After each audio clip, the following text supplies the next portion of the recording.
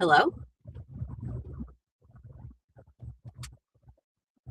You are live and welcome. What's up, everybody? Good morning. Oh, am I supposed to tell people what I'm doing? At the next light, turn right. Oh, okay. So I'm Ann Perelker, and I'm running for the United States Senate. And since we thought you guys would At the probably light, turn right onto West 119th Street. not care what a U.S. Senate candidate does all day, we thought we'd show you. This will be part of what I do in a day. You won't see all of it because I am a mom as well, and I'm not going to be doing a lot of that. But I did make scrambled eggs for my kids before I left the house this morning, so there was one mom success at least. So yeah, that's it. We're just going to live stream for 24 hours and see how cranky I get. Go past this light. Then, at the next one, use the right 2 lanes to turn right onto the US 69 North ramp to Kansas City. And we're going to have some guests on later. I know we've got candidates from my own race coming right now. We've got confirmed Sandy, Spidell Newman. At the light, use the right 2 lanes to turn right Sorry onto the about US my 69 GPS. North ramp. I'm going somewhere I've not been yet. We got Sandy, Spidell Newman come in. We've got Adam Hamilton, merge onto US Kevin 69 Latz, North. and I've still got to reach out to. I'm waiting to hear from Noah. I've still got to reach out to Eric Murray, if you're listening. I would love for you to join me on my live stream. Who else is in this race? Michael Sutart, Patrick Schmidt. I don't know how to get in touch with Patrick Schmidt, but if anybody does, let him know he's welcome to join us. I'd love to chat with him. I've never met him, never spoken to him, never even seen him. Sometimes I wonder if he exists. Who else is in this? There's 11 of us. Well, any of the 11 that want to join me. Oh, Jason. Yeah, any of the 11 that want to join me, or any other candidates. We've got others that are coming on too. I've got Chris Carmichael coming on later. I've tried to get in touch with Katie. So Katie Tindell, if you're out there, if you can hear me, I would love to have you on as well. But just let us know if you're available, and if you're a candidate running for office in Kansas, reach out and let us know that you want to hop on with us, and we would love for you to get on and tell people why you're running, or just have a conversation, whatever it is. So that's it. That's my spiel. Right now we're going to coffee at Grounded Soul Coffee House in KCK, which I'm excited about. Angela will have to tell us. Can we post links and stuff about this coffee house, because they do some great work? Is my understanding. They sound like an awesome place. I'm excited. But we'll be there from 10 to 11. So if you're around in KCK, come out and have some coffee with us.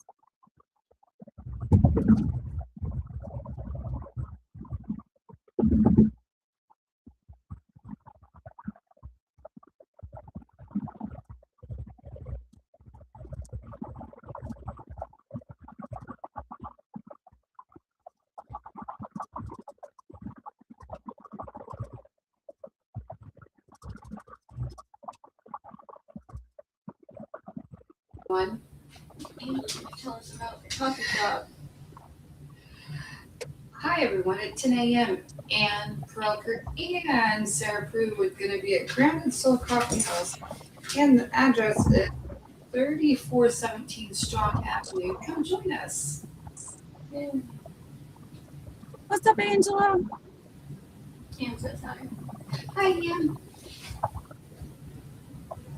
Angela has been really gracious to let us use her phone so that my children's lives are not turned upside down. She's done this more than once for us, and I can't, there's nobody on this team that there's no way that will ever be them unless I win and I can go and implement the changes that we all agree that we need to make, which I'm going to do my best to do, but I will forever. You guys, some of the people on my team they're just amazing people. I wish you could all know them. Some of them are okay with being public, some of them aren't. So I always err on the side of not publicizing people, because I know I don't like being a public person, so I get it. So if I ever don't give you a shout out and you want one, please let me know, because I always love to give credit where it's due. But Angela's been amazing, and she's letting us headquarters this fiasco at her place. Whose idea was this anyway? So I know who to thank later. Because it's a bad idea. I would never give up sleep on purpose.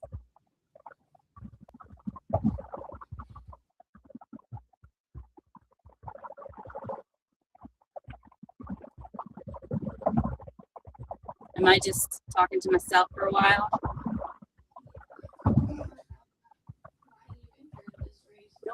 Just me driving. If you have song requests, drop them in the chat. I'll just sing myself. Just kidding.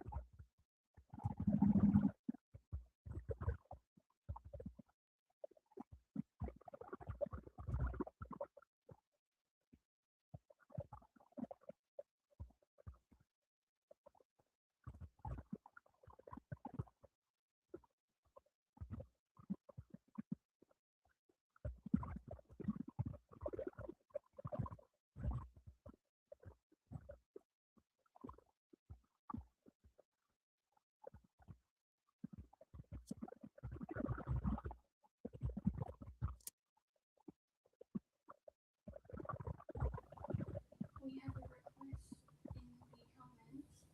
Someone says, "Can you sing Bohemian Rhapsody?"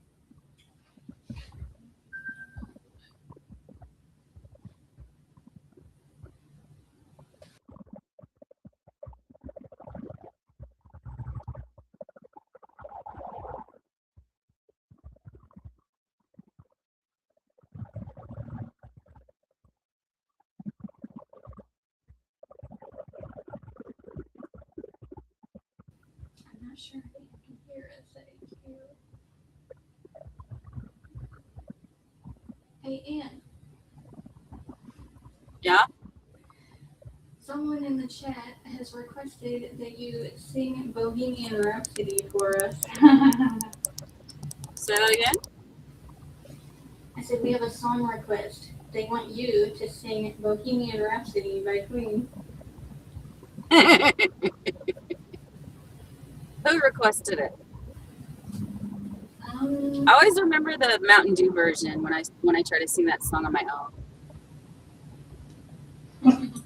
Do you guys know that one? I don't think so. Tell you what, if you really want me to see Bohemian Rhapsody, you donate some money so we can buy signs and I'll sing it. If it's legal.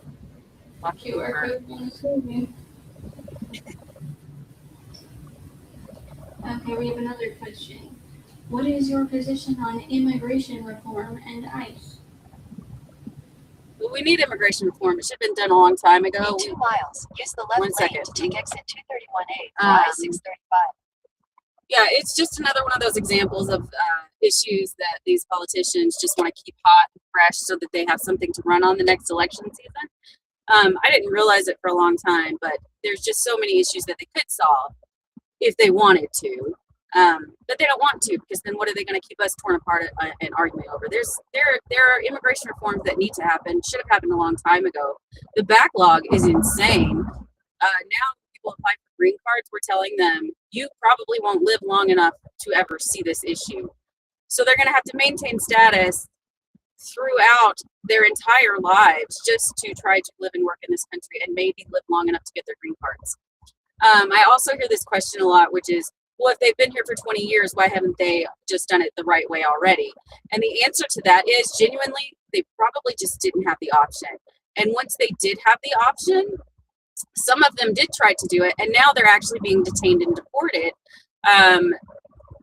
because they decided to go the right way. I met 2 families with children outside a core civic vigil recently, and if you're in Kansas, a lot of people are familiar with Core Civic because there was a battle Leavenworth had for over a year. They held it off for over a year, and eventually it was open. But there are special use for it's a very complicated issue, which actually we're going to be going out to Leavenworth later today to see what's going on there. But these were dads,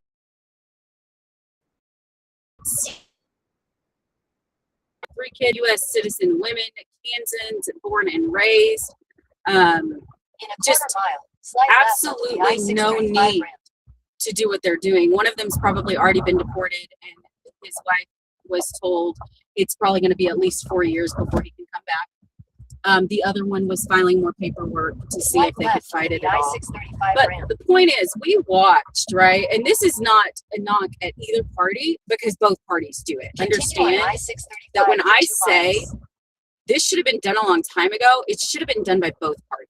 Now, I don't know who's more at fault. I know what I think. I know what a lot of people think. And I know a lot of people think exactly opposite of that. So at this point, who cares? Who cares who's more to blame for how we got here?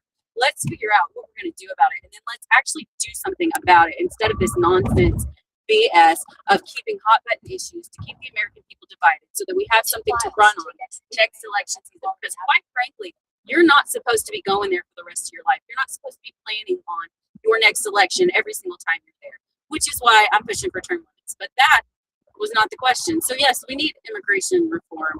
That makes sense. That processes applications. That isn't based in cruelty and the ostracization. I don't know if that's a word, but it is now. Of communities, of individuals. Anytime you paint any group of individuals with a broad brush, which is what they're trying to do with immigrants right now, trying to paint them all as people who are a draw on our system and a drain on our system, when that is completely untrue. They actually contribute way more than they'll ever take. And most of them will never even get to draw on Social Security or Medicare because they may never qualify for anything. So let's have the immigration reform. Let's get those actual violent criminals off the streets because we all agree that they should not be roaming around free. Even the immigrants who are in this country agree. A lot of them are fleeing that violence in their home country. But let's make it work for the American people, for immigrants, for all of us. And let's stop allowing, big corporations to take advantage of people who are just trying to better themselves in life. Our ancestors all came here looking for a better life, right? That's all these people are doing as well. And that is what America is. I mean, I don't know how else to see it. My ancestors came before the revolution and served in it. And I can't, I for a better life for their kids and grandkids. And why should we ever fault anybody for working as hard as they can, doing everything they can to try to do that? We're really, I don't know. I think a lot of people haven't seen, what life is like outside of this country. I've been very blessed to travel. I've been to Germany. I've been to India twice, which is where I really started to understand what life really is like outside of this perfect looking bubble that our grandparents created for us, right? At the stop sign, turn left onto South 42nd Street. And any of us would do whatever we could do to try to better our children's futures, right? Like I'm running for the United States Senate for my kids. So I get it, man. You do what you got to do for your kids and your grandkids, and they're going to operate in whatever the system is that's set up, or they're going to find ways around it. The next stop sign, turn right. But let's make it work. And something, if you haven't read On Tyranny by Tim Snyder, I really encourage you to read it. There's a part in there where he talks about 2016 At the stop sign, turn right onto Russia created a refugee crisis in some of these Middle Eastern countries. I forgot exactly where they said, but whatever, it doesn't necessarily matter where. The point is they created a refugee crisis and at the same time flooded the European Union countries with anti-immigrant propaganda. And does that sound familiar or what? So there's something really going on in the world right now, and all of the people are subject to it, right? Like, we're all trying to operate within it. We're all trying to figure out what's going on. None of us really know the whole truth because nobody's giving it to us anymore. And maybe we never had it, but now we have the benefit of the internet and being able to talk to each other and try to figure this out. And we're realizing, hey, this is not what this is not what I thought we were doing here, guys. So I'm all for immigration reform that makes sense. I don't think there's anything wrong with it. As far as ICE, at the very least, so here's one thing that you will learn from me as someone who would represent you as your senator. I'm going to do what the people of Kansas want and need me to do, regardless of what my personal views on the issue may be. I'm going to do what's right for Kansans first, as someone asking to serve them. I do have my personal opinions on it. And I'm not opposed to telling those, but I'm not going to act just based on my personal interest. If there was ever a time that something came up that I had to do something that I couldn't do, then I would resign and let someone else do it, which is what I think some of our elected officials should have done now. Actually, they should be resigning if they can't do their jobs properly so that someone else can do it. But at the very least, I want to see an investigation into everything that's gone on with ICE in the past year and a half, maybe longer than that. I know there are a lot of people that say just abolish it. I don't really care. Let's figure out if there's anything to salvage. If there's not, then don't. I would rather see all of that money, though, be used to actually process applications, because in the processing of applications, they actually do like, you go in, you give your biometrics, they take your fingerprints, everything like that, and they do background checks on it. And then a lot of times there's an interview with an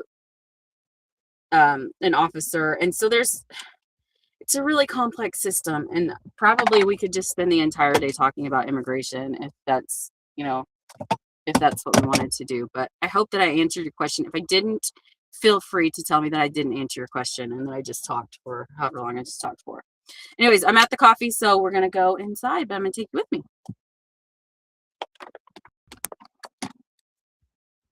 Maybe I should see if I can set up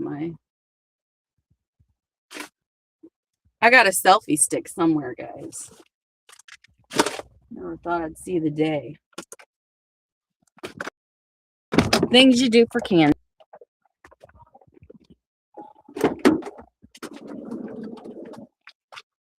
Oh, I took it out of the car. Oh, no. That sounds right. Nothing's ever where you need it, when you need it. Morning. Oh, excuse me. I'm sorry. No, you're good.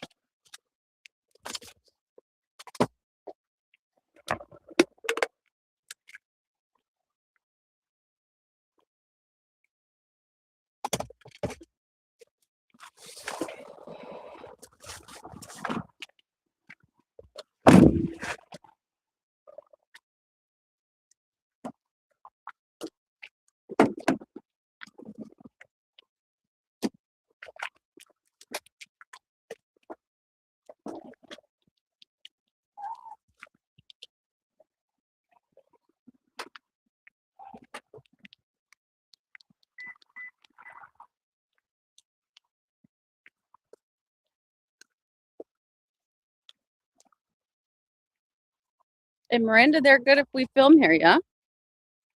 I believe so. Just ask everybody. I'll confirm. Being on camera. Hi, how are y'all? Oh, there's a room back there and everything.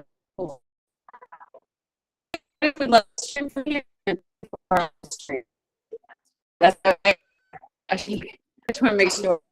Well, I'm quick in it unless you decide to be. Well, we just started, so there and talk to me. We're gonna have US some Holster might hop on. How are you? Do you want to be on actress? There's Sophia. Okay, so good. Okay, I'm gonna take latte hot. Any flavors? No. Just whatever you put in there is good. Yes. What was the name you put the order? And Technology 5.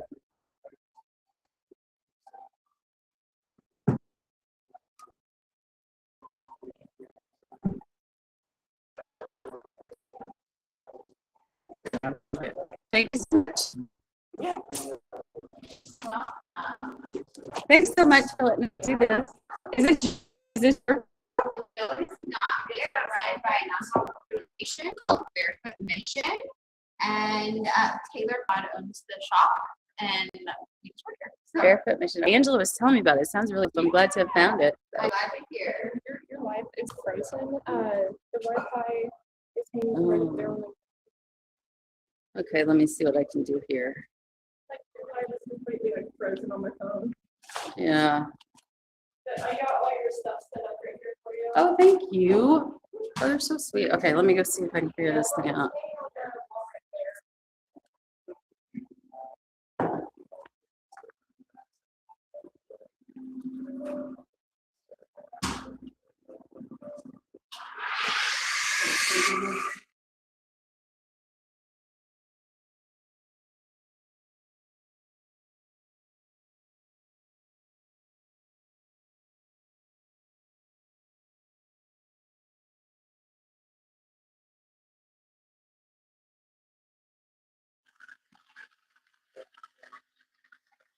Well, it says it couldn't connect, but am I unfrozen?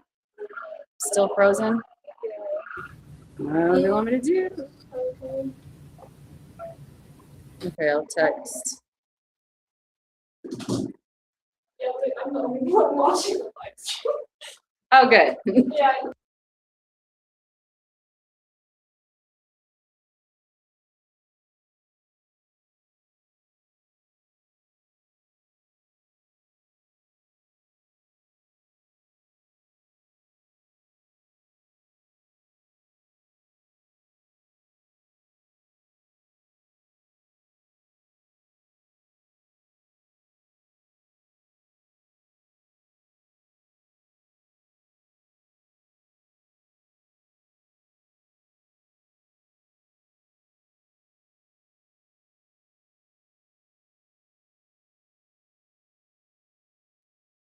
It's not, we can't connect to the internet for some reason.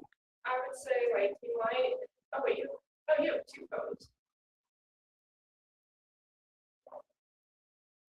Yeah, you're just completely frozen. I would say like maybe restart the live stream at this point. Thank you so much. Is there anything else we can do to get set up? Oh, there we go. Is it working now? I think it's good. There you go. Yeah. Okay. Thank you so much. It's really behind, so It's a lag. it's fine. So Let me see what Marina like, wants. just showing you like, like using like, this is what's happening on my phone. It's like behind. Oh yeah, that's great. Great video. Oh yeah. Like I'm not still over there.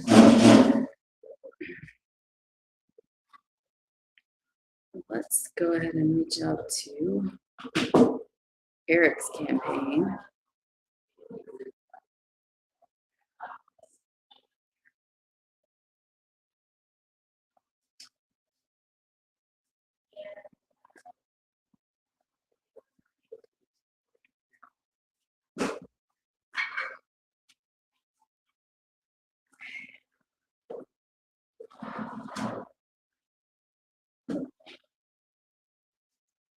Okay, let me just reach out to the rest of the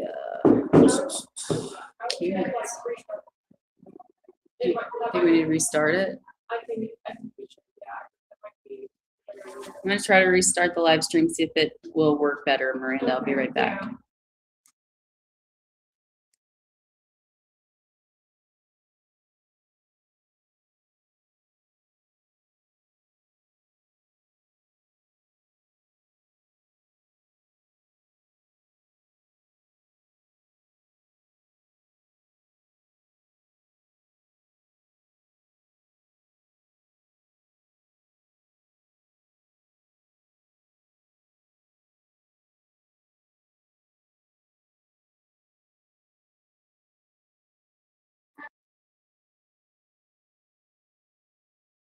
I'm getting coffee. Here, I'll give you this and go order. Literally, like as soon as my dad Sorry, told I me, always forget. as soon as my dad sent me the photos of my little brother, like I literally started sobbing my eyes out in front of Sarah and her dad. Like I was like, "You're dumping me." You're right. And now, like I had to send my little brother off to kindergarten, and like I'm not. Like, He's going to kindergarten now. Say hi. like he had like several like he's super much from housewife, like the thought of going into public school and not knowing like how the school's going to take care of the medical issues. Yeah. What school district? Sean? Sean, They're supposed to be really good. With that I stuff. hope that we could. I've heard that they're really good. But yeah, I have the app because I'm going to start tracking my little brother's blood sugar. He just got diagnosed with type 1, and it's just I don't play about my little brother. Like, so like that's the one thing I can do to monitor my little brother while he's at school. You guys should do this. So in my husband's culture, they do 2 events a year where it's like a little ceremony between the siblings, and they pledge to take care of each other and whatever, and they tie a string, and it's really cute. You guys should do it. Oh my gosh, yeah. It's really Wait, sweet. my dad's made this photo. Like I started sobbing. Oh, look at him. He's 6, turning 7. He was not supposed to make it past 1 years old. Are you serious? Mm-hmm. Oh my god. So when he was born on March 9th, 2020, he was born with what's called hypoplastic left. So basically like half his heart can't die. He's had 3 open heart surgeries: stroke, seizure, heart failure, brain bleed, and then he's had 1 of 7 heart caths. He's only 6. Yeah, rhinovirus, COVID, RSV, like infusions, shots, medications, like like November 30th, 2020, like I was at my dad's house. Because at the time my little brother lived with me, and he went into heart failure right in front of me, and I watched my little brother in front of me. Oh my god. It was, really that day was like imagine seeing your child like the tubes, wires, like beeping machines, alarms. Like it's a privilege not knowing your way around the children's hospital. Yeah, my daughter was in Imagine seeing your son like that. my daughter was in NICU right after she was born. Apparently I was too, because I tried to off myself right after I was born. Portal was not from it. Yeah, Veda was too. That's Like, crazy. apparently I tried to take myself out. Yeah, that was scary. I remember Nikhil was like, "Hey, hold on," and she just like yanked that cord off of her neck. I mean, I didn't know what was happening. That's what I was told later. Mhm.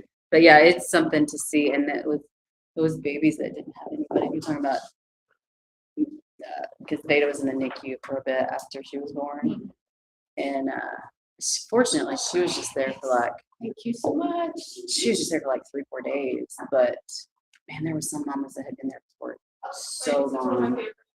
And That's so sweet.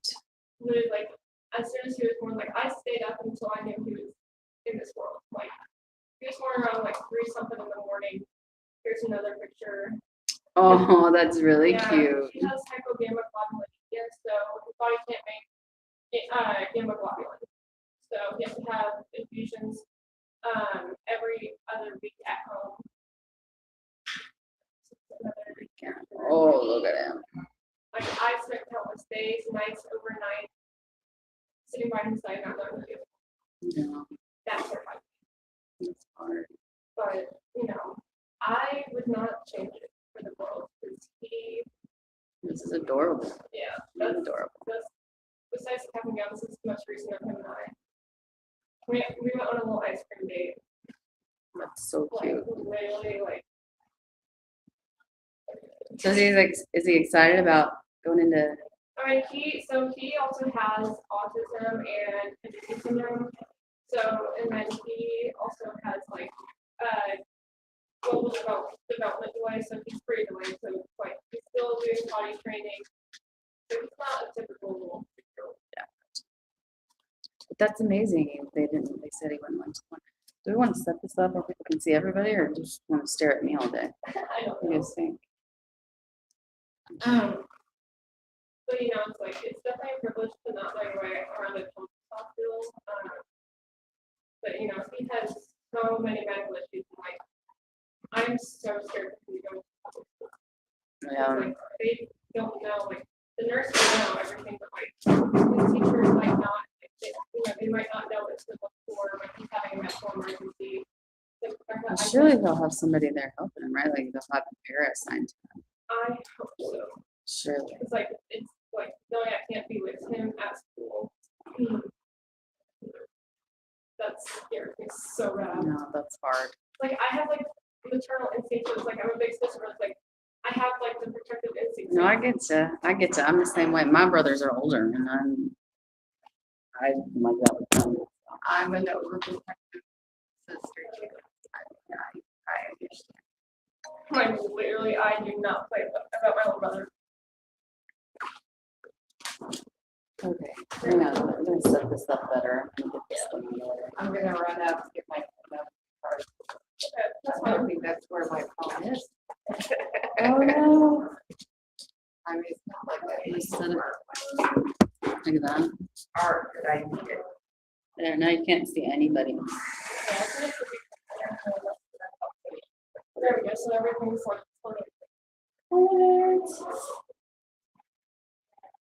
What is that? I haven't seen that thing. Is this a fire that's in there? Yeah, Miranda gave like half that stack to me that she had.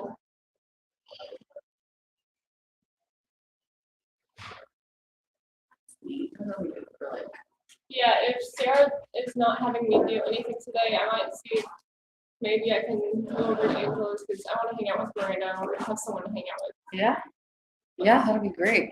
I mean, We're gonna be doing this all day. I'm going to Leavenworth. So I got a CLE, which is my continuing education. So from 12 to 1, I'm gonna be MIA because I got CLE. I gotta stay up to date on my education for my law degrees. But after that, we're supposed to go to Leavenworth and see what there's a community organization there. I forget what they're called.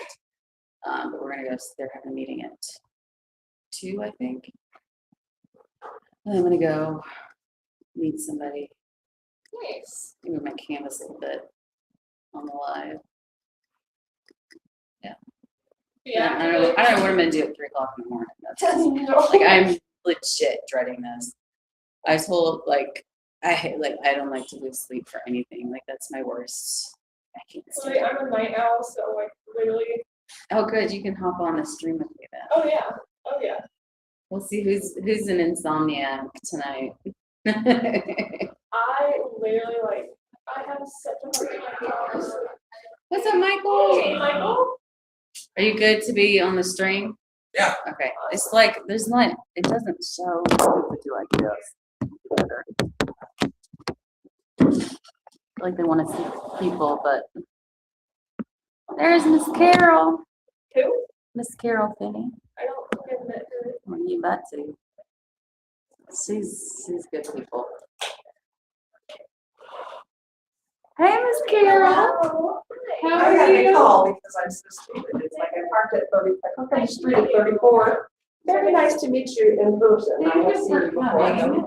Yes, Oh, you've seen it before? I believe I have. I believe I have. You were very familiar to me. Huh. Yeah, I thought that answer. Yes, so, well, and also, you know what I'm here with. I love it. Today's the last day. If you guys haven't seen this yet, I've been taking it around the county. Nice. Oh, nice. People are holding it, letting me take their picture. It's a real quick snap, and I have an artist in New Jersey. Who's gonna make a mosaic? Also, is everyone okay with being photographed? Yeah, yeah. Okay. And on the live stream. We're live, you know, we're doing a 24-hour live Yeah, I stream. told her. We spoke yesterday, and you talked about it, but I had no idea. Yeah, because Instead no of sane 24 person hours. would do Well, that. instead of 24 hours, I got off the phone and said, Hey, what Andrew. does she even mean? Miranda's at your house right now, right? Yeah. If Sarah's not having me do anything today, can I go and hang out with Miranda? It's okay if not.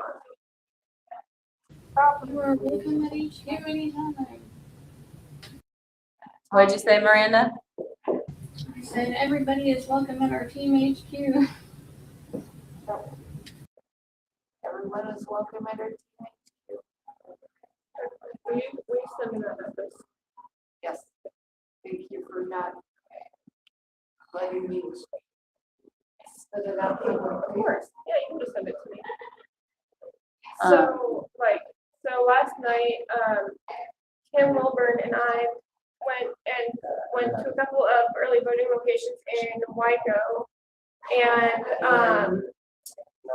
we only put out like 3 signs at 2 locations because a couple of locations had no signs. Oh, yeah? And we decided we didn't want to waste any signs, like at all. So, yeah. We were out until like probably 10 o'clock, and then I dropped Kim back off. I dropped Kim back off at her house, so I got home around like 10:15ish. So, but yeah. But I'm an insomniac anyway, so I stay up late anyway. I don't. I go to bed at like 9.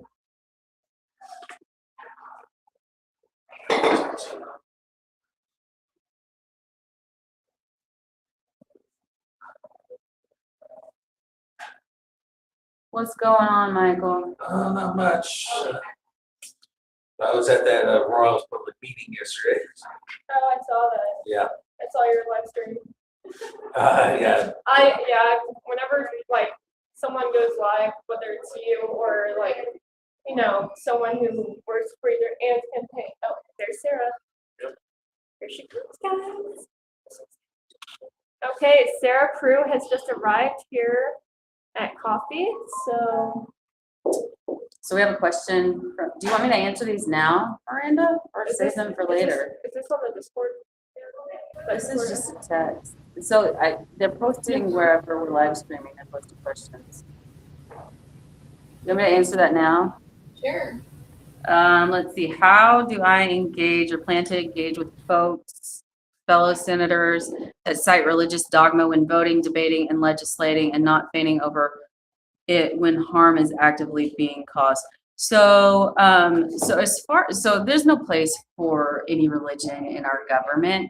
That doesn't mean that an individual can't have a religion personally, but you can't legislate based on your religion. Like, you just can't do it. And usually, most of our laws are in line with what is right inherently on a moral level, I think. Although that's questionable lately, and I know that we can argue about that, so don't come at me for that one.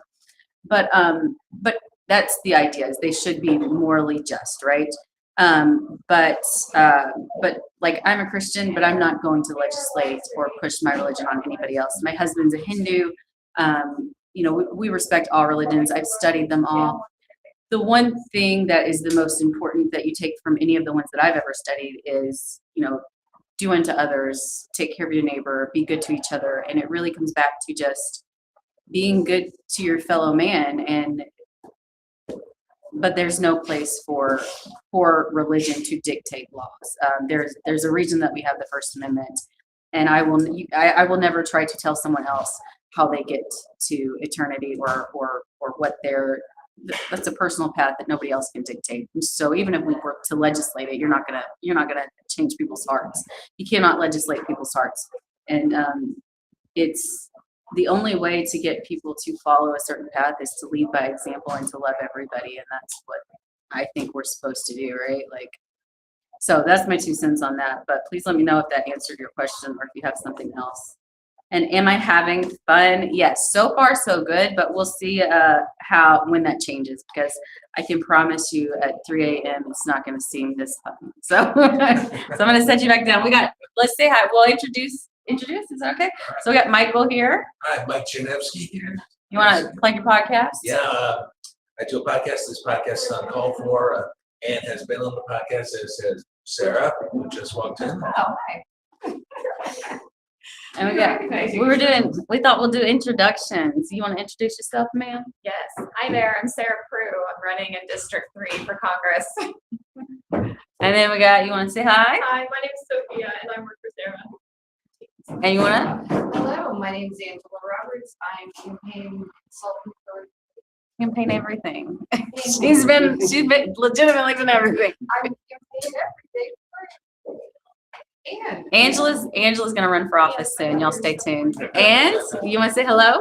My name is Carol Finney. I'm a cheerleader for Wyandotte County and a private citizen, and believe that we have an opportunity to change the direction of this country. First time I've seen since I was a kid. And it's time. That's It's the way to do it. exciting. It's the way to do it. I love that. Here, so that you young people can step up. We'll be the wind with your wings. Seriously. Miss Carol's the one that made my frog hat. If you guys saw my frog hat, Yeah. it's made an appearance a few Or if times. you've seen a red hat. Or the red. I think, or a red. I have the red hat too. I want to attach the red hat to the little frog hat. That's my goal. Yeah, well, I don't want to What's see up, what's Sean? next. You want to introduce yourself to the live stream? I'm Sean, I'm Ann's campaign manager. That's it. He doesn't want to say anything else. All right, there we go. No, I report. So we're on 7 days to the day. Oh, boy. 7 days, guys. Here we go. Been the longest year of my life. Unreal. I saw. We're about to take the government back for the people. I saw a video at like midnight of like the Johnson County resident who was in the Nysa. Like there was a rattlesnake like coming up to their on their steps. I sent it to you, Sarah. I was like, A when I rattlesnake? Oh my gosh. I was like, go. Like I'm moving to Alaska. Angela has a great vibe. That's on the comments. Yes, she She does have a great I one. love Angela. I met Angela collecting signatures for you. Oh, when was that? It has to be a year, 3 months. That's the first time I met her. Truly been in this almost as long as, like, she didn't go to Oakley, but it was the next thing that we had. She was there and she's been here ever since. And she was collecting signatures for you right after that. I'm one of the people she talked to. Right She's after that. amazing. She's amazing. Like this, she's been one of the backbones of this movement for sure. And I'd like to volunteer. And I'd like to volunteer. I just noticed in the back of the room, there's a sign that says we're in the generosity room. That's funny. Oh, that's cool. I love that. I love that. This is a beautiful coffee shop. Yeah, So, that's fun. so it's a nonprofit. Do you know anything more about it? The Barefoot Mission is what I read a little bit, and I can't honestly say I remember everything about it, but yeah, they, I would agree, they help a little bit with squad. Yeah, that's really cool. That's really cool. She said she was interested in doing something in Wyandotte County, and I don't drink coffee, so I'm not a person that somebody says, hey, we need a coffee shop. It's not part of my life. But I had heard of this, and I had heard of several other places, coffee shops that are building strong community, and that's what this is. That's just what this has got to be. I think from the beginning, people connecting to people. Yeah, I agree. Not having their faces in their phones, reading what somebody else tells them. Yeah, it's really, for all of its like positives, it's brought so many negatives, and we really got to find that balance there, and it's really hard to do. And one thing that I've noticed is like, I really think we need the generations to start talking again, because like I've met so many people that are I'm not trying to be wrong or bad, but older folks, even me, I have trouble sometimes recognizing AI, right? So for people older than me, it's got to be even a lot harder. But the young people are so mad at us all for not, for not getting it. Like they don't want to help us understand. And so genuinely, we're going to need the young people and the old people to help us all understand each other. There's just no way forward. There's always been some kind of a disconnect. There's always been a generational gap, but we didn't have it all together on the internet for us all to see. It was just your crazy uncle at Thanksgiving, and we could all live with that, right? But now the crazy uncles have gotten together and Well, I was back to the times when I was a child, when you were highly insulated. The national news you got was Free Network. yeah. They all pretty much told you the same exact facts. And then you decided what you thought about it. And then I've watched that grow into anybody can stand up in front of anybody and say anything without proof. Or if they have Without proof, a it might be disclaimer. fake proof. I mean, none of it makes any sense. I think we at least have to, because I hear this I've been talking about the fairness doctrine, which was in the 80s, which I know you guys have probably all heard me talk about, but for the sake of the live stream, the fairness doctrine was just something that required news stations to give equal airtime to both sides of an issue. So you get the spin, but at least you get both sides. But that's one thing that I've noticed, and I've been talking about, we've got to bring that back, and it's got to be updated for today, and we've really got to address this misinformation. The thing about that, I lived through it and saw it all the time. It was in the public interest. Yeah. And it totally was for public service. It was free time and it was whatever, but it was for We the didn't have like public media service. get literacy like we do now, though, even then, right? Like it was an echo chamber even then. Except Because going they back had to control, they had absolute control of the pipelines, which they don't anymore, which has I the do think- positive in some ways, Right. but when it's being manipulated by the algorithms, then of course, those are proprietary, we don't know what's in them, we don't know how they're determined. Sinclair And I think we do need a transparency act to help us understand how those algorithms are being gamified. And, Europe's leading the way and actually taking steps to regulate this and prosecute people who are willfully spreading misinformation. So I think there's ways for us to curtail this without curtailing free speech. Right. yes. And I mean, we're from the early days of the internet. We understand, we remember the early days of the internet, and it was actually a really fantastic place for sharing ideas, organizing. But you very quickly saw when social media started to take hold that there were these sort of plantation owners, essentially. Hi, how are you? Hi. Nice to meet you. Are you okay with we're doing a live? Oh, yeah, that's fine. Okay, I Yeah. just want to make sure. Are you Yeah. okay being photographed? Yeah, that's fine.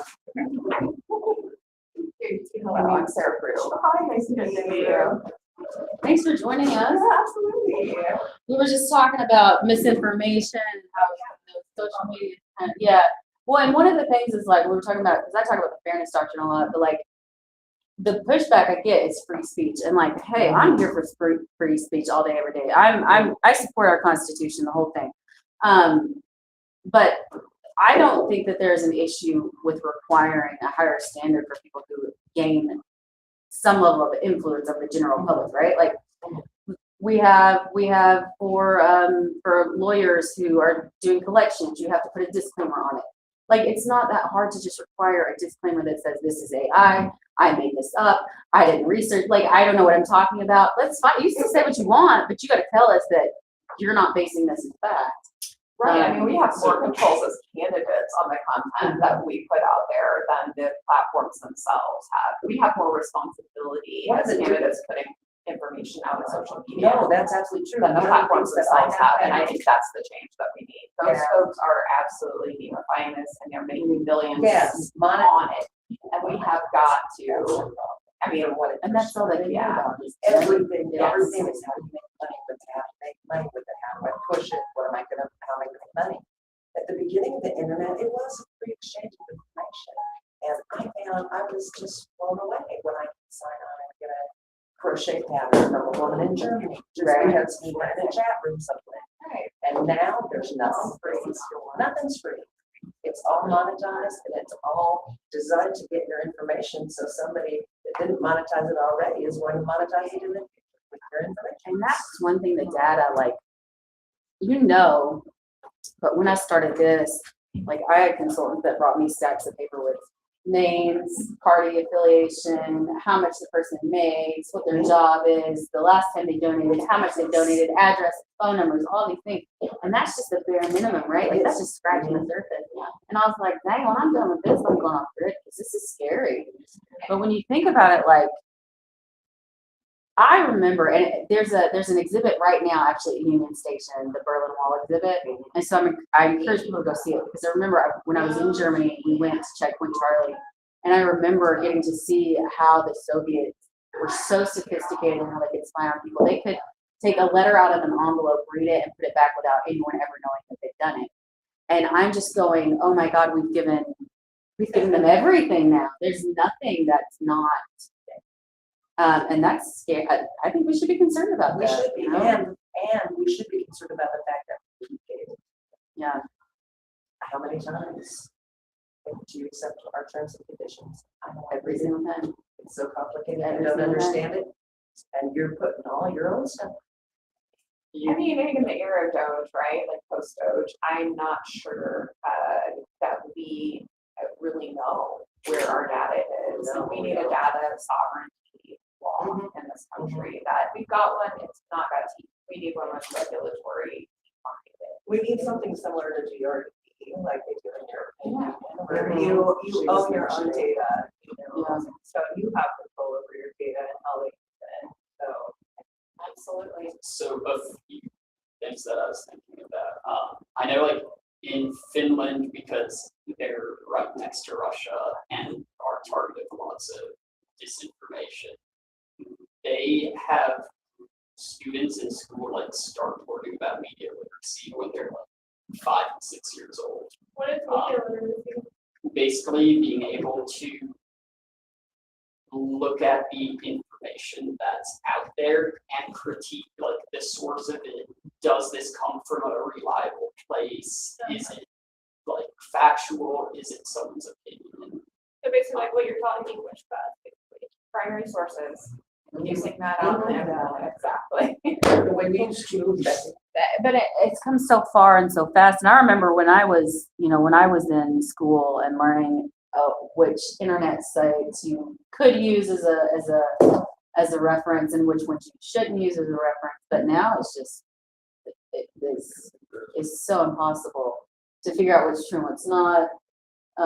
I just feel like some of it doesn't look legitimate, and then the stuff that does look legitimate, you find out it's BS. And so it's just such a different world than and that's why we have got the young. I'm sorry, young people, you're gonna have to step up and teach us a little bit. Like you're just gonna have to. And New York tried passing it went nowhere as close to like GDPR in terms of protecting data, but I think they called it the Stop Hiding Hate Act, which would have had the social media platforms report to them on I don't remember if it was like quarterly or annual basis, like what their guidelines were for taking down information, specifically showing reports of like how much material was shared with them.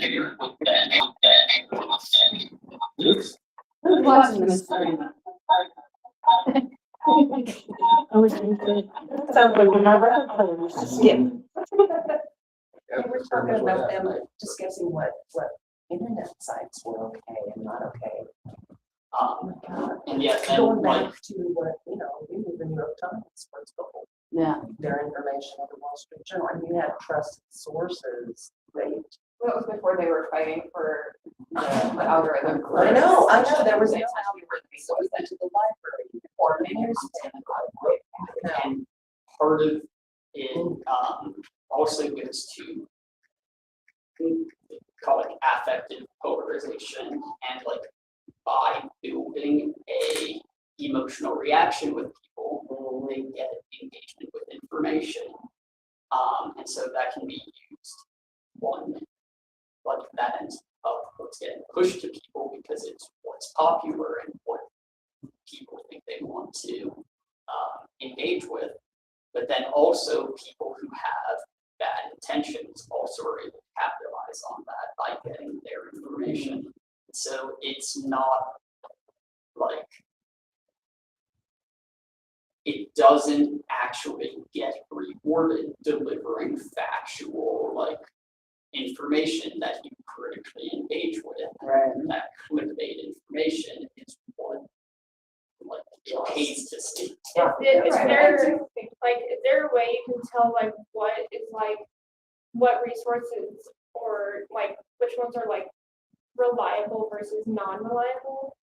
So that's what I was talking about before, like primary sources. So primary source would be like house.gov, right? Like it would be US government sites where they literally Used to be, I was gonna say that's not. well, when they put when you look at the actual bill text, it's in there, right? So that's So like the Declaration you of don't have to write it. If there's a Read it book yourself, about the you don't Declaration have of it Independence, digested. so it's got someone else's Yeah. interpretation. So look at the organization that publishes the site, right? You look at the data, right, that they're publishing, and you look who got the data for them and who processed the data for them. The methodology, the sampling The criteria. methodology and the Peer reviews. revision. But this is what so this is the reality, right? Like that level of critique is up to us as the information consumer. Now, in the past, that wasn't our responsibility. We had trusted institutions we could lean on to do that. But in the great unknown of the internet, they've taken down all those guardrails, and you're now responsible as the individual to do that. So I think what you're saying is right, though. We have to focus on these platforms. It's like letting the tobacco companies market to babies and toddlers. I mean, they did that at one point, right? Like you just, did we say, no, that's the parents' fault? You know, like no liability for this company that's willfully farming children's attention, money, time, health, all of those things, right? Of course we would regulate that. Of course we need to regulate that. And that's what they don't want to hear. As you said in New York, it failed, right? Acknowledging that adding a community note of another source of information, which might say that this isn't true, isn't the same thing as censorship. I think that's something that, especially when Twitter got acquired, was like a big thing. And like research into, and I'm a bit of a nerd on this topic. I wrote like a long paper on disinformation, but like it goes back to the early 2000s of trying to stifle research on it, because like media companies benefit, politicians can benefit by having that information out there. And so like you don't make money by being boring. You don't keep power by being boring. Now, what I will say about younger, I think Mamdani is a great example, though, of understanding how, and I do think younger people can use these sorts of unfair, outsized, inscrutable algorithm logic behind the scenes. They can learn how to gamify it because they've lived on it. They spent the last 400 years on how to create that attention for good, right? And what is that? I went to go see Abdul El-Said speak when he was in town, and one of the things he said was, what he's learned is politics is the alchemy of attention and ethics to create change. And I thought that's really brilliant, and that's really the positive side of folks who actually know your youth, who understand how to use the algorithms to get the right attention in the right spots and quickly. I mean, you're seeing him move very quickly in New York, right? He's everywhere. And his policies are moving quickly, right? These the same people who will tell you that we need a feasibility study that lasts 8 years. He's doing it in real time with pilot programs. So I mean, there's pluses still. I think there's always a little bright spot where the crack is, right? You can let the light in a little bit, but I don't think it's sustainable in the long term for sure, right? Without regulation. I keep seeing on my social media pages, like I've seen videos of him like really everywhere. Like it's like he's like one of the most active politicians I've ever seen. Like Like he's got a great media team, and they're really savvy about how to harvest that attention for change. I mean, the thing that, I don't know, I feel like the elder here sitting going back, way back, before the internet, before cell phones, before, answering machines. My home phone had a party line. I mean, if you want to make a call, you picked it up to see if the neighbor was talking, and if they were talking, you hung up and later. I know, I miss a lot of things, but the fairness doctrine, when it came out about let's be fair, then we can go clear back to the John Birch Society, and you follow along the path of, okay, now, no, we're just going to take that away. We're going to use it now. Now that we know what it is, now fairness means the right side and the wrong side need to get equal attention. And the wrong side, I'm sorry, there's a moral right and wrong. But the people who are on that moral wrong side, they get 50%, they get equal time to the people who are correct, with fact, morally right, have a solution. That's where the problem came in. And it started Fox News. I mean, it started, as soon as we got cable news and we got cable news channels, It that's when became it started. entertainment, and that's all. And Yes, and it was like, we're admitted fair. it. No, you're not. But you In a lawsuit, right? Yeah, they had to pay for. And that's the thing, is that they're not showing their viewership that, hey, we settled a lawsuit and had to admit that we are entertainment purposes only. They're not gonna advertise that, and so people don't see it. Just like I know CNN also had a lawsuit that they settled at one point. I didn't see that until somebody on the other side was like, well, CNN, and I was like, well, okay, Fox News too then.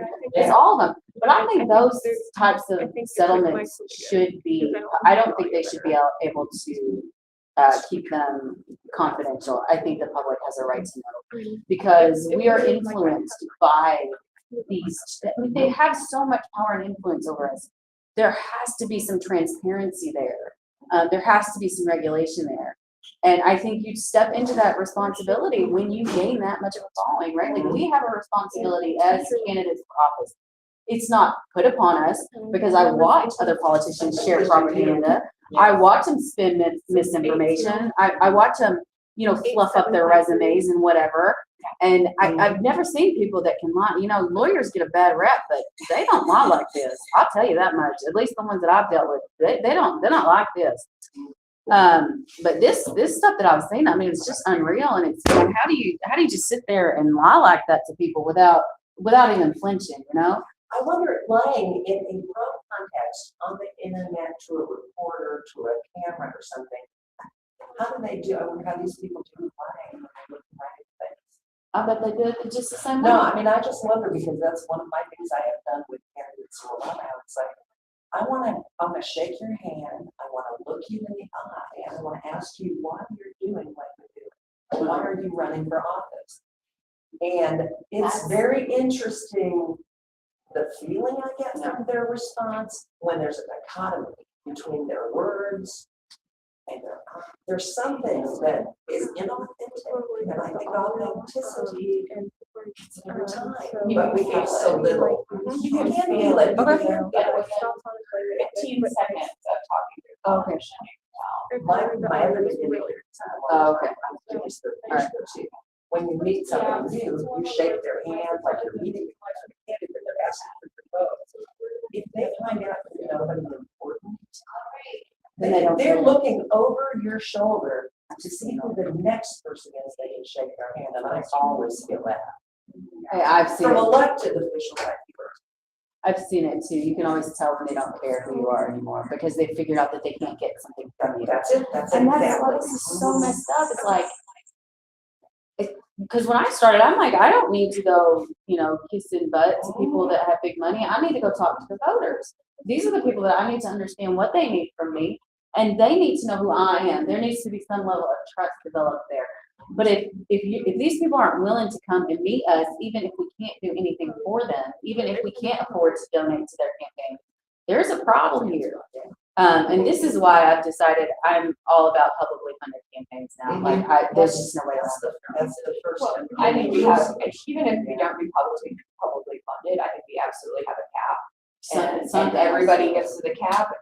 It's a reasonable cap for regular people, and there is nothing else. Nothing You more. do, everybody does the same amount. No PACs, none of that. Canadian elections, they are only a brief period of time because they expect their citizens to pay attention to what's going on all year. Yeah. Now, we expect them to pay attention to the campaign all year, but not their government.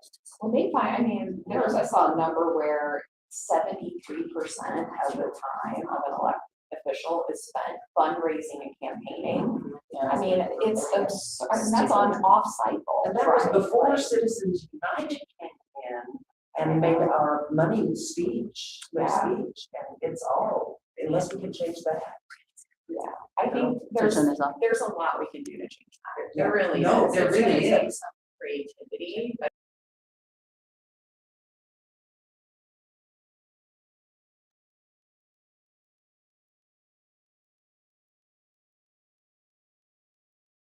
that bravery on the voter side to say, you know what, maybe this person is exactly who the political would pick maybe they're not practiced in every small mannerism from, Ivy League schools and connected with the consultant class and the donor class. That takes bravery on the side of the voters. And I get those questions in my inbox every single day.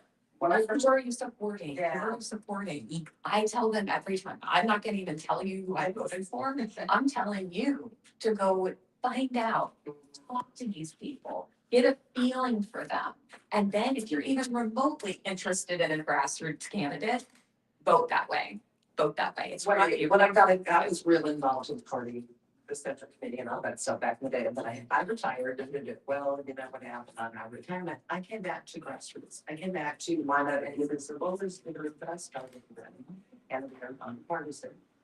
We're all Democrats, but I'm socialist Democrat, or, I mean, we all are progressive people, nonpartisan progressives, but that's what's started. I think at the bottom of everybody's tired of talking. Well, Indivisible has a great program this year where maybe not your organization, but some indivisibles, local indivisibles are endorsing grassroots. A small group has been on consensus. And if you run a small group that needs to decide things by consensus, for example, you don't have to do anything. Yeah. And there are too many of it. We can't, we won't, we want to say.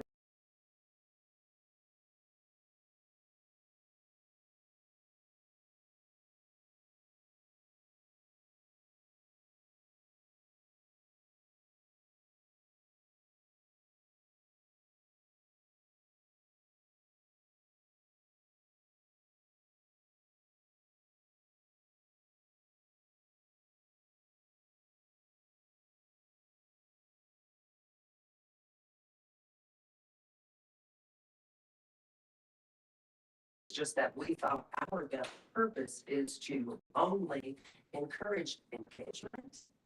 And voting. Yeah. And voting. So we're kind of jumping. Yeah, I think It feels like that. Some of the stuff, like I could answer whatever I want. There's no commitment that I actually have to, like, I'm honest, but I can, like, you could just give them the answer that you think they want to hear. And I'm certain that that's what a lot of parents do. And it's just unfortunate that the whole endorsement process opens up the larger fund. I mean, that's how that's out from in the fundraising world, right? Because the endorsement part is an intrinsic part of fundraising. And then if you don't get the endorsement, you can't get the larger national fundraising dollars. And then turned around and said, well, you're not a serious candidate because you can't raise funds. Raise funds all day long if I have folks who are willing to build coalition with me. So yeah, I mean, and like I said, it's certainly not one indivisible. It's all in the metro. And I don't know, I didn't hear how, nationally actually we're a part of this program, wanting to be, a lot of people were not interested in the partisan aspect of it because a lot of people joined into this because it was just us from the bottom. I mean, we had something to say and we wanted to figure out what we wanted to say. And I think there's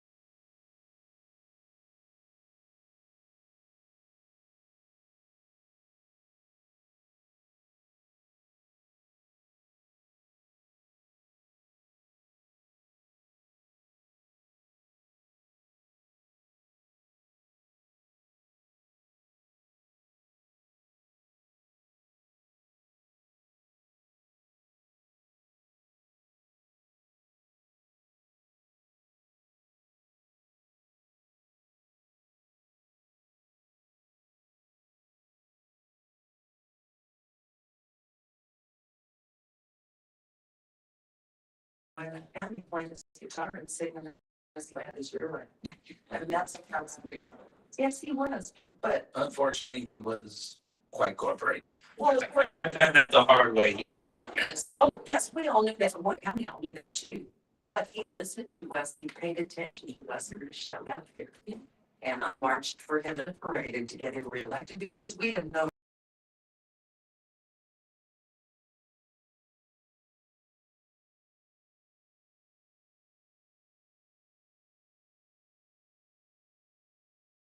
We got some things happening here, so we could join events and all that stuff. When they split the district, sure doesn't show, she doesn't show up for stuff, do things with John. Yeah, yes, that's another point to it too. Yeah, it's okay.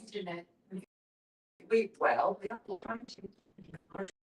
trying to bring it together and unify us as a county. Not like vote for what you, where you live and all this stuff. We are a county. We have a Kansas, 99 employees. The statistic that I was deploying the first time I heard it was Attorney General last time. If Wyandotte County showed up with it.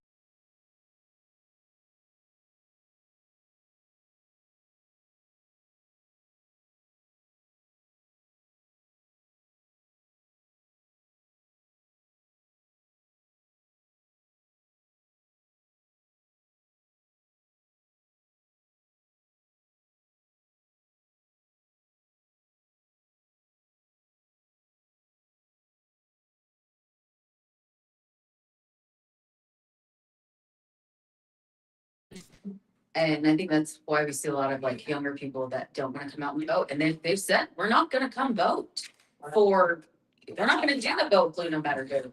And like I've said before, I used to be really mad at them for it because we ended up here and I didn't want to end up here. But we're not gonna help you keep your safety. And I think that's right. Learn about this. The more that they try to keep out candidates who do speak to those young people and who those young people are working for. And we got a problem. And I said have a democracy anymore. We got two groups that want to be kingmakers and they're fighting over our votes. And we mean nothing to them.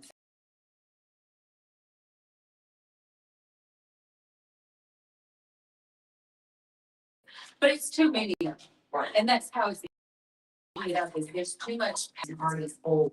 And it's I've met some amazing people. And when I'm talking about it, I'm talking about the gatekeepers. I'm talking about the people that want to. I understand. Not the people that are on the ground doing the work. Because I've met some amazing people that do amazing. Forget to say that because I'm talking about these people that are. But it's really, I mean, those are the people that if they can take this back and they can make it right, but we have to let them do it. You know, we have to allow them. Well, it's a dialogue. I know a lot of people, a lot of the younger people who are lying. I don't like any of them. One's just as bad as the other, so I won't participate, right? And that's, we need, it's our job to convince them. And I have said the whole time, it has been my job over the past year, trying to convince them why they should vote for Democrats, because there's not a single Republican advocating for anything. So that's great. Okay, sure, that's my too. Scott. Yeah, mine.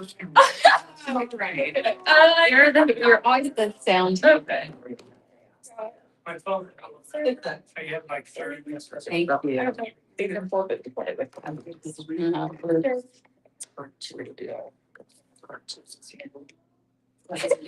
like it's so different. We're just trying to. Sorry. Okay.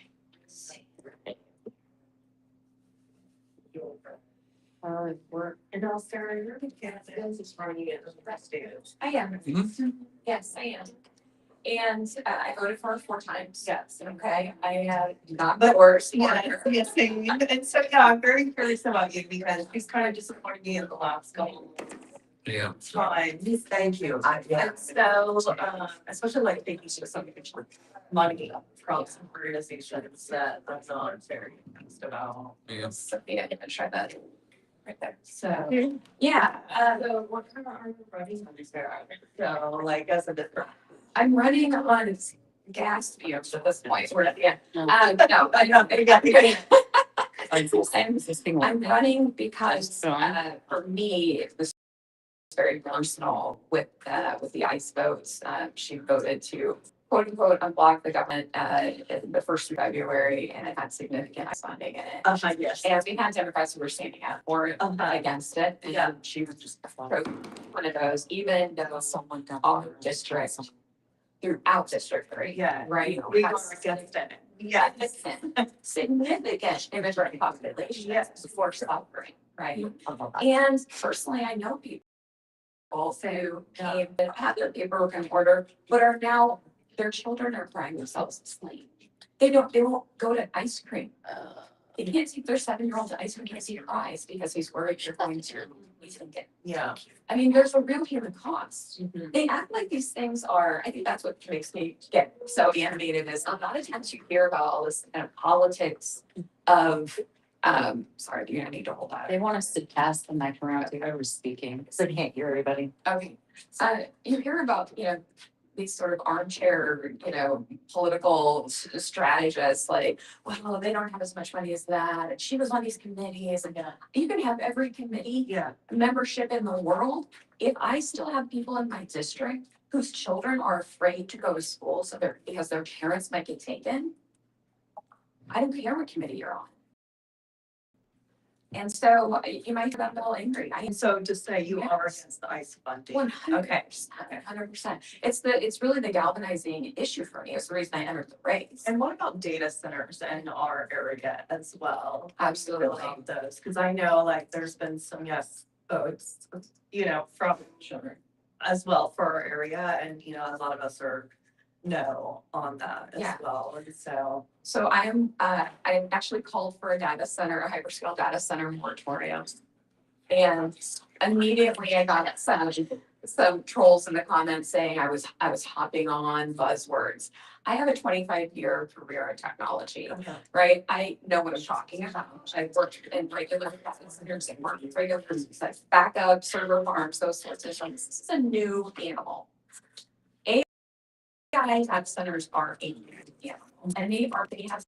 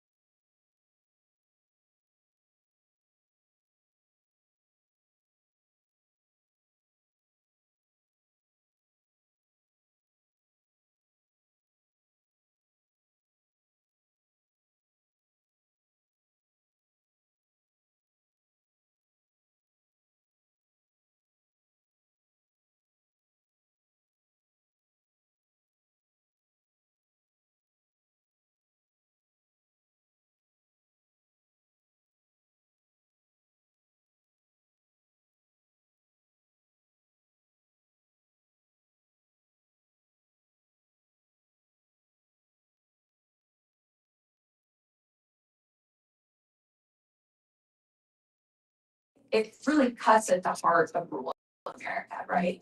Because this is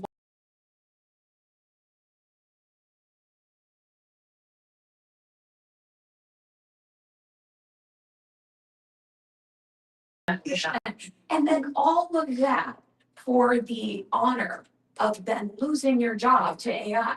I mean, you just can't come up with a worse deal for rural America. So, and I will tell you this too, being on the ground, you and I know what we think on the left, but on the right, this is absolutely radicalizing the right in rural America. It's the unit, but like this is one of the issues that bring us all together. None of us are comfortable with what's going on. We all need answers. Even if you can see, okay, maybe there's a national security interest that we have to balance. And we got to talk about that. But it's got to be at the consent of the people. We cannot just shove things through against the people's will. And behind their backs, it's the transparency for a lot of it, to me. Shell companies, yes. And there's so many questions left. And as a mom, like I'm going, look, I don't care how much money the city's gonna make. I want to know, are my kids gonna have clean water? Are they gonna have electricity? that they can afford. Are they gonna have a job that I care about? The rest of it, care. I feel like I'm at my age right now, like hiring with like, you know, college kids or high school kids is like.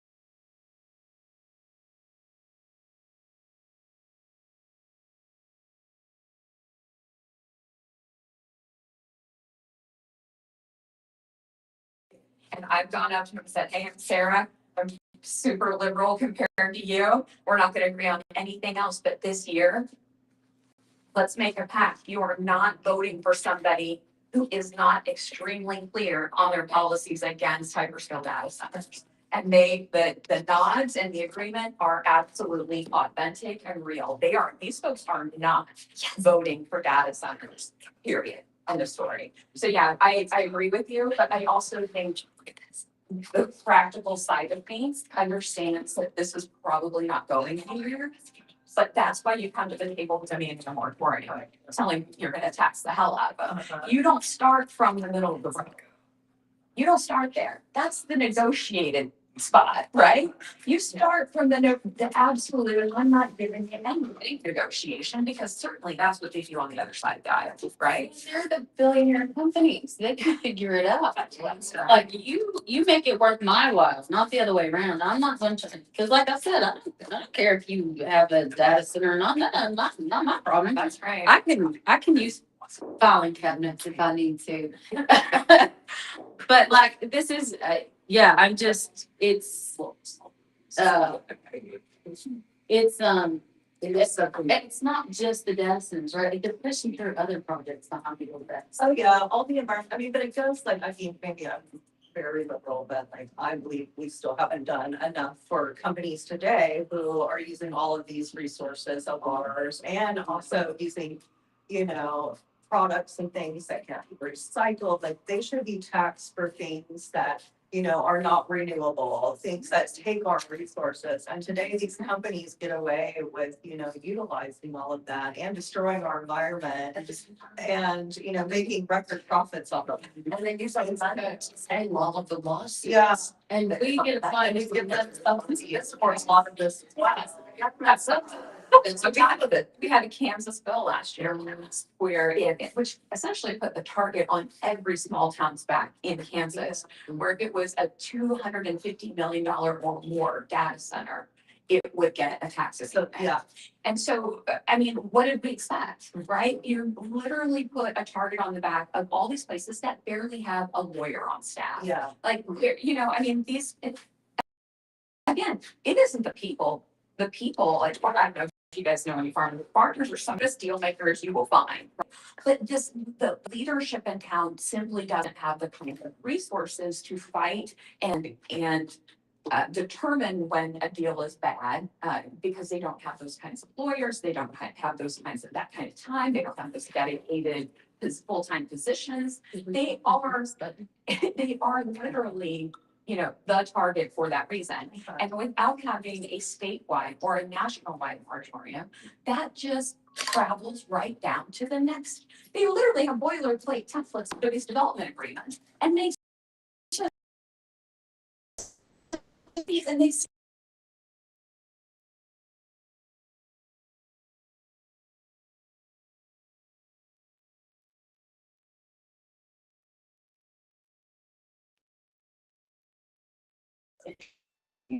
that's not a company that's interested in bringing jobs. That's not a.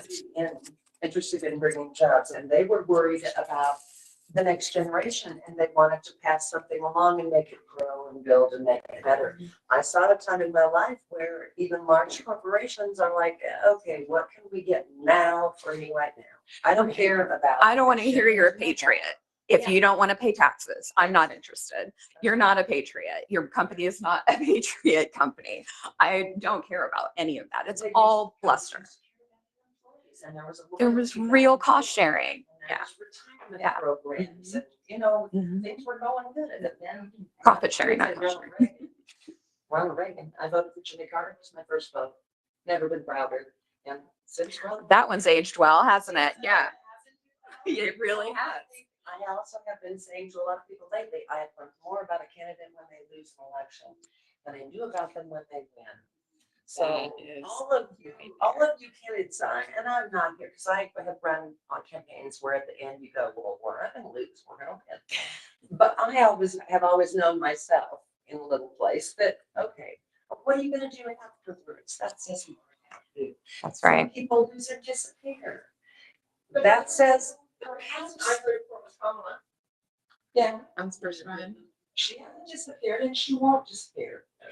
But I have seen other losing candidates that when they lost, it was such a hit to their ego Yeah. that they retreated for, and I understand you need to take some time, you need to think about it, you need to figure out what you're gonna do. But then do something.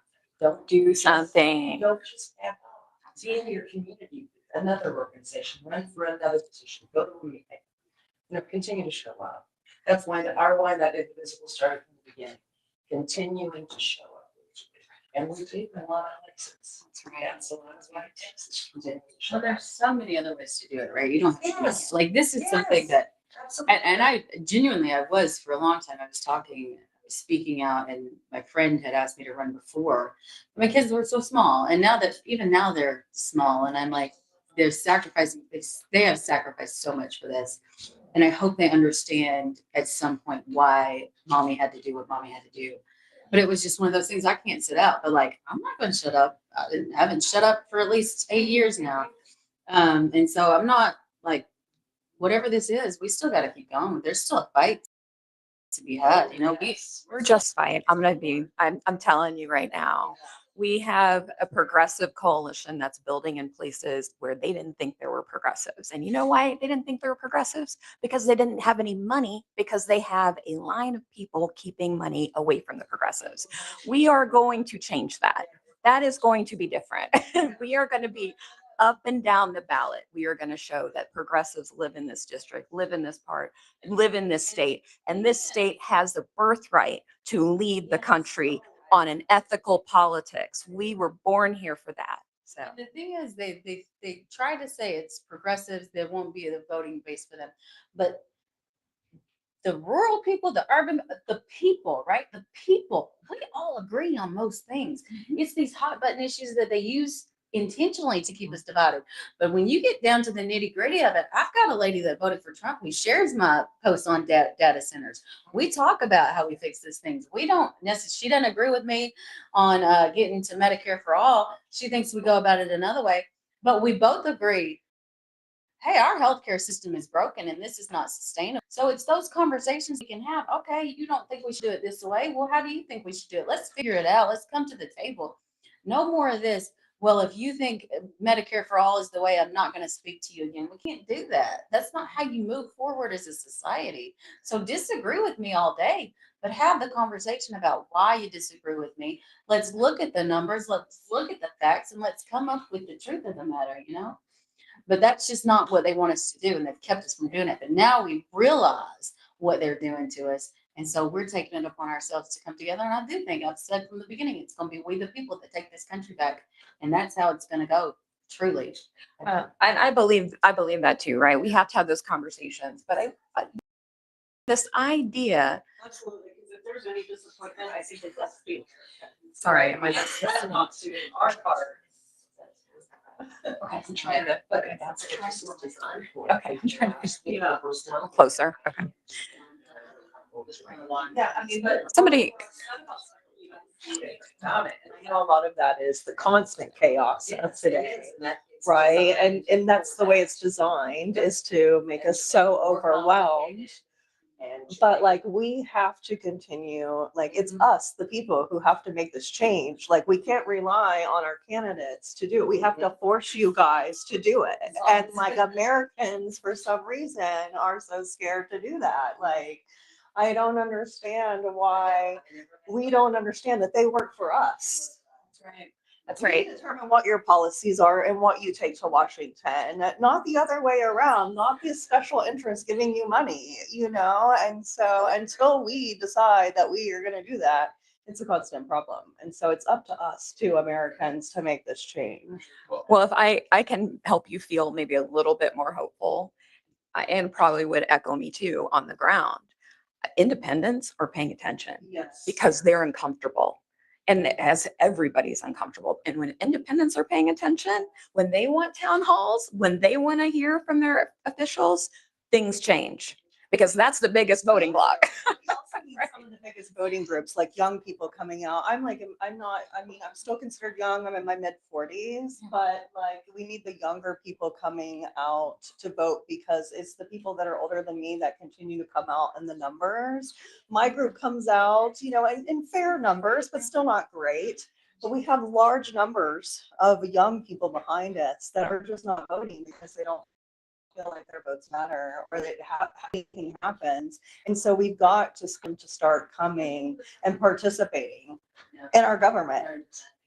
100%. We've got to give them something. How do we give them messages to let them know, like, you've got to be participating in this? This is the only way that change happens. Only way we get them to come out is if we give them something to vote for. Real Is if policy. they Yeah. feel Real like- policy. Yeah, they feel like they're being represented. Otherwise, it's not going to work. Well, and I think that like a lot of young people are engaged. It's just not necessarily through the typical political process. It's working with whatever like organizations they agree with. And like, I know a lot of people will say like, oh, I don't get involved in like protests and stuff, or like don't get involved with politics. But I think also need to realize like it's both. Like people need to be. They don't understand how involved their politics is. That politics is literally in every aspect of our lives today. And so it's making that message and making it clear to understand how politics is involved in their daily lives. Yeah, I think that's really important to note that the activists of today are the voters of tomorrow. And we have to get that activist pipeline into the voting public. And I will tell you, DSA has many detractors, but I will tell you that world is bringing young people into politics. Whether or not you agree with their new platform or whatever you want to say about them, it is engaging young people, and they can decide them for themselves their route forward. But the fact is, we haven't had a Democratic Party that could do that with that group, right? The MAGA side of the world was able to do that in the last election. So say what we will about that. If we're smart within the party, we look at some of that methodology and we bring it in, and exactly what Anna's saying, give them actual policies that speak to the problems they're experiencing.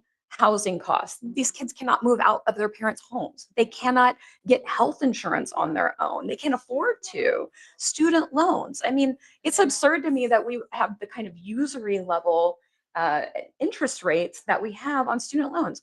I'm not opposed to people paying for school. I don't think people like social workers and teachers and folks that we absolutely need to have those disciplines, those people shouldn't be paying for that at all. Those are loan forgiveness programs, right? Yes. Used to, they would entice you to come to rural areas where there was high need by forgiving your loans if you worked a certain amount of time. And now I don't think they do any of that. The actual program for that, though, paid at such a low percentage because it was created under the Bush era, and it was owned by a Congress that was largely Republican during that time. I don't love to use that language, but the truth is it's a great program, underfunded time and time again. It was like 8% of people actually ever got applicants. I know that because I worked in nonprofits, literally 6 months less than I would have needed to be eligible for that program.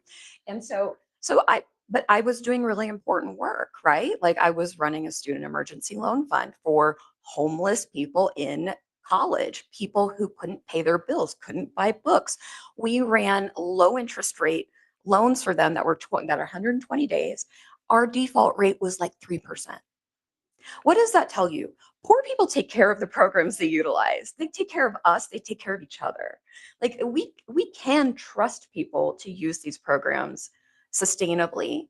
But yeah, I mean, I went off on a tangent about the fact that youth are looking for those kinds of policies, right? And that kind of care from their politicians, because ultimately you're not a politician, you're a legislator. And it does seem to be forgotten sometimes in the mix. Yeah. I want to give a shout out right now to the young people. Get out and vote. You know what? We are listening to you. And is we got old folks making all the decisions in the world and refusing to retire. And they don't have to live in this world after, but we all do. So let's come together and figure this out. We want you with us. We want to do this with you, not for you, because it's not what I can do, it's what we can do. So get out and vote, people. I started my social media pages for people to go and vote, because I think it's important to text. I went and voted for you and for Sarah and Cindy Wilshire. So that's I haven't been to vote yet. Have you been to vote yet? I did. We both got my boots. Well, thank you. You got on Friday? Yeah, I'm really glad you came. Thank you so much for coming. Yeah, absolutely. I've got my family on board to vote for both of you. All right. And my aunt is going to vote on election day for both of you. So I'll get this on board with you guys. It makes sense. We're having our watch party at a place called Strips Chicken. It sounds okay. Good. Yeah, I'm told it's G-rated. So you can welcome to come if you're around 6:30 to 10. I think is what they've said. So yeah, it should be fun. So I know it's 7 days. 7 days. I know it's crazy. I'm gonna see what happens. If you like this, tell your neighbors, tell your friends. And That's the biggest thing is what tell what your impression was. And thanks for being a part of the community that's invested and engaged and really having a big change. Coming out, Yeah. you know, and listening to us. Absolutely. You know, so. Absolutely. You are us. So And best of luck. yeah. Thank you. I know some from your this weekend. Oh, nice. Okay. In my thoughts, so. Wonderful. Well, thank you for doing that too. Yeah, that's huge. That's huge. Yeah. Absolutely. Yes. Remember. All right. Thank you. Really nice to meet you. Thank you so much for coming and chatting. Thank you. past several weeks since I have met you and Sarah, I have been going door to door, like doing lit drops, door knocking. I've been dropping off signs. In fact, last week, I don't know if it was Friday, I went to Lawrence to drop off a poster and a sign. I got to Lawrence around like 4 o'clock. I was back in Kansas City around like 4:57 because I took I-70 East back to Kansas City where the speed limit was 75. I hold that. But being the one woman street team for Sarah has truly changed my perspective on life and has helped me sort of get to know like what I want to do in my life, like because now it's like I really want to. I'm thinking about majoring in political science or sociology. Like I look up to Sarah and I look up to you as well, Anne, and I want to fight for the change that we need and deserve. And I want to go into government because, I've always had a strong sense of justice. So it's like when I see something that's wrong, it's like it makes me angry, but it's like I can use that anger and turn it into action and try and make a change because change is important to me. And especially when it comes to healthcare, because I've been dealing with a situation in healthcare that recently pissed me off, and I want to make a change so bad. It's like I think healthcare companies should not be for profit. I mean, because that can impact patient care, which can lead to issues. It's like it makes me really mad. It's like, but I think now, working on this campaign, I figured out I want to follow in Sarah's footsteps. I want to follow in Anne's footsteps. I want to do what they're doing. And I want to work my ass off to do that, and I think I'm going to. So I love it. Well, welcome to the energy. That's how we're making changes here. I mean, what would you what tips do you guys have for people who want to go into this type of field? I guess for me, you can do it even if you have no idea what you're doing, because I've never done this before. And look at us. Don't let that stop you. Don't let the fear stop you. Don't let the uncertainty stop you. Any profession that you go into, you're gonna have to learn, right? So even if people make it look like they know what they're doing, a lot of times grown-ups are just winging it.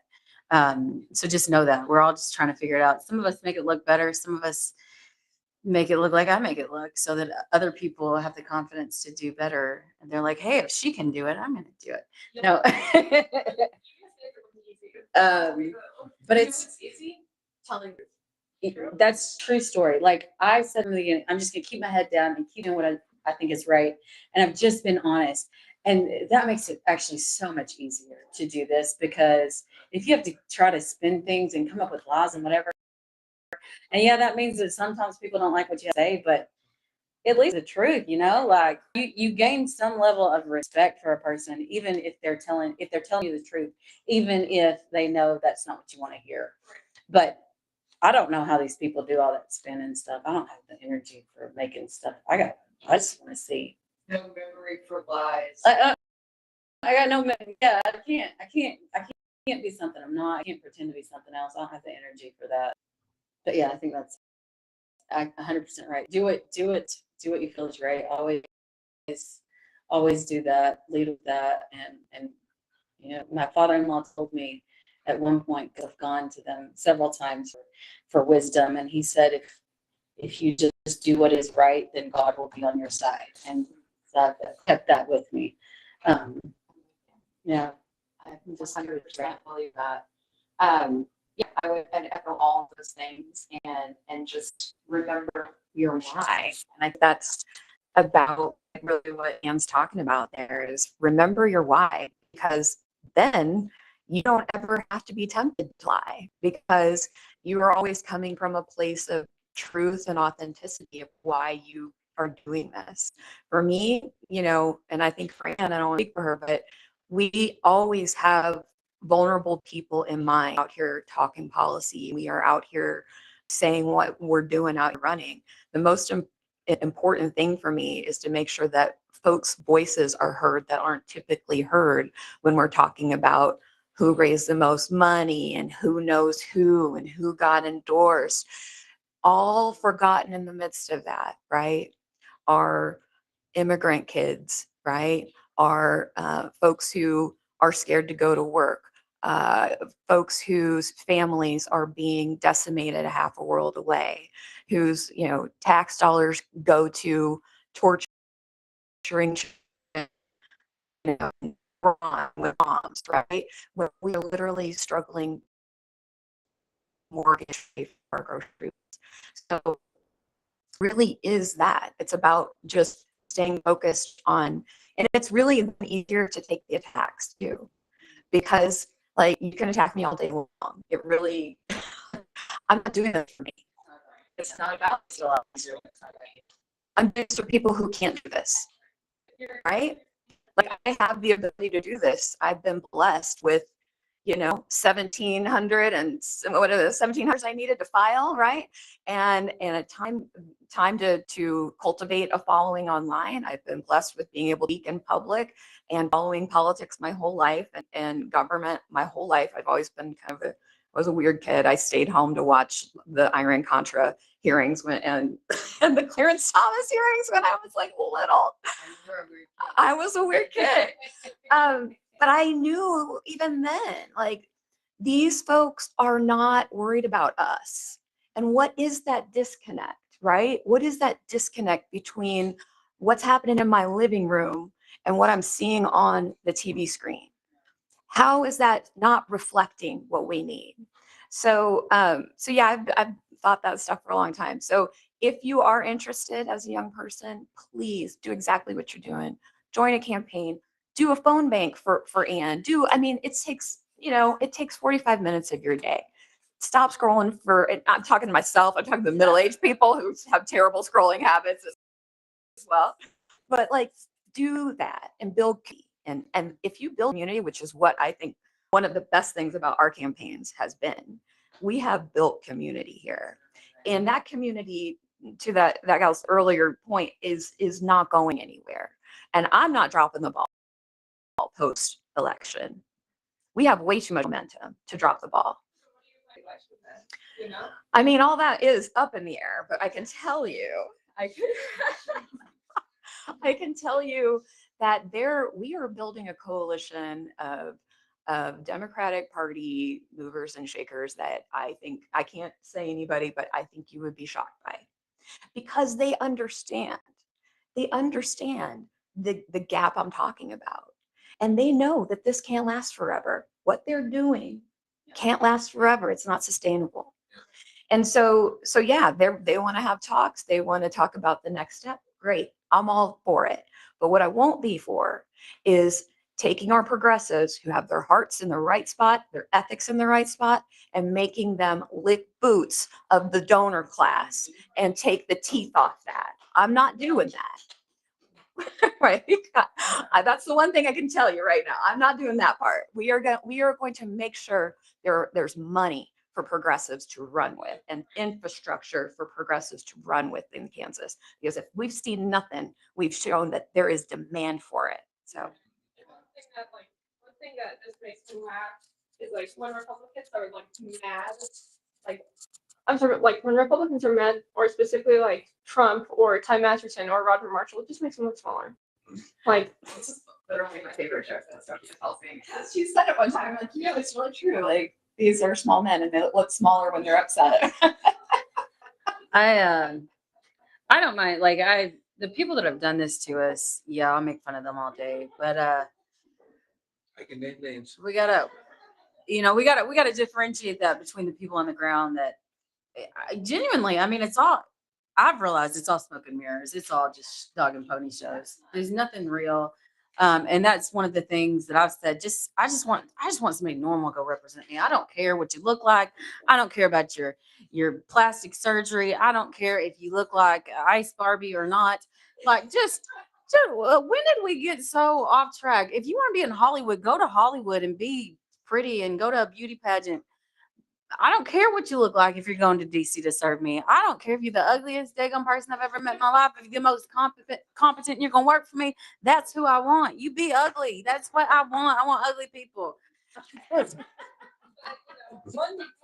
that I saw on Sarah's page, like I watched the podcast where she was on with Kansas Helen, and she said in the podcast that I think it was. I forgot who it was, but she was what controversial or maybe I'm not sure. She's like you said that you were able to call someone a disappointment, and that it made you just so happy. Oh, Sam Brown. Sam Brown. Oh, that was really fun. There's a few there. Yeah, it was a good time, guys. It was after he. Very few things in life bring me more joy than calling politicians to the carpet in person when they don't have an entourage around them. And God put me in this very specific place to get to talk to Sam Brownback, who is a Catholic like myself. And this was during the first Trump era, right? First administration. And he had been appointed some bonkers title like King of religious freedom. That's what it was. And he and I were at a totally non-political event. He was with his daughter-in-law, and so I didn't say anything all day. I was respectful. It was a family time, right? At the end of the event, it's just we're all packing up to leave, and we all had our stuff, and it's just him and me. He doesn't think I know who he is. Yeah. I get to go up to him. I'm like, Sam Brownback, right? He's like, yeah, because in a politician when they're recognized, they're just like, and he's got this little bucket hat on, quite interesting moment. And I was like, so you're the reason that my husband can't get health insurance. You're the reason. So do you think? And this was when we had just gotten Pope Francis. I'm like, do you think Pope Francis would support the policies of this administration? I'm pretty sure he wouldn't. And yeah, I said, you are the worst governor in my lifetime of Kansas. And he's, immediately is like, I mean, because he did not know what to say. He did not have his handlers. He did not have this buffer, right? And he had to stand there and look at Kansan in the eye and answer for his political crimes. And I have to tell you, it was really, really rich. And it made me realize that I could do something like this. Like, I'm not afraid of these people, and you shouldn't be afraid of these people. You should, I mean, you should treat them as human beings who are doing the wrong thing, which is you go to them and you tell them why they're doing the wrong thing. It's not even about that. It is about these are policies that actually hurt people. Like, there's real lives impacted here. And recently I got to, and this was at the NAACP in Bonner Springs. Chris Kobach had to listen to me talk about how we need to abolish ICE and how the abuses in Kansas are out of hand. And he had to stand there in the back of the room and listen to that. I was really happy about that. He couldn't go anywhere. He's a captive audience. So, there's just moments you get on the campaign trail that just feel real good, and that was one of them, you know. Literally blocked me on Twitter last election cycle because I asked him how he was going to fund schools if he stopped taxing Kansas. Yeah, it's true, right? Like, I think Missouri's getting ready to find this out, right? Missouri just passed this. They're scared of the voters. These politicians are scared of y'all. Okay. Like, they are genuinely scared. They cannot handle questions. And I'll tell you this, I told Mr. Beat the other day, I said, you do not need brains to run for office. And this one, I'll tell you, Sophia, this is for you too. You don't need brains to run for office. All you need is money and somebody to tell you what to say. And that's something that I have a real big problem with, because we need people that actually know what they're doing and can think. And that's why I say, you know, I don't care what you look like. I care about your substance. I care about the words that are coming out of your mouth. I care about what you're going to do for me, who you are as a person. Because we've come up with this system where they create characters to sell us. And I've watched it happen in my own race, and I can't prove it. So I'm not going to call it out. But I know that it happens because they tried to do it with me. I hired people and they were like, you got to be like this. I have a friend who's got their best friends running for judge in another state, and she happens to be bisexual, but she's married. And quite frankly, who cares even if she wasn't married? But they told her, really play up the fact that you're bi. Nobody cares, y'all. Nobody, to the consultants out there, we don't give a crap about the demographics anymore. We want people that are going to work for us, that know what they're doing, that are competent. We don't want you to sell us a character. We want real people to work for us. That's it. There's a soapbox. Yeah, and the consultant class, I mean, I don't want to get too hopeful, but I feel like we run a few campaigns like this, you guys, and we start to really encroach on the stranglehold that the consultant class has within the party. So much money off of these elections. I'll tell you, one guy reached out to me very early on, told me if I wanted to hire him, I'd have to have $3 million in the bank. And I said, that's hilarious. But it's just the amount of money that is being made off of the American people's elections. You guys, it is abhorrent. We have got to stop it, whether it's we stop it because of me, or we stop it because of Sarah, or we stop it because this is just the step that we take forward. We're not stopping. We are going to take this country back. But this money, it is unreal. If y'all see the amount of money that goes into this crap, while we're telling people who can't afford to put food on their table, that we don't have money to help them, or who can't take their kids to get the health care that they need, or they're facing bankruptcy if they do, while we've got grandma who's deciding, okay, I'm not going to take my pill today because I can't afford it every day of the week, or I'm only going to take half. We got people dying, and we're pouring money into smear campaigns and tearing people apart and putting up BS politicians who don't know what the hell they're doing, and they just answer to the people that are donating to them. This is bass backwards, y'all, and we got to fix it. Yeah. How much was it to run a poll? Somebody reached out to me to run a poll. I mean, guys, guess what? I don't actually care. I go out in the community. I don't need focus groups. I go into the community and talk to people. I'm an activist. I show up at their events. I help them with their issues that they're working on. It's not a mystery what people want or need. I mean, it really isn't. To act like we have to pay some consultant class to figure that out is, I think, boy, that's really one of the like signs of decline in, being the voice of the people. So Real quick, what you got there? I'm gonna bounce out. I got a CLE, which is my continuing legal education. It starts at noon.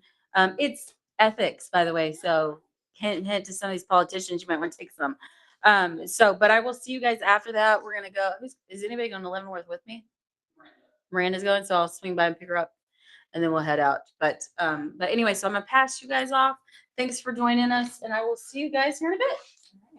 I'm still awake, just in case anybody's keeping the record. I'm talking now. all right, say hello to my people in Leavenworth. That's where I grew up. Am I running this now for you? All right. Okay. I'm trying to remember. Is that what we decided? Yeah, I thought that she Anne was going to, I think, what time is it? It's time for us to live stream. You know what? I drive home. It's time for you to get a walk. Are you going to live stream home? Yeah, we very much started. You could be anything, but I don't know if we. Yeah, we're gonna do questions or. Okay. Yeah, we talked about this. But I could MC if you want and ask you. Sure. Okay, so I don't need to hop on. Yeah. Nope, I'll get on when I leave the house to go get ready. All right. All righty. Yeah. You made a very good point.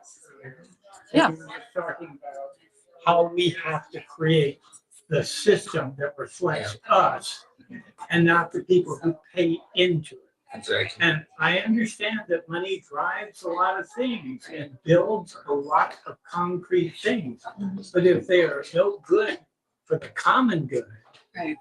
One of the great questions that I heard someone ask Ann was, if you had to choose between what was good for the common good and not all that great for campus, how would you vote? I never heard the answer, but these are questions that we're forced to answer. Like it has to be A or B. It's true. We can't compromise anymore. We can't talk about the issues anymore. We can't decide what's best going forward for the country. Right. We have to do it one corporation at a time, like there are divisions that That's need exactly what they are. needs met and their hands held. That's exactly I mean, what they are. You made a great point. I think it's, you're the candidate, so Yeah. keep going after it, and you will gather like minds around you. I agree. And it's already been my experience, right? Like, what they'll tell you is there's a lot of like elitism, right? Like, oh, she's a product management technology. She's not a lawyer. We went to Cornell. I mean, that's true. That's very true, right? But I've been a working person for 30 years, I have real world experience in making deals, right? Like, And yeah. you're just having to deal with ingrained, indoctrinated perception That's exactly what of what it is. And I hate to say this, but it may just ruin my credibility entirely. But what we have, even with the Constitution of the United States, we made it up. We're all getting behind it because we decided this was the best thing at the time for structuring a new government. Now, every 4 years or every 2 years, we have an opportunity to adjust those documents, given how we now feel, given how we now update. So we have to keep aware of our predisposition and how it's going to affect us going forward. If you're just locked into, no, nothing can change, you're part of the problem, not part of the answer. Well, one side of the aisle is, we are always willing to read the Constitution liberally or with, not to the letter of the law if it benefits our personal agenda, right? And I think that's where we've lost the plot a bit, right? Yeah. So collectivism does have a place, right? We need to understand that this country is a group project, right? Like it is a group project. But I will also say in the same breath that bipartisanship is not a destination in and of itself, right? And that seems to have been forgotten. That it really, somebody told me this the other day, like, I'm going home, I'm going to walk in the middle of the road. This is classically the safest place to be is, you know, walking home in the middle of the road. We all had moms who told us to stay out of the middle of the road, did we not? And there's some wisdom there, guys. Like people are crying out for a politics that has ethics again, truly, and ethical politics. And while we're not all going to agree on what that is, I believe voters know it when they see it, right? And there isn't a whole lot for to do about that. Speaking about being in the middle of the road, I was on my way to drop someone off at their house after putting out some signs, and I guess we were in sort of a shady area, and I see this guy, like, I see one guy like in a wheelchair, like he was like hauling ass for in a wheelchair, and then a guy behind him running like right behind him in the middle of the road. And I was like, I've never seen someone hold that across the street. Well, I mean, that's what it feels like sometimes, right? Like, yeah. I mean, it's just not, I think it's a misnomer, it's propaganda, it's fear, right? It's fear. It worked incredibly for the last 10 years. I think that was another reason when I started looking into my current representation. I think I was just in this big, it was January, February, right? I think I was so fed up to here with fear. It's how this administration operates, is on fear. And then on my side of the aisle to hear, be very, very afraid if you were to lose this blue representation. And listen, I don't want to lose it either. That's the last thing I want to do. But I expect my blue representation to reflect the basics of the platform, right? To reflect my blue values. And when I see that, yes, you might vote with the party 97% of the time, that's her number actually, and 3% you cross the aisle. It isn't about numbers, guys. It's about what you're crossing the aisle for. Right. And if you are crossing the aisle on what I consider to be critical ethical questions, that to me is the problem. I am disenfranchised at that point, right?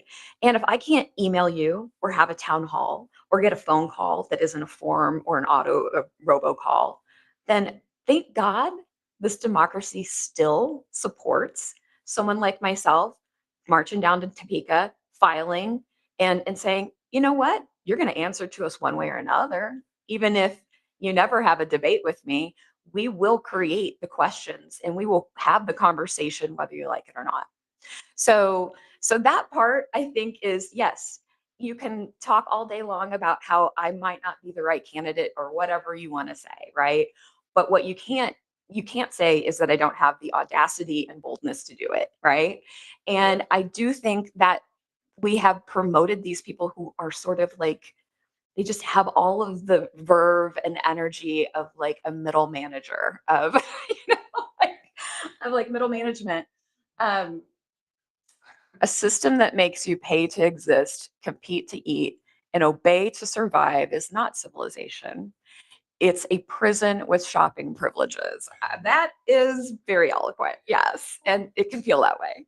I think most have a commissary, but Yeah. It's true. You at least can get some Fritos. But yeah, like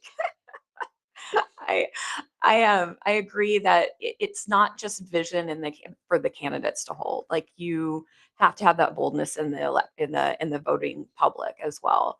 And that's been honestly one of my hardest things here is, especially in JoCo. I'm a JoCo, lady. I live in Fairway. Casey Starr, I actually live in Fairway. Not that there's anything wrong with Mission, but like Mission's great. But like I'm fascinated that you said I live in Mission. And that I'm a content developer, which I haven't been for 20 years, but regardless, it's fine.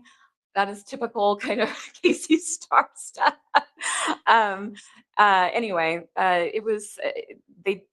it just is the kind of, we need that sort of boldness. And I genuinely think most people are ready for it and they're willing to do it. But as long as you have sort of that propaganda machine of, be very afraid, be very, very afraid.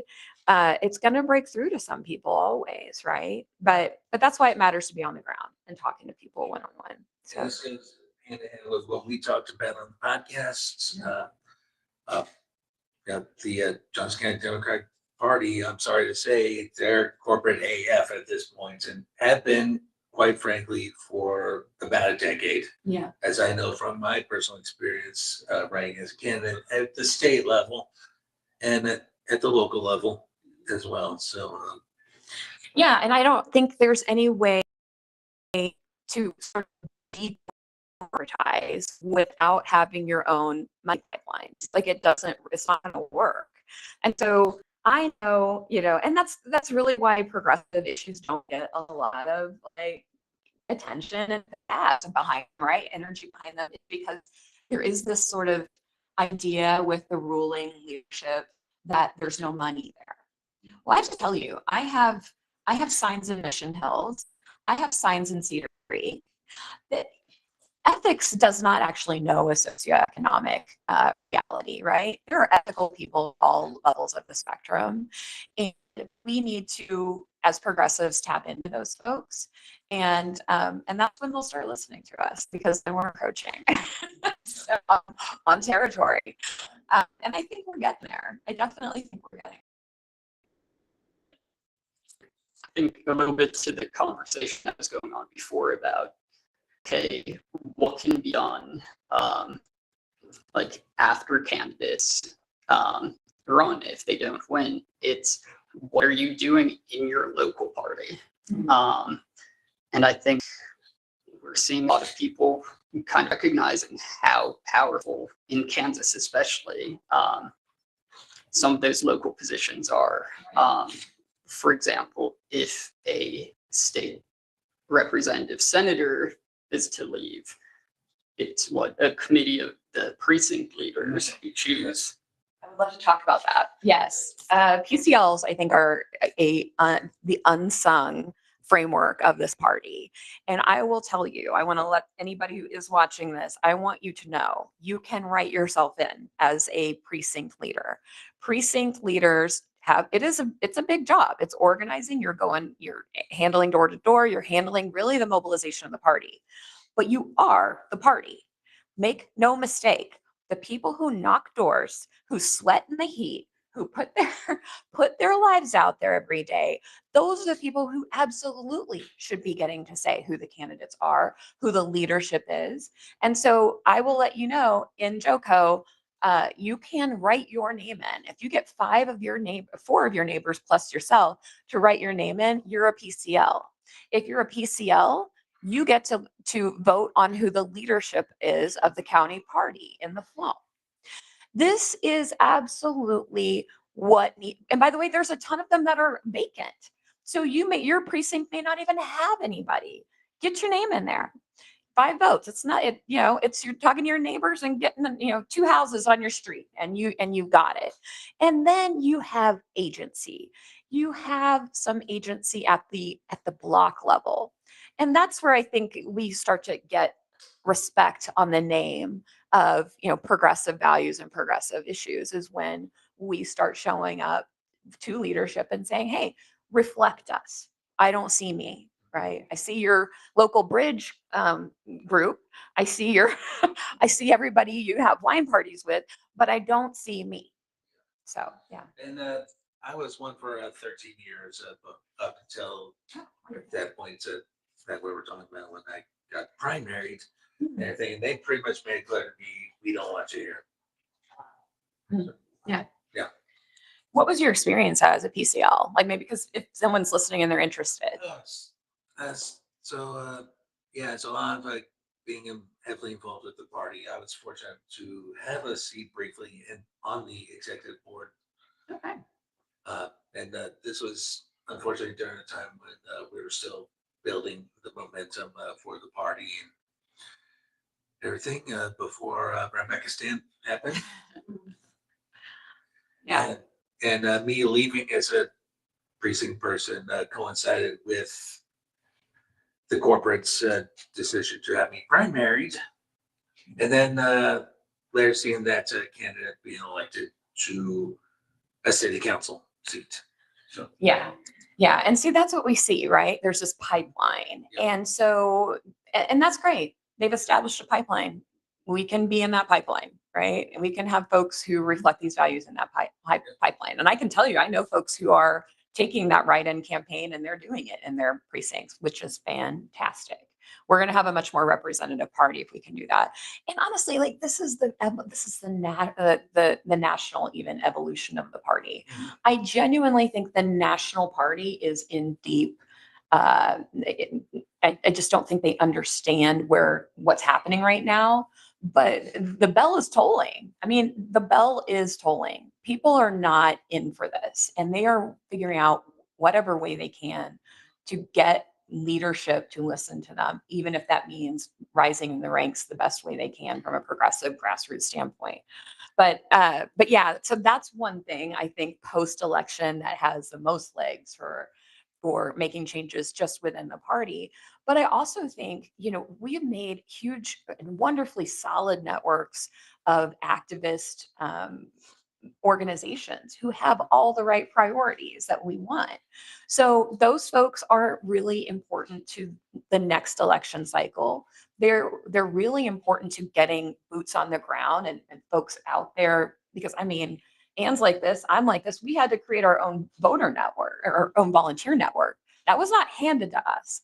When you realize that within the party, like if you are a blessed quote unquote candidate, you show up, you got money, you've got data, you've got a whole volunteer corps. I'm not saying it's going to be completely easy, of course not, but you have every resource available to win. And when you see some grassroots folks like Ann and I get out here and make any kind of bluster at all, make any kind of, movement, you should be impressed with that, because it was absolutely nose to the grindstone, Sisyphean to literally push that rock up that hill to get anybody even to hear us, listen to us, give us a moment of time.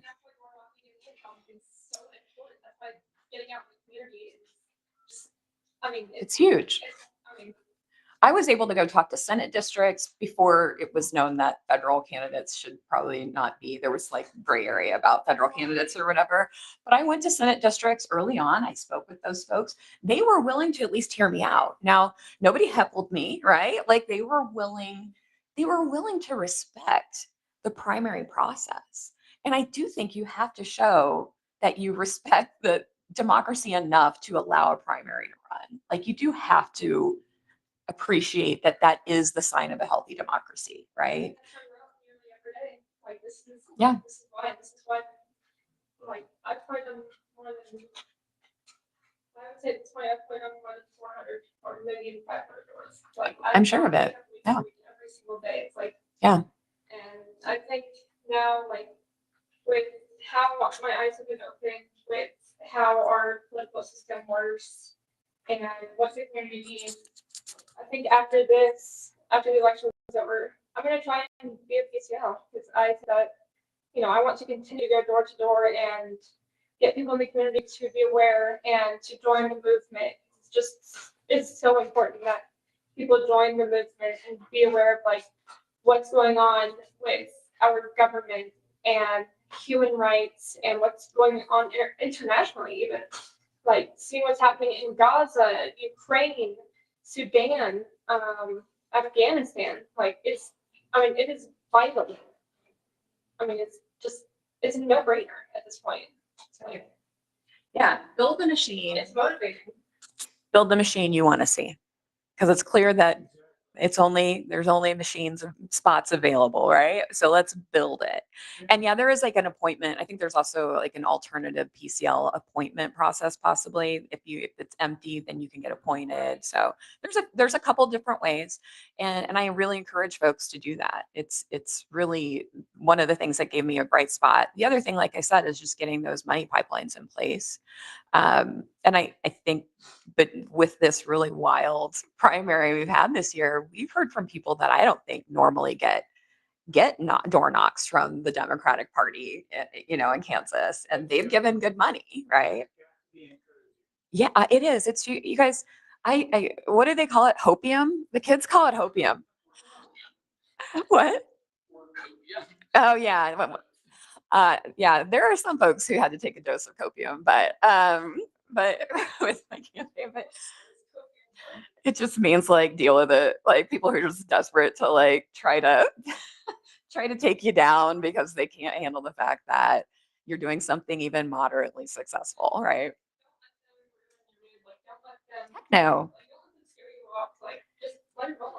No. You have to be built a certain way. I will say that. And I think Anne's built like this too. You have to be built a certain way to sort of not take the stuff personally, like the attacks personally, right? Like it's easy to say, a little harder to do. Definitely have had my moments, but for the most part, like I know that when people are angry or they're lashing out at me, we go back to that whole fear thing.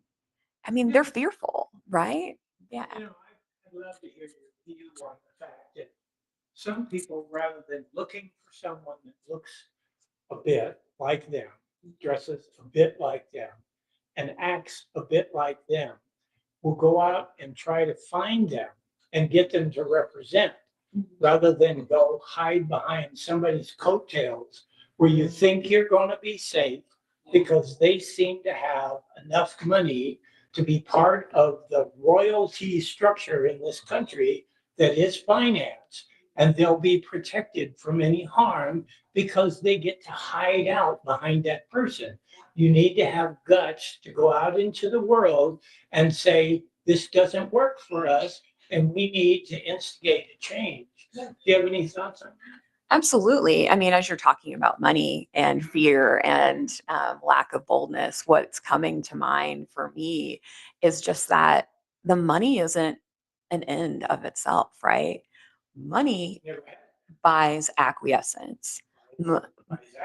It buys access, it buys agreement, it buys docility, it buys all of the things that have been championed as quote unquote bipartisan, right? And so, We have. Money is the only system we have. Yep. We don't have any choice. You can't exempt out of making money. That's right. That's right. America is a corporation at this point, right? And it doesn't have to be that way. I don't think it's always been that way. I think it isn't naive. Someone told me I was presumptive and naive, and I thought, I mean, if you're going to call me naive because I have hope that things could be different, sure, go ahead, call me naive. I'm not naive. I know exactly how all this stuff works. And I know and the reason I ran this campaign the way I ran it is because I saw progressives try to run it by the rules, quote unquote. And I saw them one by one picked off before they could run for anything more than dog catcher. So let me tell you, as naive as I might be, there's a little wisdom to this wily gal over here and this rogue actor from the left, because I knew I would not be platformed, right? I knew I wouldn't. So I had to take the platform. And if you do, Anne alluded to this earlier, there is some modicum of respect that earns in the voting populace. And it should, because I'll tell you, you face every obstacle you could possibly face, right? And I mean, I can't tell you how many people told me, don't say abolish ICE. I'm sorry, what? Do you know why I'm running? Abolish ICE is a core tenet of what I am doing here. And if I am going to abandon that, I may as well just abandon the campaign. Right? Right. And I mean, listen, we can talk about what abolish ICE means. And I happily, it sounds like a slogan. It's not, right? Like there are parts of the customs enforcement part of ICE that are absolutely successful programs. The immigration enforcement part of ICE is a fiscal and moral failure, right? So we can have a both and, right? We want to roll up those customs enforcement. Like there's an anti-trafficking, there's a cybersecurity program. Those things have been around for decades and they've done great work. And I feel bad for the people who do that great work over there being associated with this paramilitary force that gets, maybe 40 days of training. I mean, if you're actual law enforcement, how offensive is that to you, right? That you literally go to an academy, right, to get your right to police. And these folks go and get it $50,000 bonus and 40 days and waved through. And hey, constitutional rights, it's iffy, just do your best, and we've got those folks now. And when I say it's a moral failure, I say that with full understanding that not everybody's going to agree that it's a moral failure. They think this is like some cardinal sin to have a paperwork problem in America. Okay. All right. We aren't going to agree there, but I can absolutely bring you the receipts on how it's a fiscal nightmare, right? It is. We've got no bid contracts. Well, we can see what no bid contracts do, right? We've got crony capitalism making these deals for warehouses, marking them up 2/3 over the span of what, a year? And that's not an isolated incident. We've got Kristi Noem. Thank God she was impeached, but and left of her own accord before she was impeached. But like, this was an absolute abuse of the tax dollar. So again, you may not agree with me morally. To me, that's the most important part. But if we aren't going to agree there, we can absolutely agree that your tax dollars, this is a completely unpopular way to spend your tax dollars, right? And so yeah, you can listen to the consultant class who will tell you not to go into that level. People can't handle that level of nuance. They can't handle that level of detail.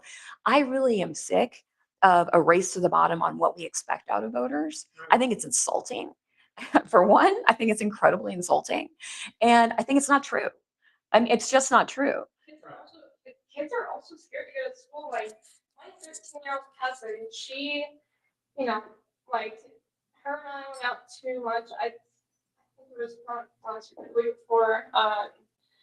She's at the age where she's starting to hear about these things because she's in middle school, and her mom has tried keeping her innocent for years, and I promise her I would try my cousin innocent, but it's getting to the point where she's hearing things at her school and on the news, social media, and she told me that sometimes she's scared to go to school because her mom and her are Filipina, and her skin color is a little bit darker. It's like a maybe dark tan, maybe, like after you're out in the sun for a while. But she told me that she was scared, and I told her that she has every right to be, and that the world we're living in is a really scary place. But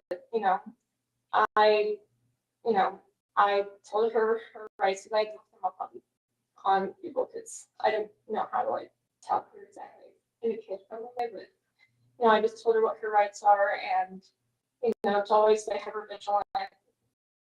And if she ever sees like unmarked vehicle or people that she doesn't recognize outside of school, to call her parents or myself, because I'm right down the road from her school, so I can go get her really easily if something were to happen. But having had that conversation with a 13-year-old, and them coming to you and telling you that they're scared, it shouldn't be like that. And I wish I did. Like, it hurts me that my cousin is scared. That hurts me, like considering a big cousin.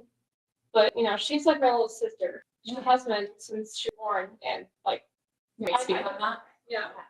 So I think it's really important that we don't lose those stories, Sophia. I think it's very important to keep surfacing those stories, because there is a swath of the Democratic Party votership that is telling me to sit down and telling me the status quo is fine.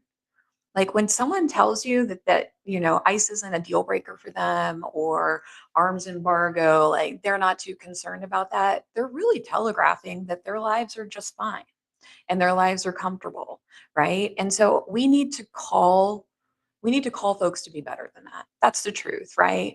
And to really say, like, listen, again, this is a group project. Just because your life is comfortable doesn't mean it's always going to be that way. And it doesn't mean that, when you're talking ICE, for one, it's also a public safety issue at this point.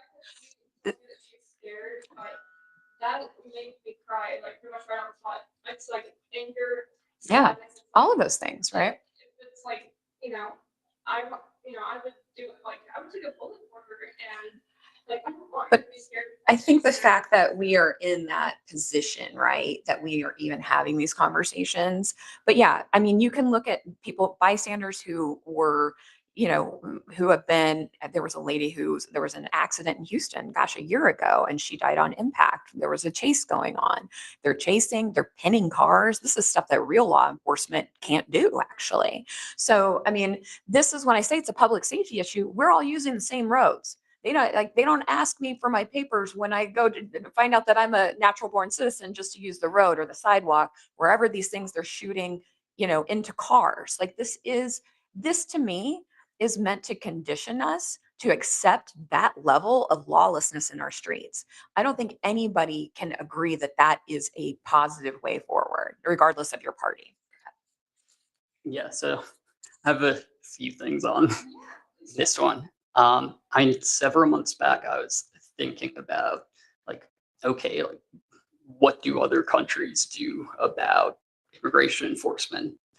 And I actually didn't end up looking it up, but I started thinking to myself, well, okay, if I were to build a society, how would I go about doing that? Maybe a better question, just real quick. A better question is, what did we do for immigration before 2003 and the creation of ICE and DHS? Okay, go ahead. Yeah.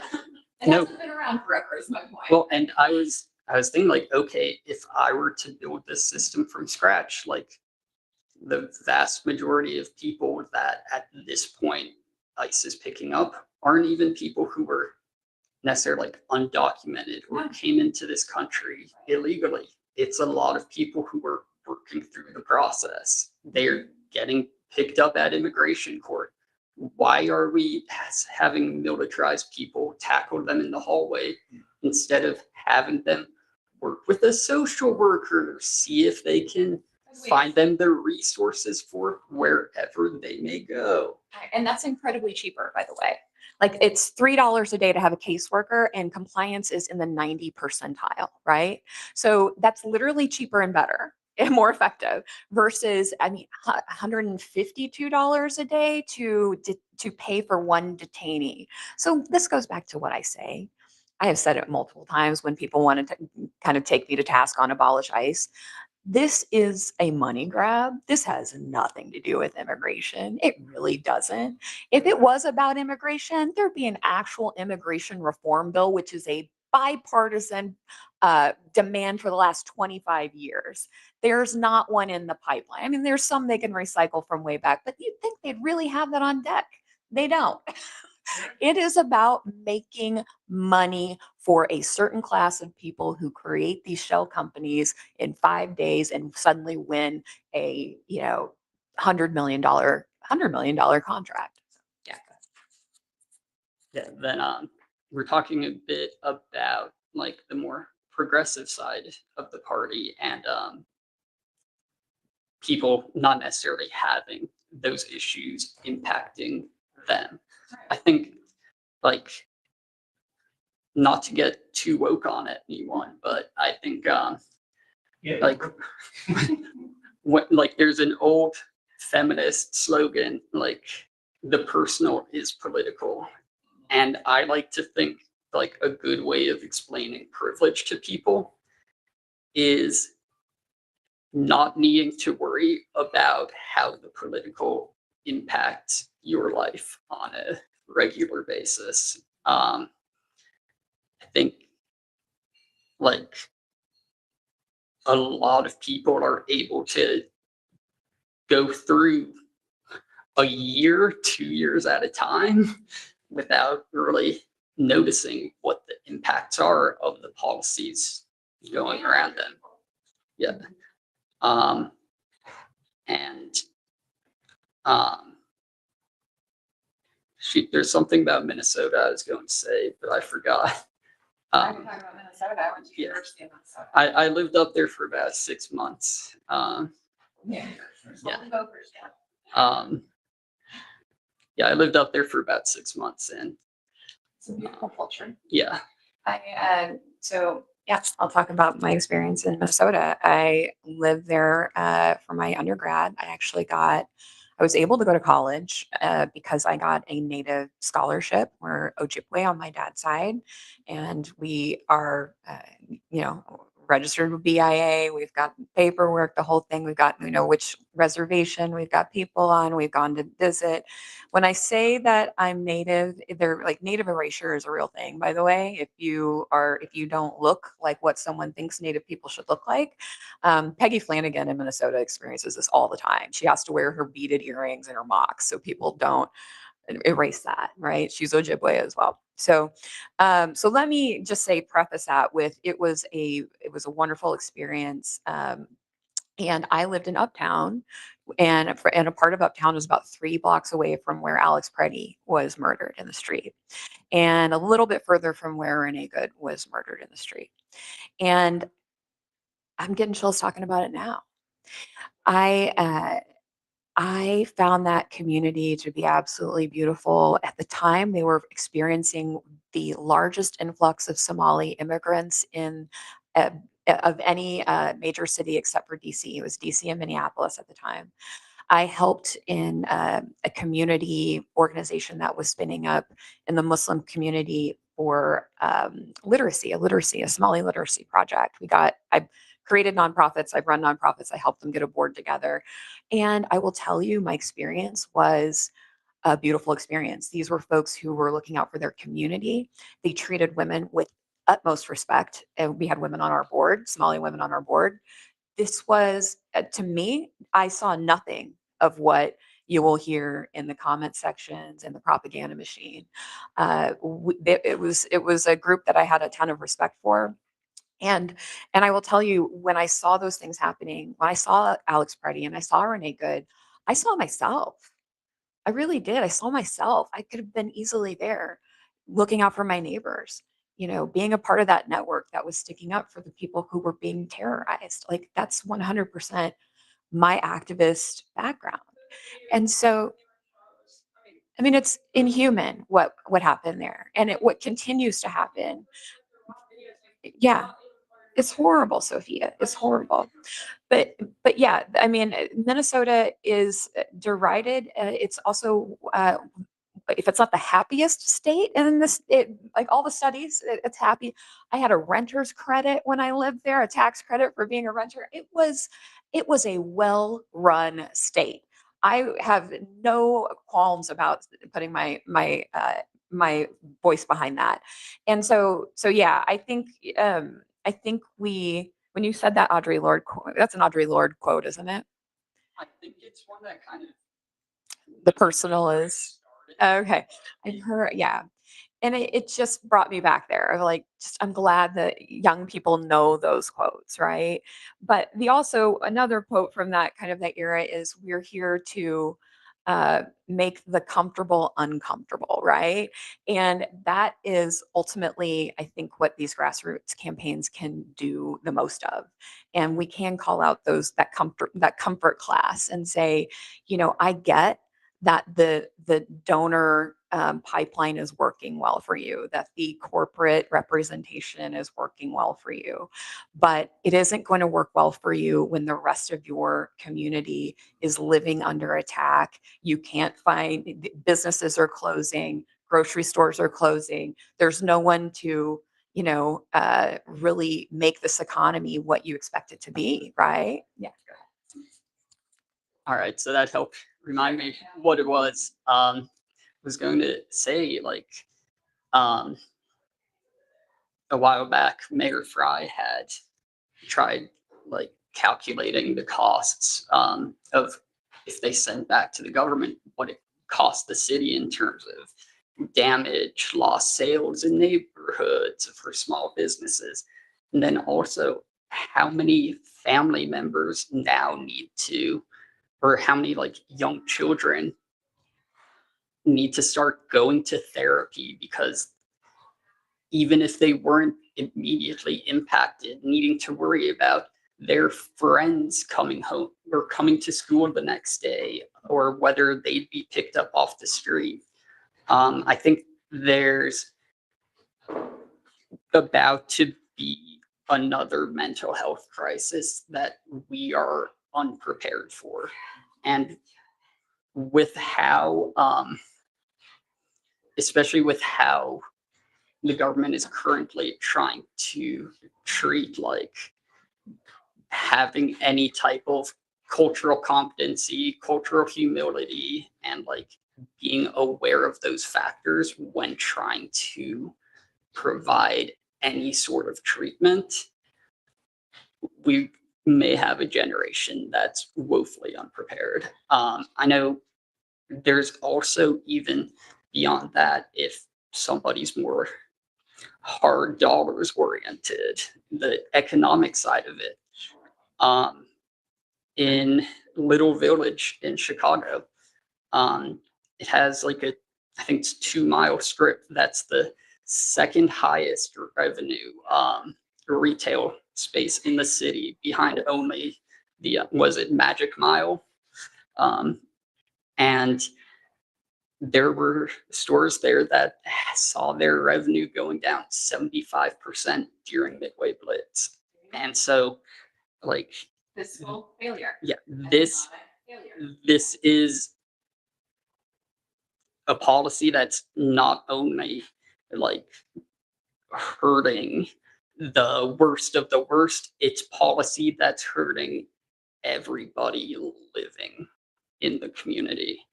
And I look out the window here, and if you can see that white van across the street, like that's what I drive. Like I remember back in September hearing that like ICE agents were trying to profile people just based on the type of vehicle. Yep.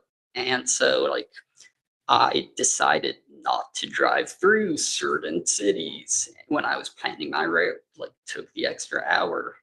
Like, Yeah. and I'm a white male who's born in America and English is my first language. And so, like, And in case you think it's just a couple of white people talking about this, on Vecinos de Oleta and Latinos Unidos on Facebook. Facebook has been fantastic for keeping the Latino community aware of what's going on. I just saw a post this morning offering help for kiddos that are going through hard time and offering in Spanish therapy and support groups for them. So no, it's not just a couple of white people talking about this. This is real. This is happening to our communities, and these kids are suffering. And when they suffer, what happens? Our schools, right? They're going to our schools and they're needing help from social workers. Everything suffers. Everything suffers. Economics, the well-being of the other kids who are friends with them. I mean, the little kids who are friends worrying about their friends' families. That is a real thing, you know. So yeah, I think it's really valuable what you're saying here. It's broad spanning the effects of ICE. So do I think we throw out good things that that happen in certain parts of ICE? No, but I do not think that ICE as an agency needs to exist. It cannot be reformed at this point. And if we tried to, I don't think it would take longer than abolishing and starting new. So yeah, I think from a practical standpoint, it is actually one of the least controversial things that I actually say. And if you want to know, there's anywhere before, depending on what data you're using, anywhere from 40 to 60% of independents agree with that sentiment, abolish ICE. Now, they don't always agree on what it means per se, but that is not some shocking claim for them, right? So, because they see what we're seeing. So, and I want to talk a little bit about youth mental health a little bit. I genuinely think social media gets a lot of heat, and rightfully so. Rightfully so. I do think the data is clear, right? That social media for young developing brains is bad. But I think what we gloss over as a generation who raised these folks who are at 19 and 20 years old right now is that those folks who are 19 and 20, these young voters, they were in first grade when Sandy Hook happened. We have normalized kindergartners practicing running from gun violence. My generation has failed you guys. I mean, I genuinely, I tell you that when I say this comes from my heart, Sophia. I don't want you to get too upset. So I'm trying to kind of, I know you've been through a lot. Yeah.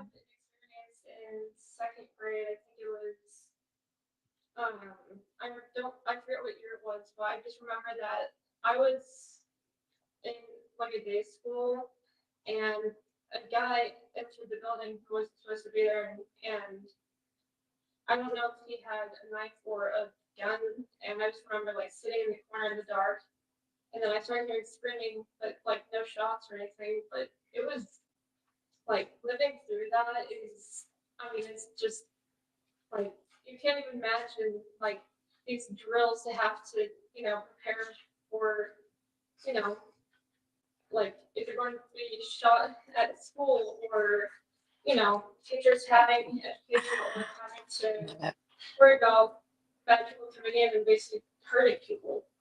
And, a lot of people who, lead these mass shootings in schools, most of them do have some sort of mental illness, but that's no excuse. And Well, the people who want to blame mental illness and not the guns never want to support mental health care. That's the problem. They never want to fund that. So they're talking out of both sides of their mouths as usual, right? So yeah, I think it's no mystery. I think it's no mystery when you see a generation of kids who were living with literal life and death threats every single day. Because we know that those drills alone are traumatic. We know that there's data to support that. These are not young brains are not prepared to understand why they have to go hide in a closet with the lights off while their teacher tells them not to make a noise. That is a complete failure of our government. It is. We've deputized teachers as essentially deputy law enforcement at this point. Some places even want to give them guns. My God. My God. That's the brilliant solution here, right? So I guess it's no mystery to me that 19 and 20-year-olds are not interested in the Democratic Party. There is not this like esteem for leadership when we have failed this generation to this degree. that, like, seeing all these mass shootings, we're hearing about them every single day. It's like, I wish there was more gun control because deaths can be prevented. And I think, There's really basic things we can do, right? Like it's not, yeah, yes. I want to definitely talk about that. Yeah. Yeah, I definitely want to talk about that. Red flag laws, right? Domestic violence history. Almost all of these major events have had some sort of run-in on a domestic violence dispute, right? Like to me, this is a no-brainer.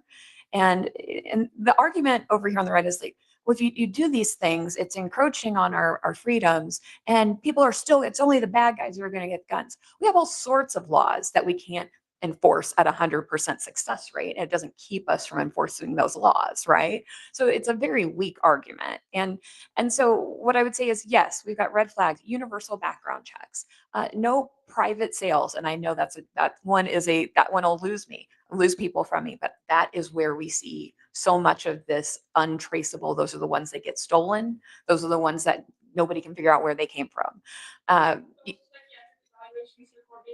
Well, funding universal health care, right? Funding Medicare for all actually, we haven't even talked Medicare for all in the laundry list of social ills, but this one in particular, the fact that you cannot get mental health care at a reasonable rate and that it's so much harder for even as practitioners, these are 1-2 deep, agencies. The best ones can see people on the fly, but they can't have a total billing department or afford to outsource it because it's very expensive. You can outsource, it's very expensive to deal with insurance, right? And the various flavors of insurance you have to try to get help through. Grants for mental health professionals in schools. Aletha, I was at a school board meeting or a school board panel, and they talked about 10 social workers, school social workers that they had to just pink slip because they lost the funding. They had to make up for funding in other places. And that one gets me because I will tell you, my mom was a school social worker and she worked in schools where the poverty level was high. And most of the kids lived at poverty level or below. And I will tell you that school social workers are in some ways the only firewall to poverty, starvation, abuse, and they're on the front lines. And we absolutely cannot make school boards and school districts have to choose between that or being able to support a cell phone ban because they've got to have lockers. And I mean, it's not insignificant the amount of money it takes to do those sorts of things. And when you aren't getting funding from the federal level and you're not getting funding from the state level, right? Because these are all underfunded. It's a trickle down under investment, right? I talk about this a lot. It's trickle down economics is not a thing. Trickle down property taxes are, right? If you cannot get these programs funded at the federal level, that boils down to the most basic way we make up for that, which is property taxes and sales taxes. These people want to get rid of those things, and yet they don't want to get rid of schools. They don't want to get rid of hospitals and roads and wastewater treatment, but they don't want to have to pay anything locally. I understand it's an insurmountable burden for elderly people, but we can't keep acting like tax breaks for corporations and billionaires and trillionaire subsidies don't have some effect on mom and pop down the street. They absolutely do. So go ahead. What you said, like the mental health, the mental health funding. I feel like my friend's family couldn't afford mental health care, and like they were really, really poor, and my friend grew up being neglected, and I remember helping take care of her, but I feel like if they were able to afford mental health care and help for her, she would still be here. But that's why I try and spread awareness about, like insurance or, universal health care, because maybe if we had that, my friend would still be here. Definitely. And, I believe that she would want me to do this, but I miss her every day. Like the day I met Sarah, it's the day my friend died. And, I believe now that, Sarah was sent to me by my friend to help take care of me. We're gonna make some changes. This is not sustainable. This is not sustainable, right? And mental health care should be accessible to certainly every child in America should have access to mental health. We are literally going to make them do scrambled drills in kindergarten, and we are not going to pay for mental health care for them. That is absolutely off the wall, unreasonable. And then really is an achievable, it is really and truly an achievable goal. Medicare for all is not some bonkers left-wing idea, right? Like it really is very serving to corporate interests to continue to paint it that way. But as we know, worldwide, this is possible. And in fact, Switzerland actually did something, did a very similar program to ACA. Like ACA inherently was a pretty decent step forward. It was never meant to be the end goal, right? But what they did, different from us, is they closed this kind of very major loophole where those companies had to sequester insurance programs that they could not make a profit on. There was this part of their business that was this baseline government subsidized policy, and it had the basics of what would be covered, and they had to agree to do that, and they had to agree that any cost increase had to be absolutely aligned with cost of living increase, right? So there was that was a key part of what we were missing. They were able to go in and make whatever profits they want, set whatever they wanted, and they did. And then it started to even out as we got more people into the house. That worked okay, that we got more people into the pool, so they didn't feel like they had to gouge us quite as hard. But it really didn't slow down the march towards unaffordability, right? And as the other side just continued to whittle away at the protections within ACA.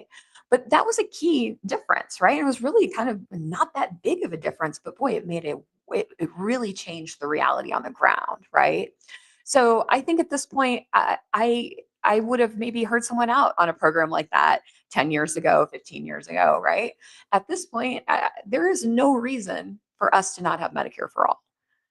We are growing the deficit has nothing to do with what we're getting as regular people. Like that has everything to do with all of these no big contracts, crony capitalism, subsidies for things that we shouldn't have to subsidize, right? Dollar defense budget. Yes, our defense budget that can't even provide like a decent balance sheet to to an outside auditor. I mean, like this is the very definition of doing the same thing over and over again and expecting a different result, right? Yeah. It's been that way since the eighties when Reagan introduced this nonsense.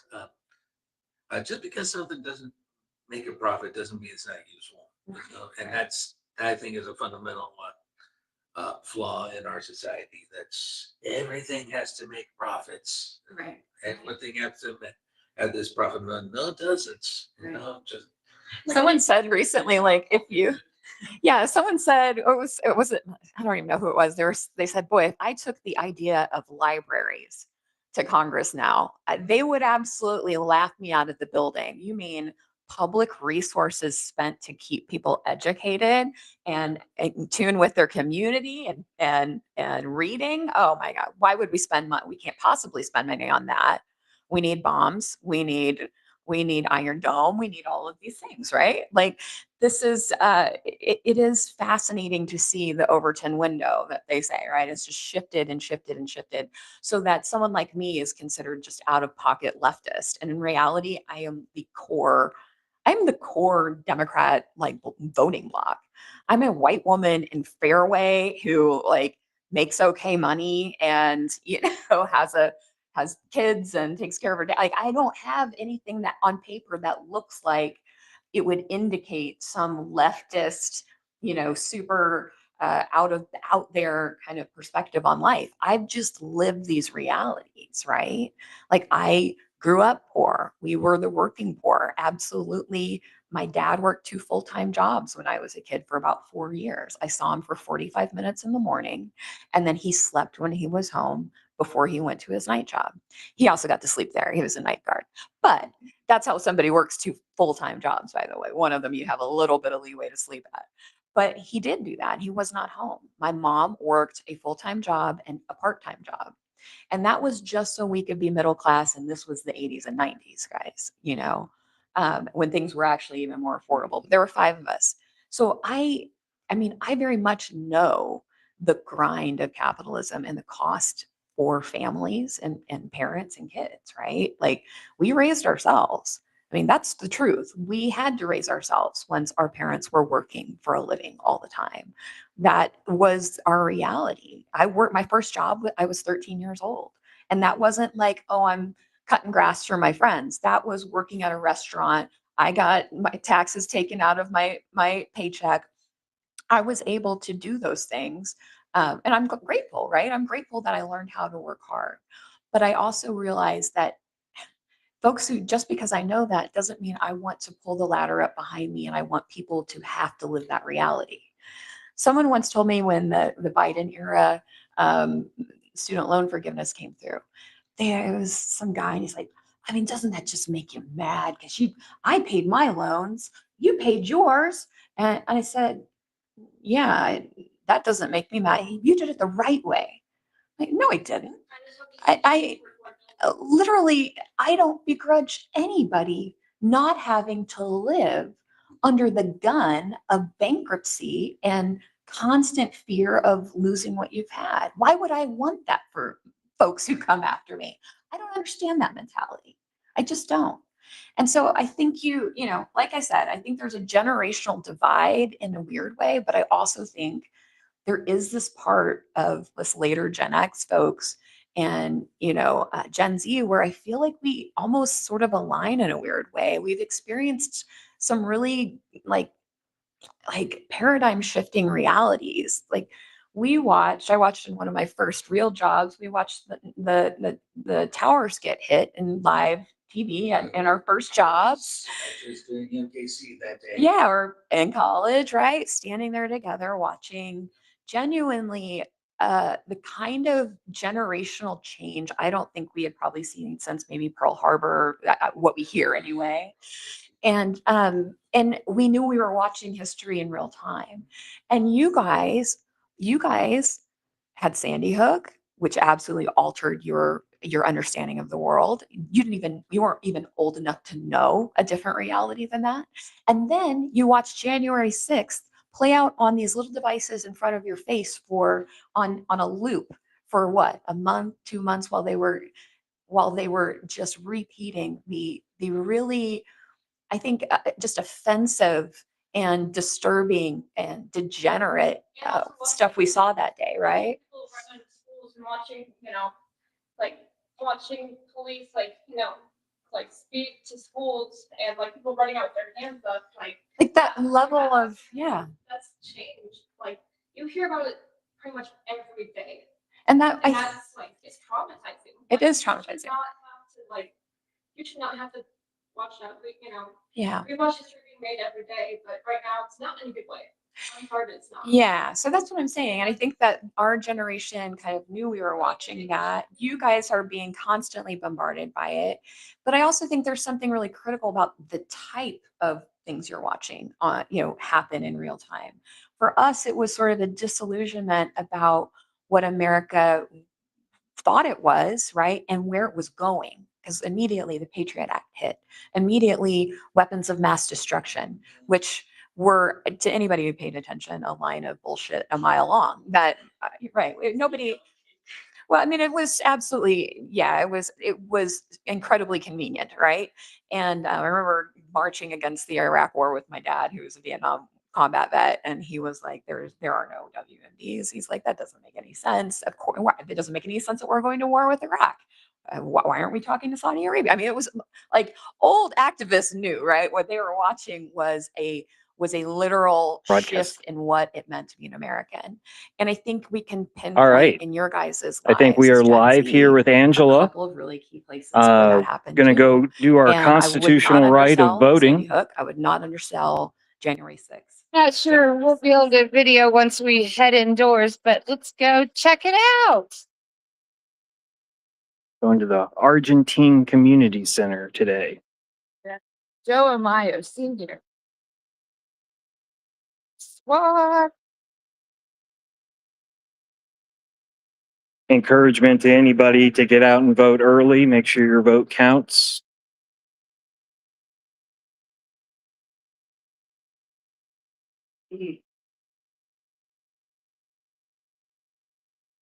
Oh.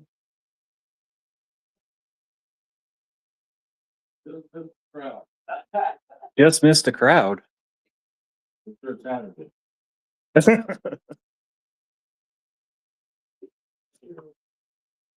we voting, sir? I already have. There's a live stream me vote. Oh. If that's okay. To live stream me voting. Verify name and address, please.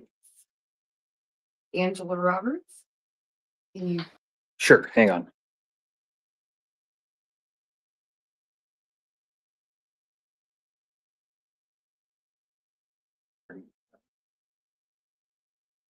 I do need a signature, and do you want to do paper or touch? let's do paper. Oh.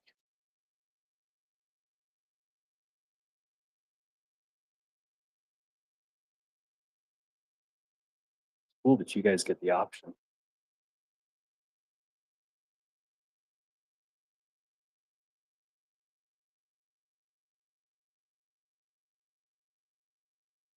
Okay.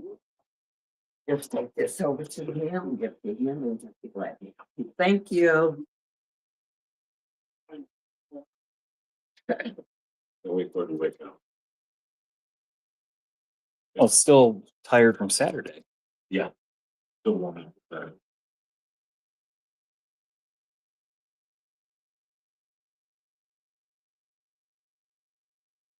That's actually kind of cool. I'm not gonna lie. What? That it's printing? Yeah.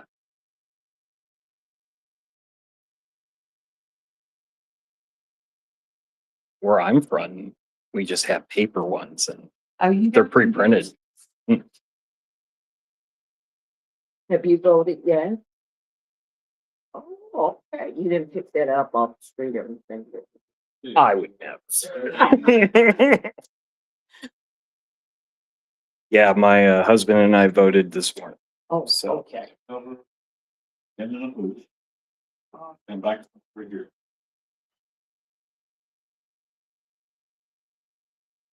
I guess I need the pen. I didn't listen well.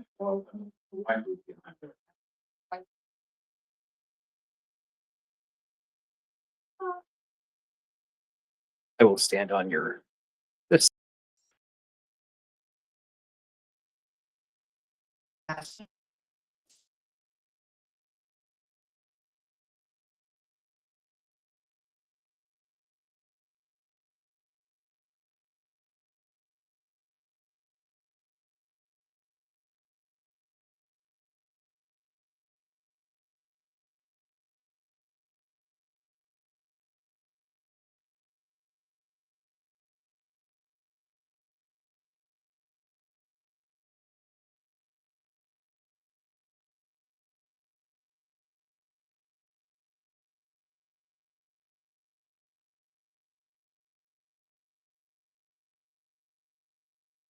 Reminder to everyone, if you're not currently registered as a Democrat, you can elect to change your affiliation at the polling or the ballot.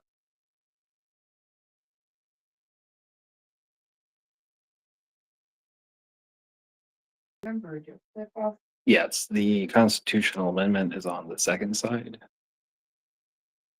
of the ballot.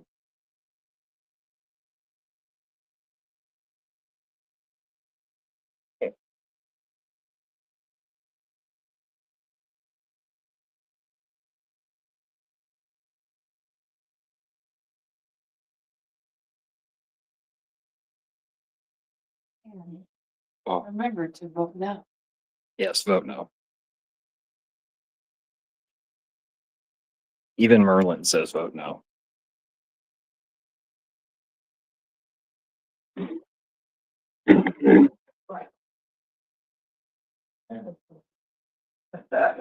Your camera crew is kicking stuff. Sorry. Right. Give a little push. You stayed in the line. You did. And our stickers are better than that. Your stickers are really cute, actually. I really like that. I'm supposed to make that. Really? They gonna move it out. I'm for full day of school. Turner. Is it Turner? Turner and Piper. Turner and Piper, I love it, Turner. get yourself. And a drawing or. Oh, They're two different, they were tied. Couldn't make it. Adorable. well, now I wish I could have voted here. No. Thank you. Thank you. And that's how easy it is, guys. 5 minutes in and out. All right. Okay. Look forward to hearing from you and seeing you the rest of the long 24 hours we have left. That's right. Back to you, Miranda.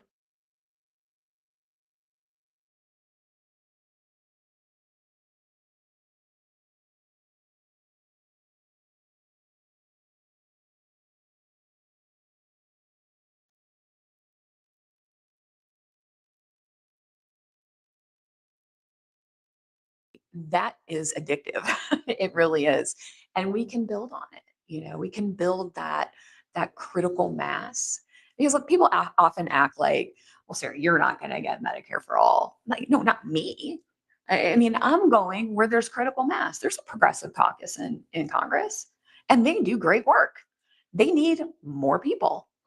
And all that takes is an individual voter seeing that vision, right? Knowing just enough to make that vote, that critical vote. So yeah, we stand a lot, but I did want to talk about your generation a lot because it is very close to me. It is very close to me, and it's so close to why I'm running, to represent you guys and to really move a path forward for you, cut a path for you guys to walk down. Because every time I talk to your groups, I hear, oh, I'm considering running. Heck yeah, run. Every time you run, you're going to learn something new. We should not have Yeah. that here, what we've gone through Sandy Hook, January 6th, watching mass shootings, hearing about, wars in foreign countries. We should not have had to go through that. Some of those are things that other generations have gone through. I'll tell you that right now. But what I called out for you was what was genuinely different. Okay.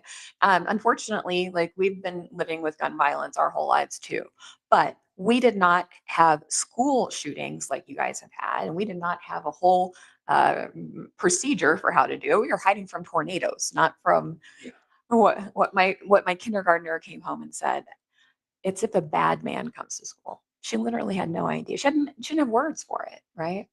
So you guys deserve more protection. You deserve us to make ourselves a little less comfortable so we can help you. Yeah. Better affordability, Medicare or, SNAP, stuff like that. Because that's so important. So, Yeah. And when I say I've lived those things, I lived all of these programs, and I like to say that I'm a good investment, right? I was poor enough to get Pell Grants. I got Pell Grants my first year. If anybody knows about Pell Grants, you got to be pretty poor to make that cut, right? So we got Pell Grants for me the first year of college. I had scholarships all through my undergrad. And then I came home to Kansas City, right? I worked for the student loan program at the University of Minnesota, where I helped folks who I actually didn't know there were homeless classmates of mine at the University of Minnesota. I found people who were couch surfing through finals. I thought I had it hard, right? These folks are here. Not only do they need books, they don't have food. I had to send them to the food shelf, right? The food pantry to make it through finals. So I get that experience, which it totally radicalizes me, right? I come home to Kansas City, meet my husband. We buy a house. It's 2006, right? We buy in KCK. We buy what we can afford. We buy $60,000 under what we're approved for. And we did everything right. And 2008 hits. Our house is literally worth 55% of what we paid for it. And by the way, we were still paying on it because we, again, did not have down payment assistance. So we were trying to figure out, do we walk away from it? Like, what do we do? Our neighbors walk away. So that's exactly what hit our property tax or property values is neighbors foreclosed, let it go. That was their choice. It was a hard choice. We were all making hard choices. But then we got that extension of there was a housing bill that brought up the need for these banks to actually come to the table and negotiate with us. So we got a cram down. That worked out for us. That was a government intervention that worked out for me, right? And you're gonna hear a lot of people my age talk a lot of crap about people on the dole and government programs leading us dry. And most of those people have used that program in their life, at least one or more, right? So I hate to hear that stuff because most people in a functioning society do use their government programs when they need them, right? And so my husband, type 1 diabetic, right? Type 1 diabetic, his pump is $850 out of pocket every January, right? We 100%. Yes, this is what I'm saying. So we're trying to do that. We're raising 2 kids. Universal health care, Medicare for all at that point would have been literally life-changing for us. Universal pre-K would have been life-changing for us, right? That has killed innovation in this country. Universal health care, my function was maybe it would have been the difference between whether my president or And universal pre-K, again, to the people having kids. 100%, right? 2 incomes. Well, and I think with the inflation rates we see, it really is a gamble not to, right? And so, yes, innovation stifled because you are literally being held at gunpoint to keep your job at any given point. I mean, it is life or death for someone with type 1 diabetes. We can't just walk away from, and before ACA, God forbid he got laid off because if he lost and we couldn't afford Cobra, which is, everyone knows is outlandishly expensive, we would have never been able to afford that. So yeah, we lived in abject fear that he would lose his job and he would lose coverage and then never be able to afford, because people always say like, oh, well, people weren't turned away. They were 100% turned away before there was the pre-existing exclusion there. That did happen. But even if you weren't turned away, it was so ungodly, unaffordable that you may as well have paid out of pocket. So, I mean, the people forget what the world was like pre-ACA. I had to be off my parents' health insurance by the time I was 22 if I was not in school. And even then, there was an upper limit. I don't quite remember what it was. 23. Sorry, it was 23, and I had to be in school. And yeah, and I had to be in school, and you could not add people who were living in your household, which you can now, right? So a lot of grandparents have their children and their grandchildren on their policies. That was not something you could do then. So the truth is that the people who are the loudest about not wanting to pay for these fictional illegal people like that in their brain, this character they have in their brain, those people use these programs. Yeah. I'll get back to something in a little bit. I'm going to want to talk a little bit later about with mental health and the push on involuntary commitment. But just want to quickly tell a anecdote about being in Topeka a couple of weeks ago for a League of Women Voters event. Yeah. And so it was nonpartisan. So you have people from very different ideological places that come, and we were talking about immigration, and she was making lots of comments about the immigrants who come here and they take all the money from programs. And I stopped and I asked her, I was like, what if I told you that immigrants pay more in taxes than they're able to benefit from these programs? She says, well, I wouldn't believe you. I said, why not? They're needing to provide the same information about themselves, whether they want to pay or whether they want to take it. From CDS. Yeah, like it's Yeah. not like supply by every website that told us this. And so I asked her, and she's like, I just couldn't believe you. It's like, oh, maybe we should. Well, maybe explain how it works though, right? Because yes, these folks do have to have a social security number and they do have to pay in. That is true that it is not theirs, but it's not so that they can pull those programs. It's so that they can just have a job and then they can have they can be legal in that the paychecks are getting processed properly and the money is being sent into the government just like any other worker, right?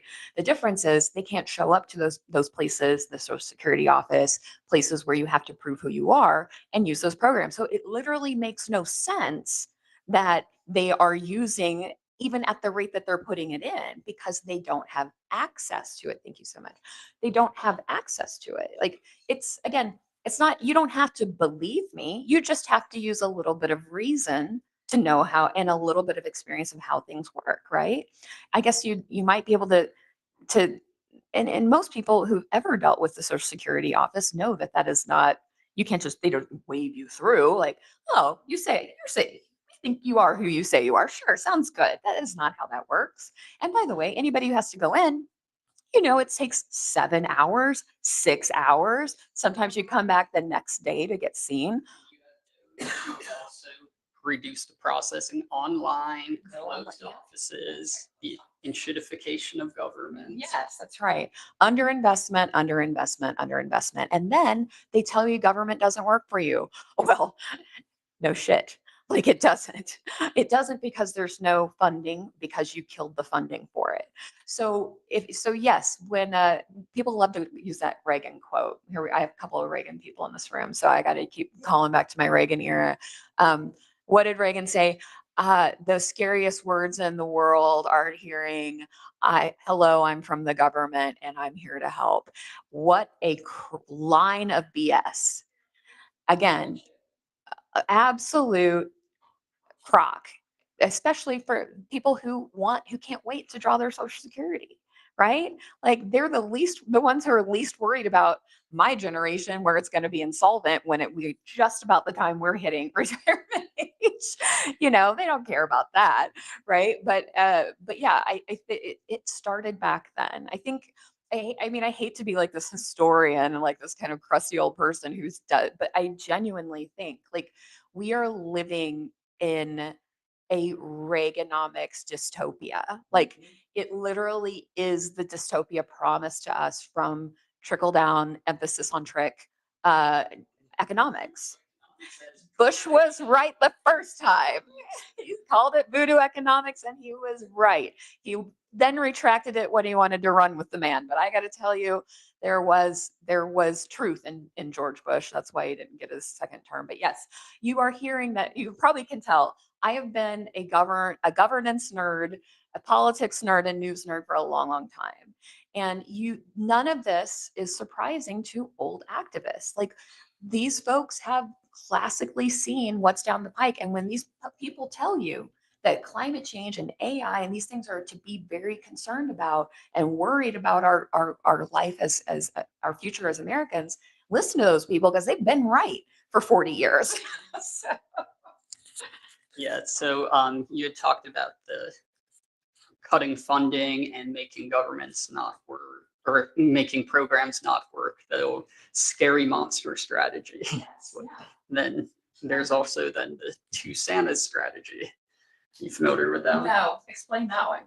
Yes, so one of the strategies was basically that, well, if Democrats keep giving these government programs and handouts to people, then how are Republicans ever supposed to win? Because they're going to love them. They're like Santa Claus coming along and giving them stuff.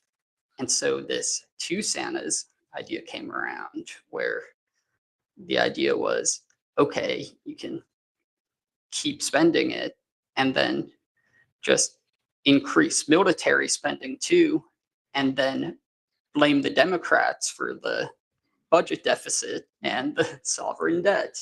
And you just keep deflecting who's to blame for it. And so you're able to keep them happy with giving out programs, and you're able to make the military industrial complex happy by ramping up that spending. Well, So, right, and $200 billion, cents.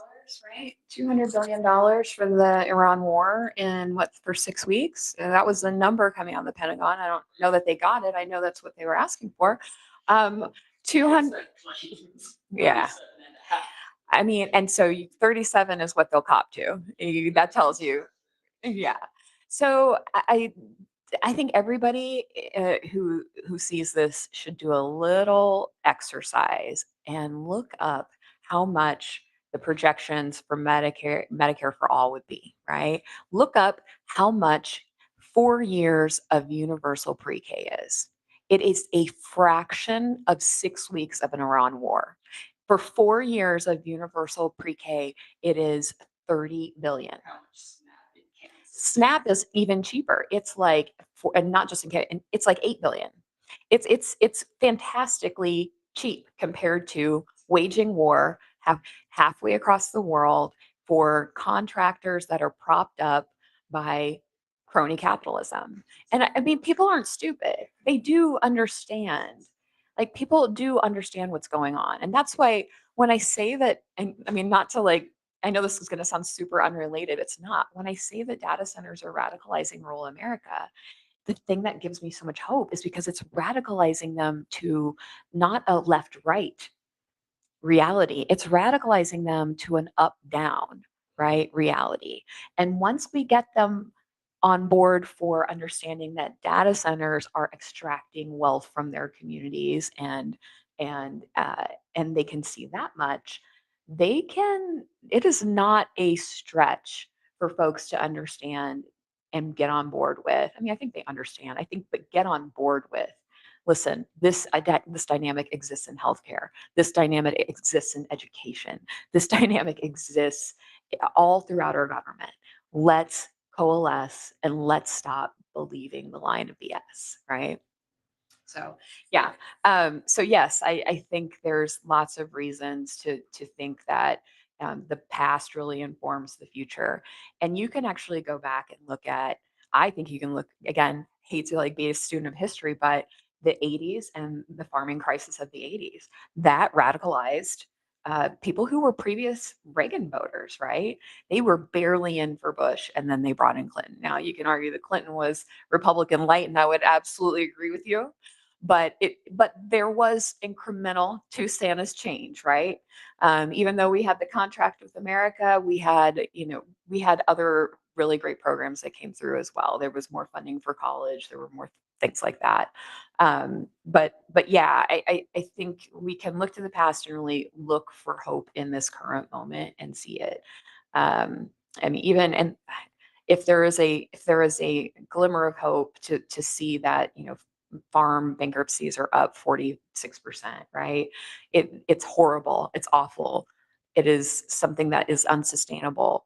But I don't see a whole lot of urgency out of our blue politicians to make any changes there, right? This farm bill is not going anywhere, by the way. The Senate is not on board with the farm bill, and the farm bill has some major issues. And that was from one of the committees our current rep in District 3 is on. So go ahead. It's really funny. My grandma's family, like my dad's mom's family, they were farmers. Like they came to the United States from Switzerland, and they were farmers for, you know, most of their life. They worked, days and nights on farms. And my grandma, like basically she has one who does farming for her and stuff like that. And then, it's like my grandpa's family were laborers. And, it's like people, farming is so important. And that's, that goes to, put food on your table or, make money off of, crops, stuff like that. I mean, farming is it's one of the most important things to keep the United States going. Yeah. I'm glad, Sarah, that you brought up Clinton.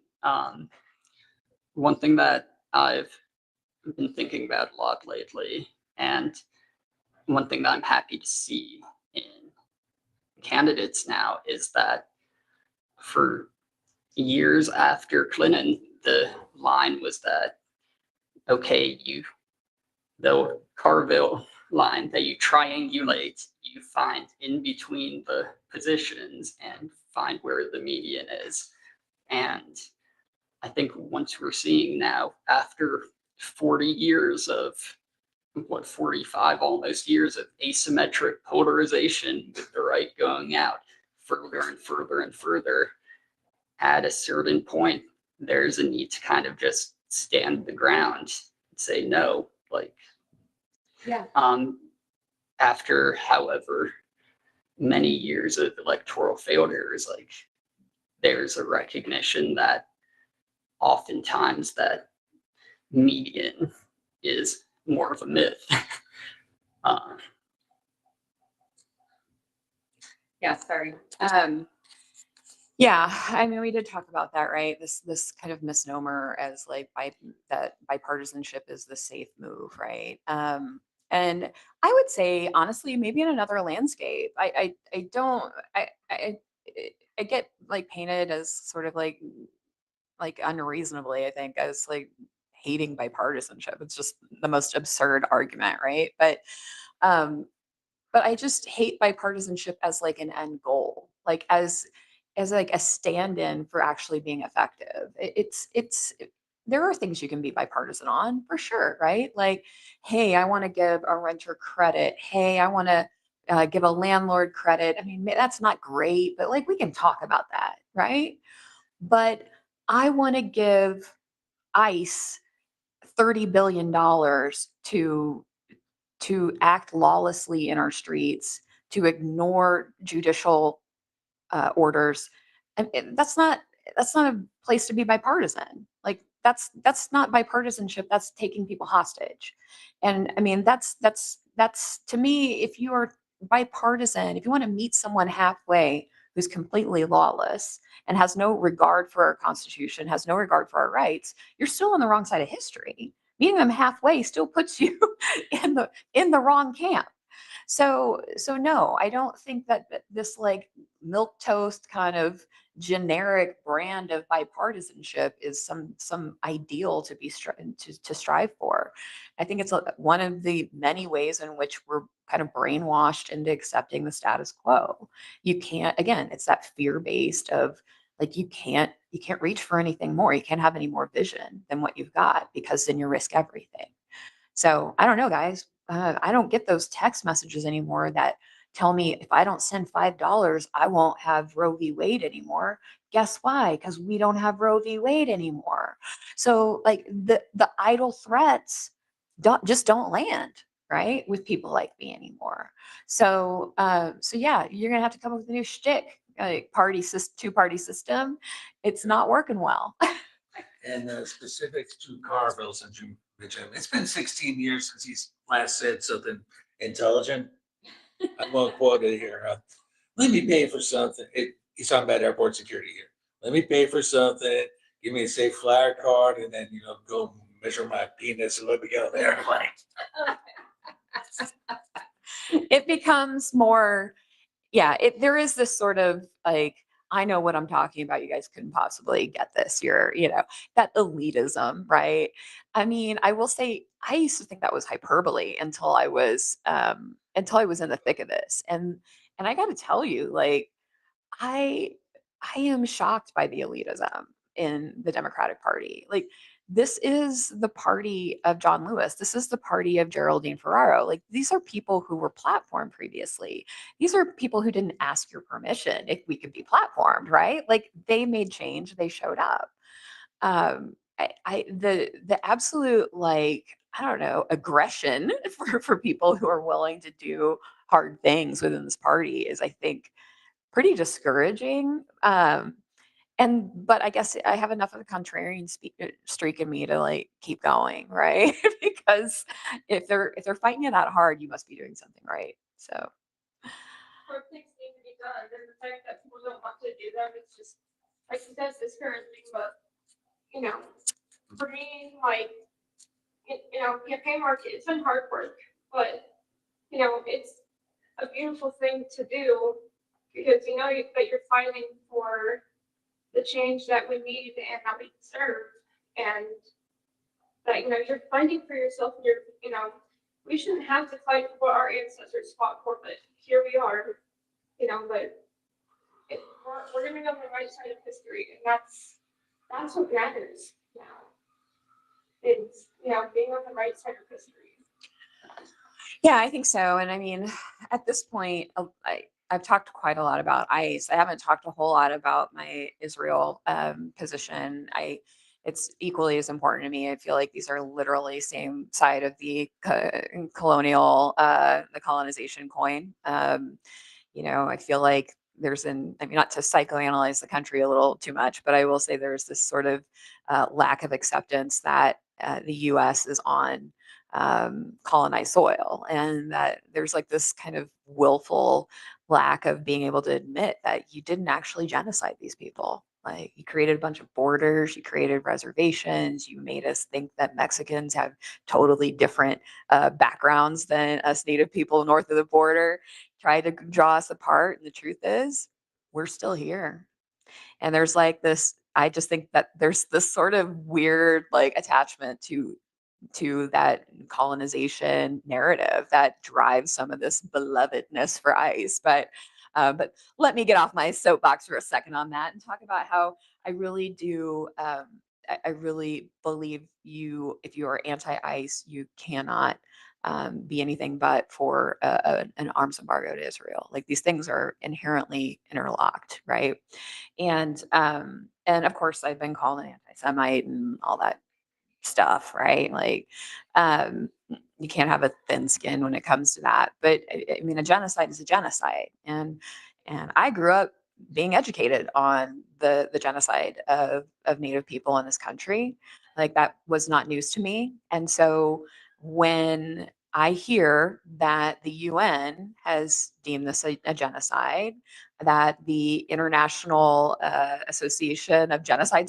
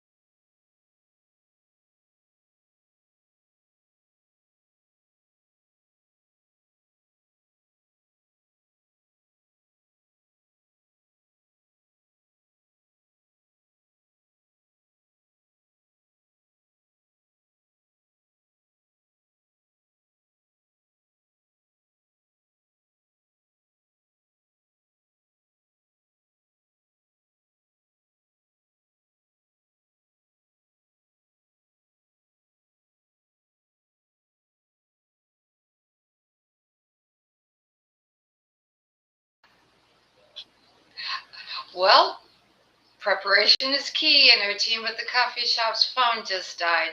So here we go. We're winging it. You want to tell us anything about And the importance of voting? we got out this morning. Well, Preparation is key, and our team at the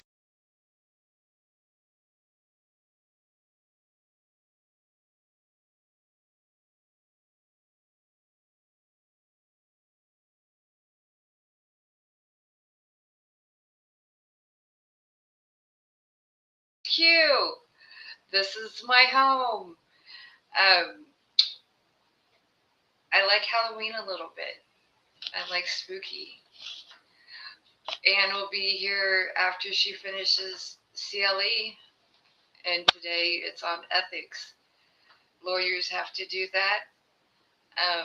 Maybe we should have some politicians do that.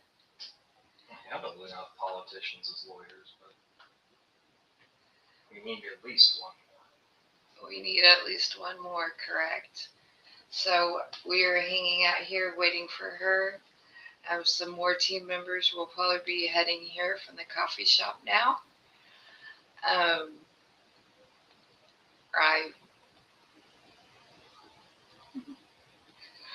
planning on making some postcards as last minute reminders. We're going to make some stickers today. Anne's going to head to Leavenworth here after a while. We have some guests coming later today. Guests coming from Zoom. I think we have candidates from other races. I think we have some candidates from our same race.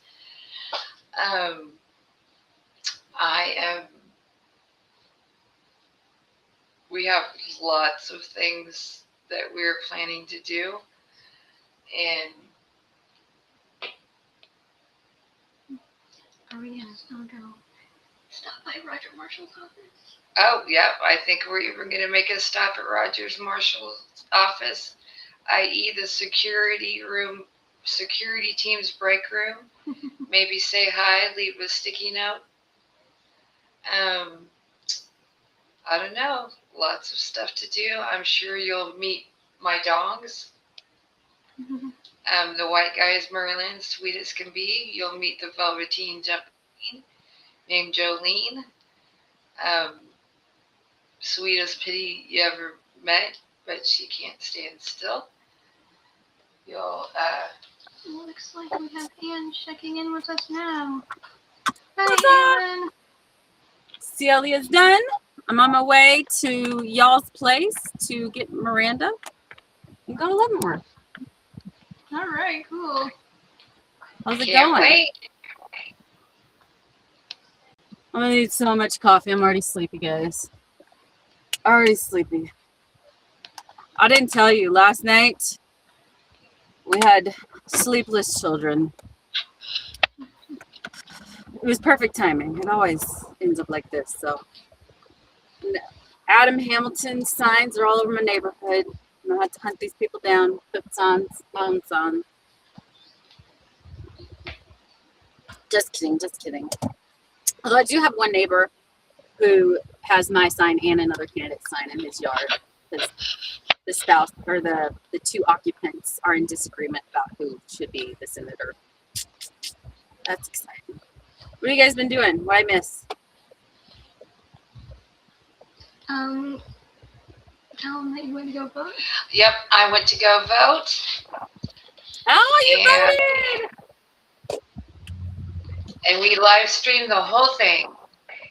All right.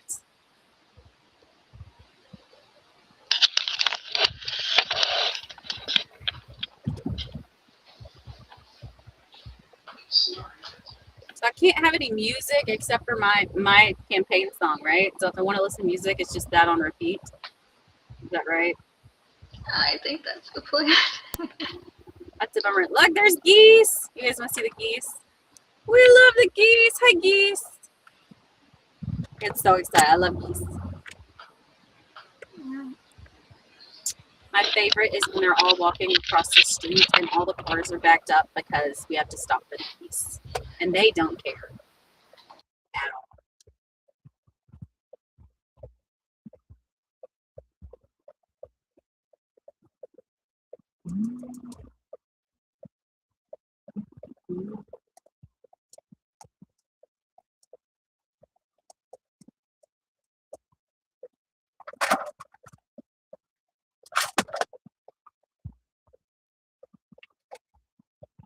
Forgot stupid microphones again. Dang it.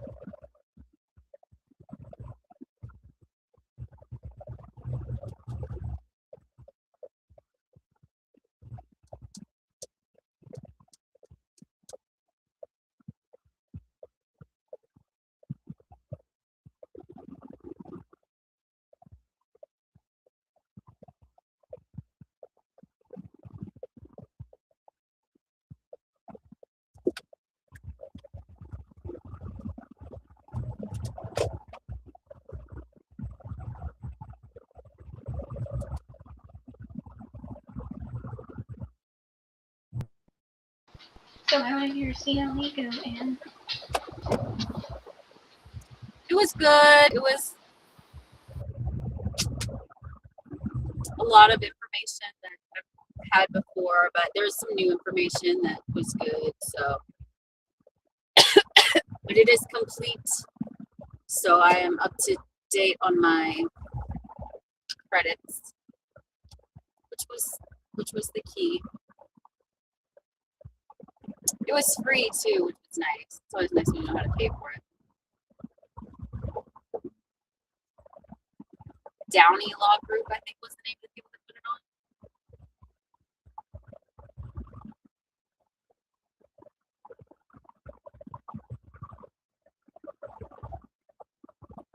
So if you guys are looking for CLEs, Downey Law Group.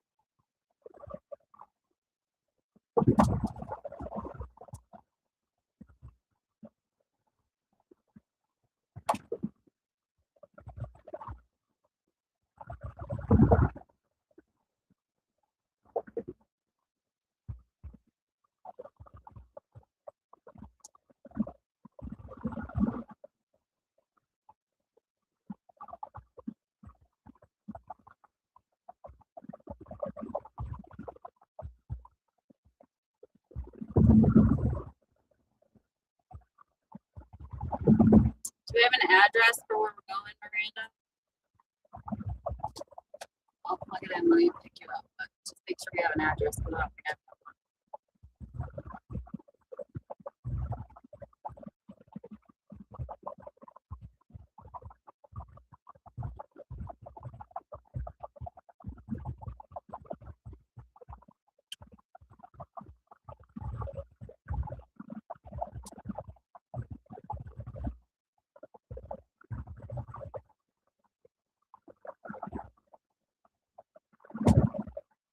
Oh my God. This vehicle stopped on the left lane on 69 North, everybody. Right? Going towards 95th Street. There's just people stopped in the left lane, so drive safe. No cops there yet. I don't know what's happening. Maybe a wreck.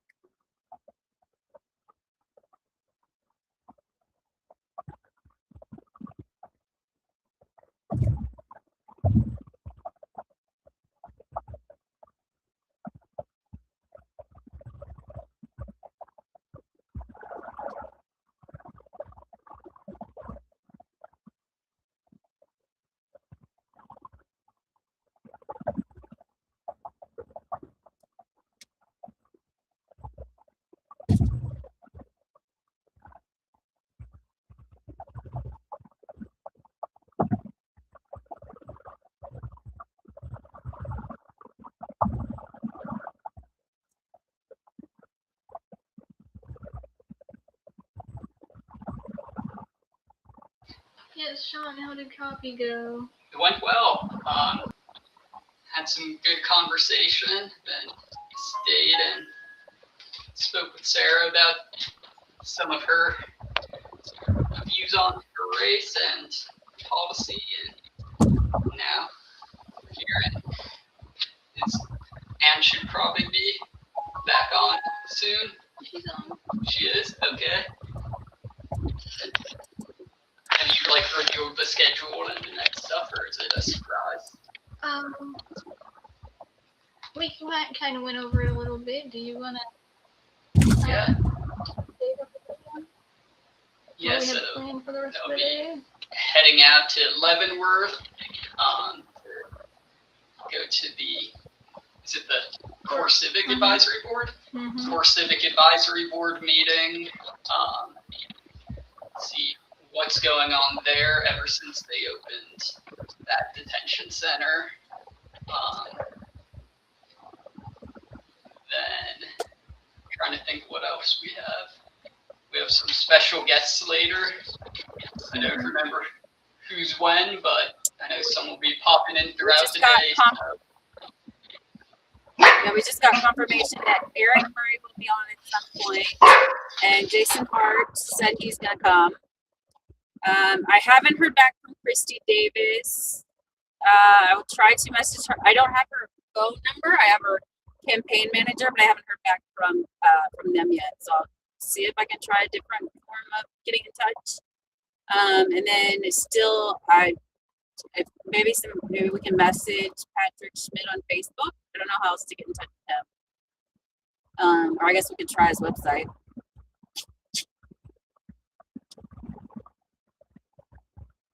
Those are,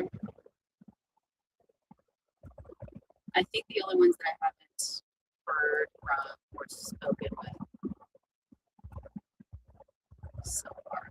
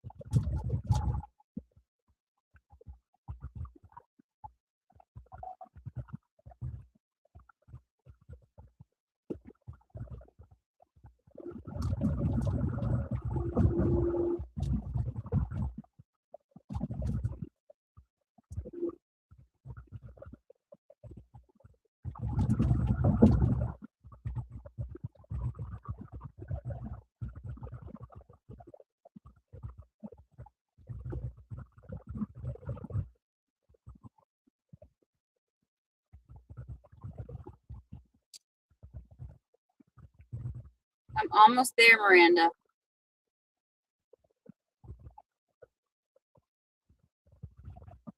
We will see you soon.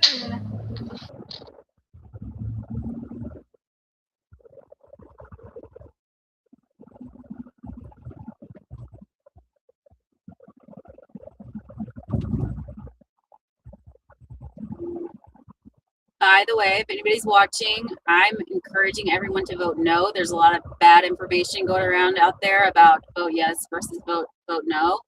And I think it's intentional to mislead people into voting one way or another. But I am encouraging you to vote no. I will be voting no. And we can talk about that if you want. I've done a podcast on it. I've done the research. The way we do it now is the best way that we've had in practice in this country from its founding, as far as I can tell. So, vote no. I don't want to see our judicial branch become the disgusting nightmare circus that we see in the legislative branch. It's embarrassing at this point, and I'd really like to not end up like that. Do y'all ever just get embarrassed about the way our politicians seem to behave? Just, it's embarrassing.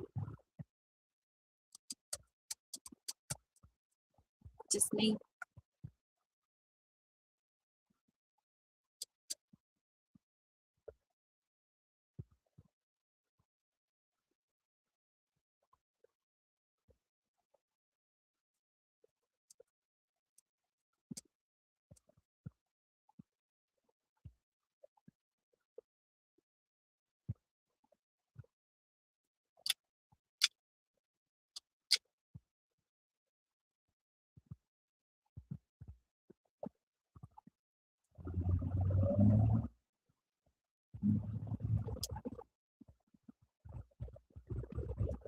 Somebody just waved at me. I wonder if they were waving at me to be friendly or if I made them mad. I don't know. But hi, if you're somebody that was nice.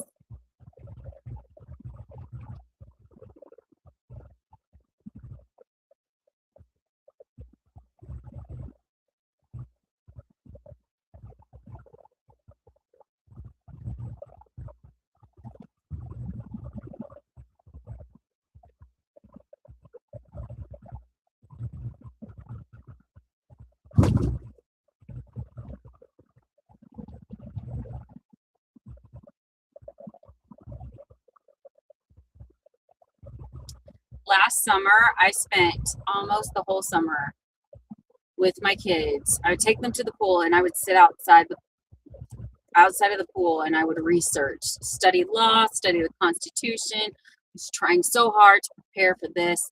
And then the longer I've been in it, the more I realize I don't think these people know these things. I think I was the only one that cared about the substance of knowing what I need to be able to do and how to do it and all of those things. It's a real shame. There's no merit anymore. I see Terry. Oh my God, look at your skeleton. Do you guys want me to come in or are you just coming out? Yes, you come in here and check in with the team. Come inside and check in with the team? Okay, I'm coming.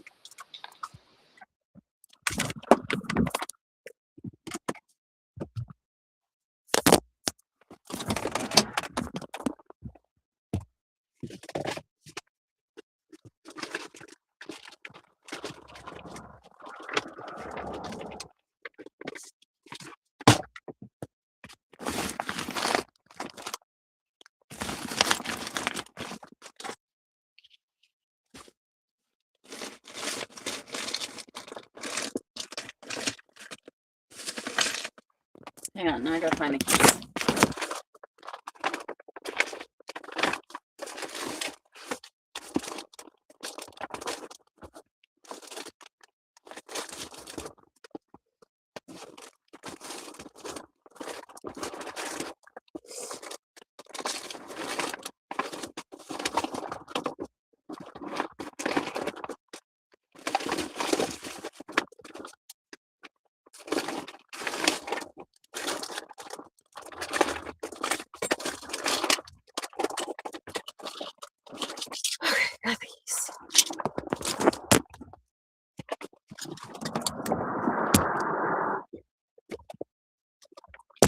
along.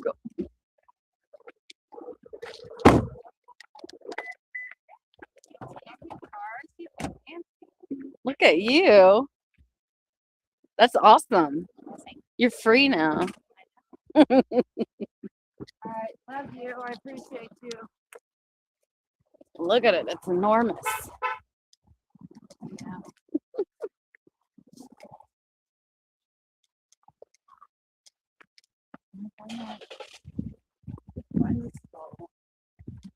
Good for yourself the Does berry. it turn on? Yes. Glow or something? Yeah, the eyes glow and it cackles at you, but the batteries are dead. No. Oh no.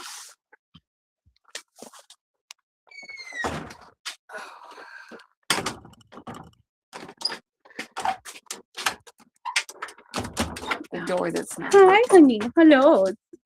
See, there's doggies. Hello. Hello. Yes, I love you. What's up? Hey, how's it going? Should I turn my stream off now?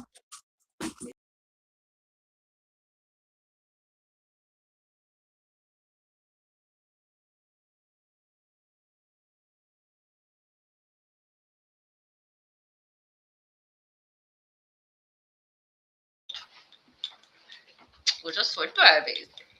We should put the GoPro onto the collar. Merlin's POV. What's up, baby?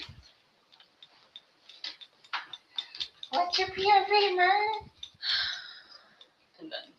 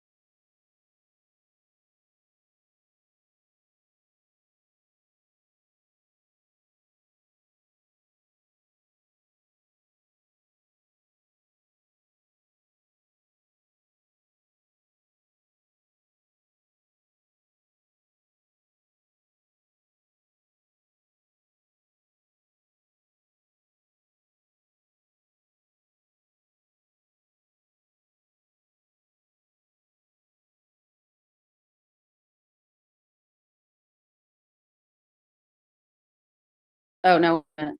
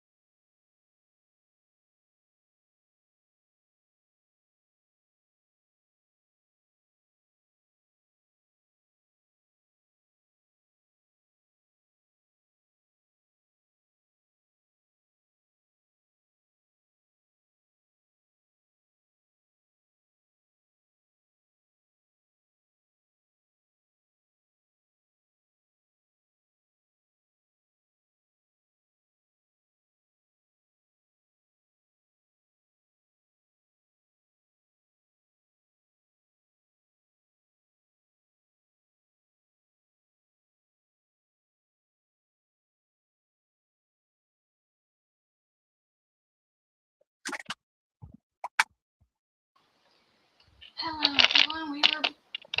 We're back. We had What's up? Internet connection difficulties for a second there, but now we're back. I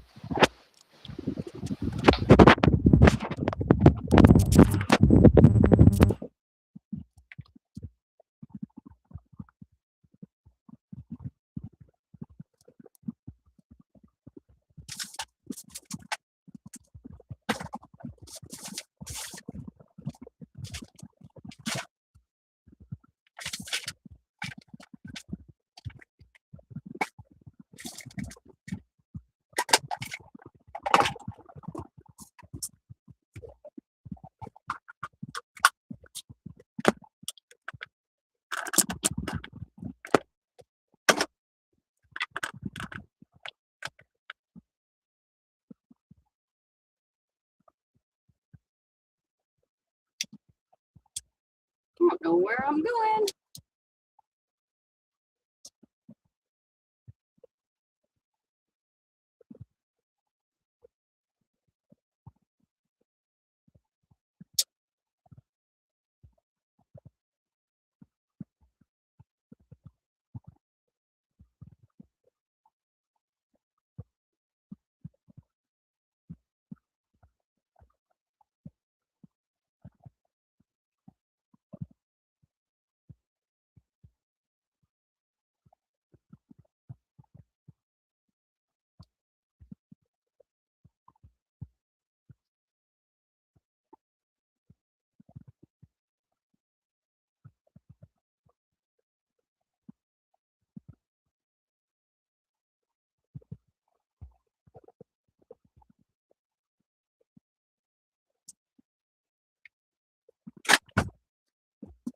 You know where we're going?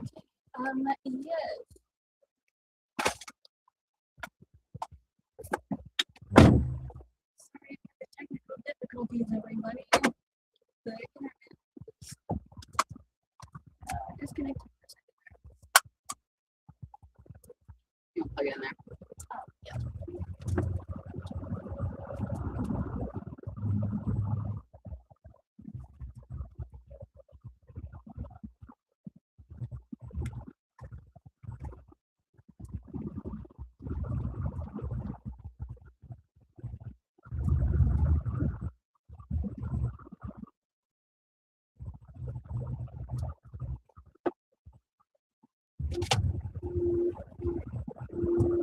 Got it? All right.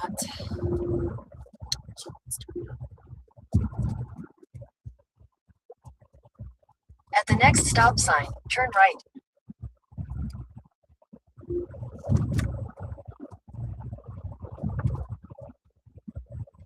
At the stop sign, turn right onto South 49th Street. Do we get any more questions then? More conversation topics?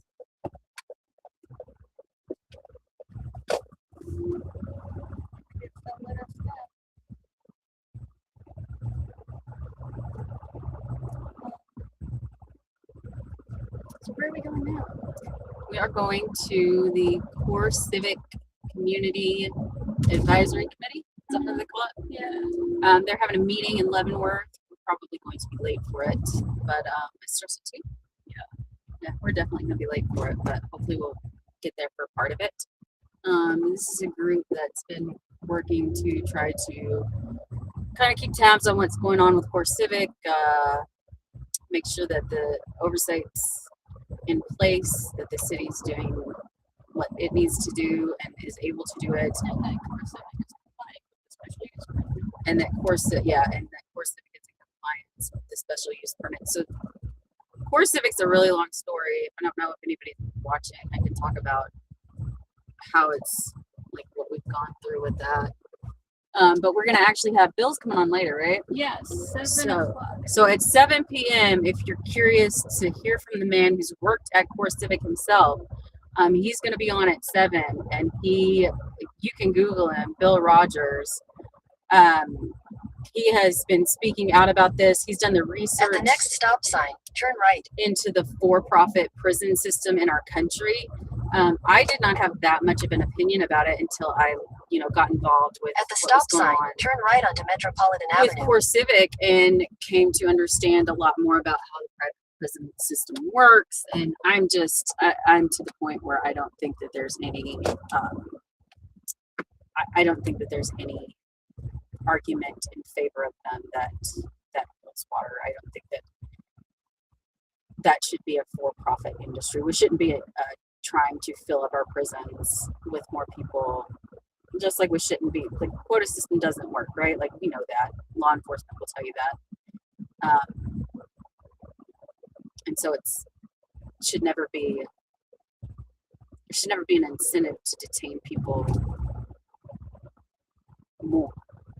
We should always be working towards rehabilitation whenever we can, and giving people the ability to function in society. There will always Go be past people that this light. can't, but Then, at the next for one, those that turn can. left onto the I-635 North ramp.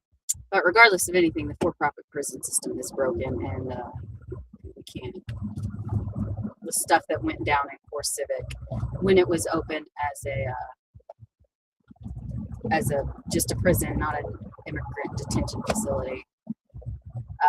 At the light, turn left onto the North ramp. In the ICU, because right.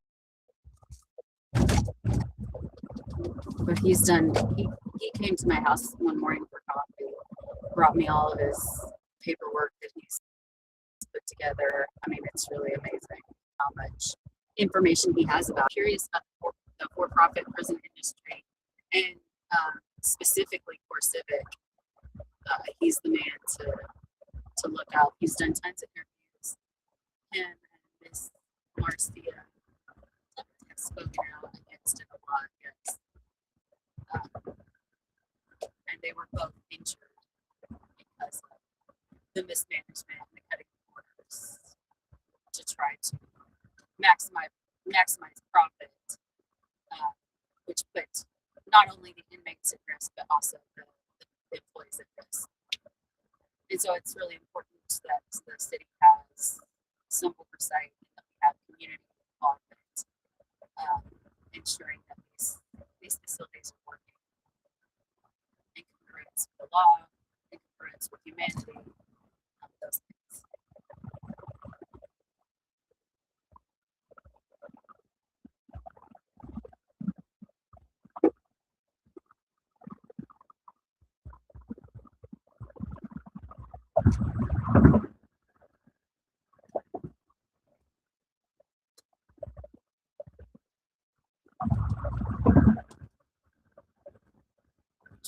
Straight.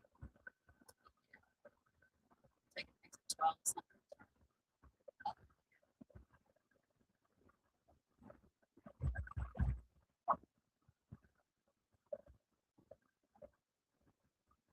We told them about your work to Tony.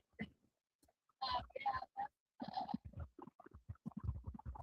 that comment period. Yeah, we will. Maybe we'll have some.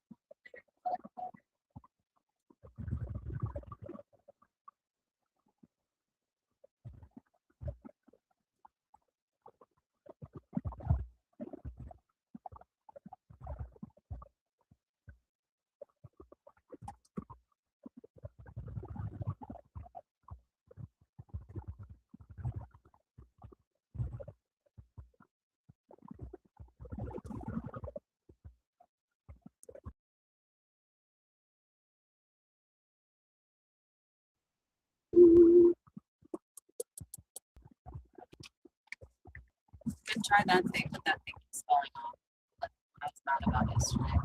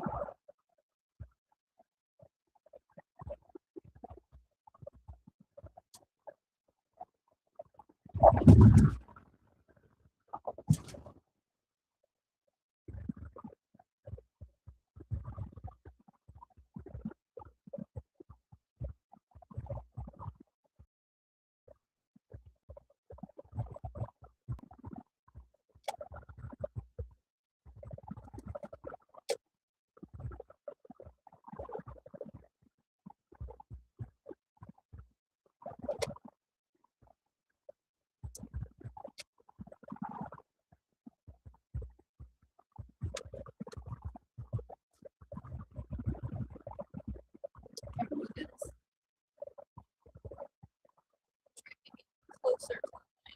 Oh, it's up there. I can talk louder. I'm gonna yell. Everyone's gonna think that I can only yell. Sometimes it goes like Ron Burgundy. I cannot control the sound of my voice. Is that Ron Burgundy? I'm Ron Burgundy. Isn't it? Dude, you have no idea what I'm talking about, do you? Do you know who Ron Burgundy is? I'm pretty sure it's him that couldn't lower the sound of his voice, so he just yelled.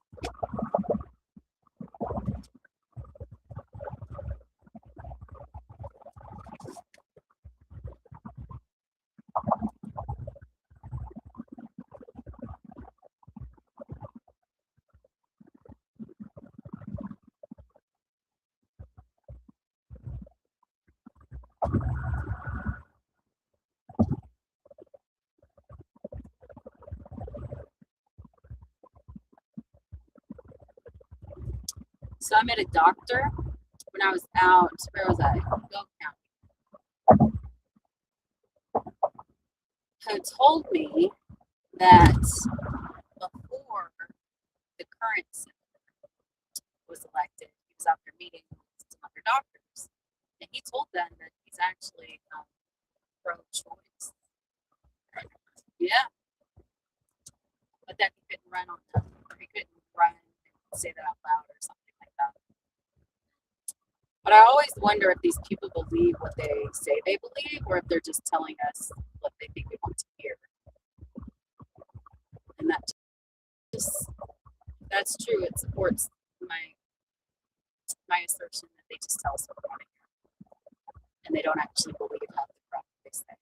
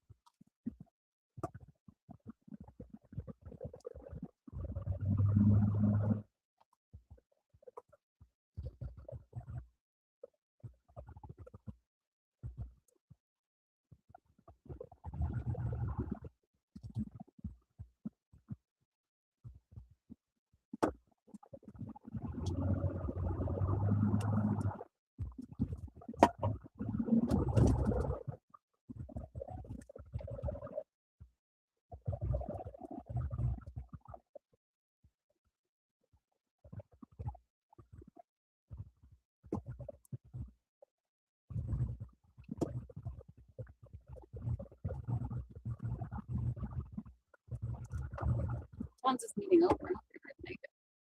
I don't know.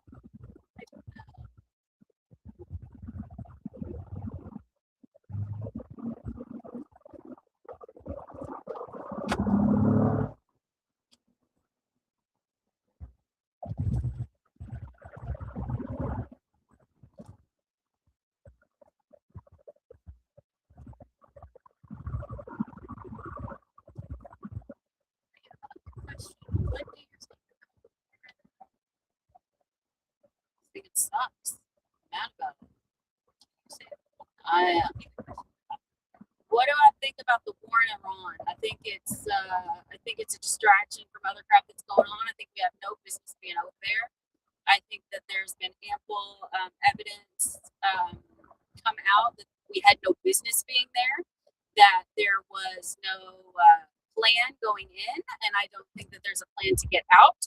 I think it's all just doing whatever he feels like doing, to be completely honest with you. I don't think our children should be going to die over there. I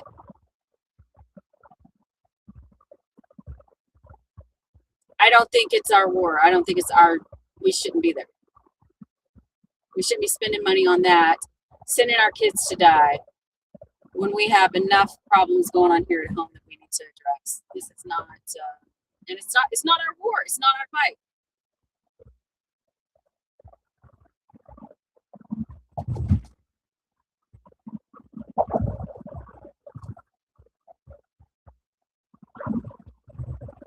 How much money have we spent on this war now? Or whatever they want to call it. I don't care what they call it. Somebody's gonna say it's not a war, it's this. I don't care. I don't care about the semantics, okay? Like, call it whatever you want to call it. We're over there, we're sending our babies to go die over there for something that we have no business sending our babies to go die.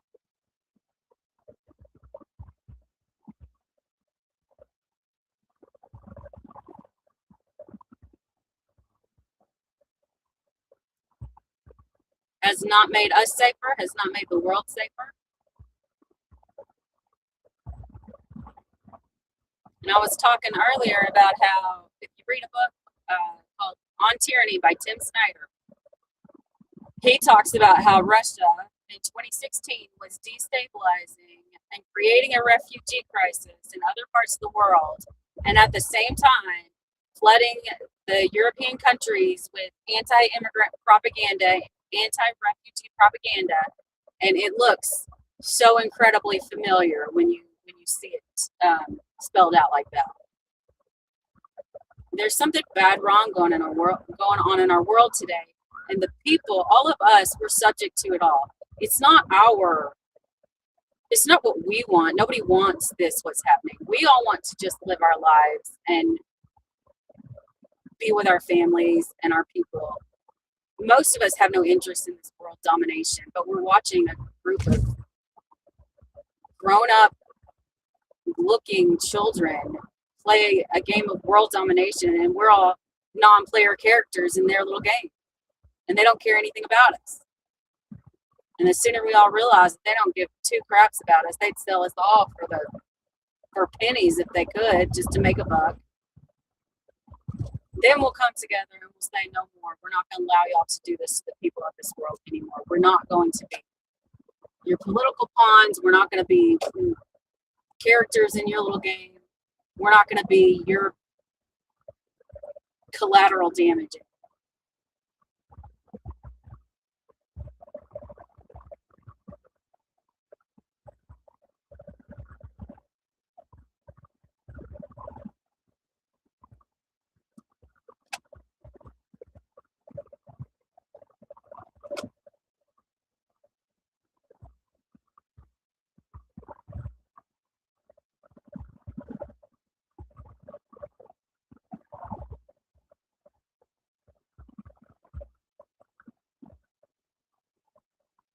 Who was that guy that left the administration after we went into Iran? There was one guy who left. He said, I'm not going to do this because we shouldn't be there.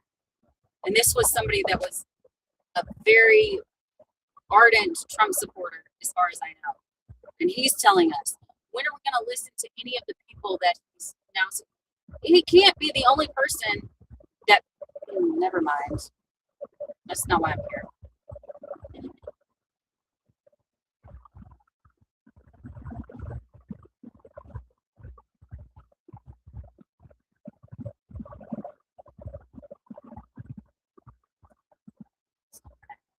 What type of things do you think as an immigration attorney?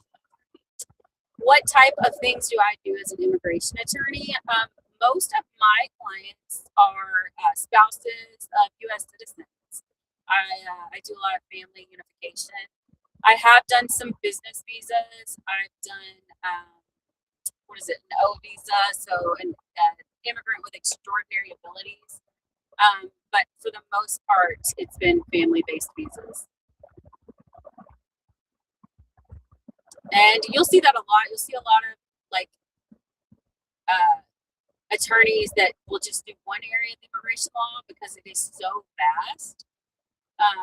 So like a lot of us, if we're practicing in front of the USCIS, we might not ever go to immigration court. But then there are people that just do detained cases, and so they'll be the ones that are going to visit their clients at Core Civic or places like that.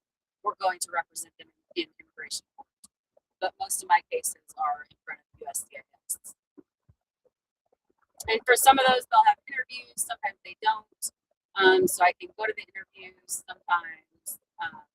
But it's a lot of figuring out if there are any issues involved, if there's anything that would raise red flags, and if there is, why, and what is that about? And usually there's not anything. I very rarely have a client where I'm like, okay, well, what's this?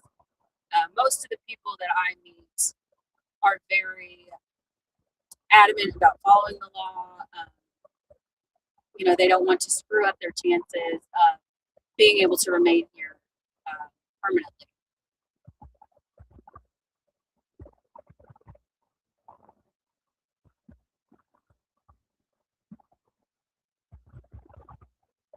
I do some naturalization cases. So naturalization is when you get your citizenship. So I do that.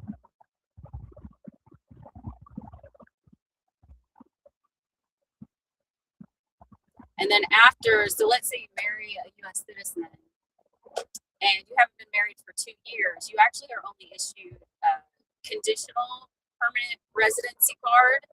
So in 2 years, you actually have to prove your relationship again to get that, what's called a removal of conditions. And then you'll have your card. It'll be valid, I think, for 10 years. And you renew it every 10 years after that. And if you get your permanent residency through a spouse or immediate relative, then you only have to wait 3 years before you're eligible for citizenship. If you do it through a business visa, you have to wait 5 years before you're eligible for citizenship. And one thing that some clients will argue with me about is if you get a traffic ticket or if you're stopped by law enforcement for a traffic violation, do you have to disclose that? And I always err on the side of disclosing everything, even if you weren't, if it was dismissed, whatever, because you'd rather them have it all and work through that on the front end than it come up that you tried to hide something. You never want to try to hide anything or lie. That's the worst thing you can do because you can be barred for misrepresentation.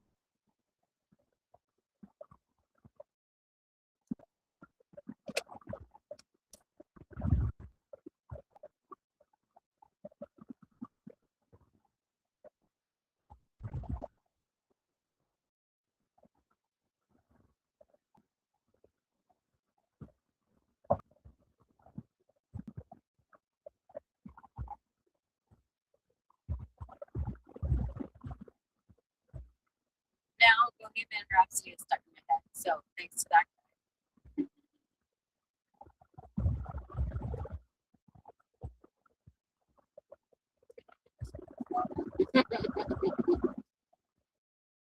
I guess I could do it until somebody pays me to do that. Nobody wants to hear that. Are you serious? I don't even know the words. People want to hear this. I see a little silhouette of a man. I don't. How's it go? How's it start? Are you gonna sing it with me? How's it start?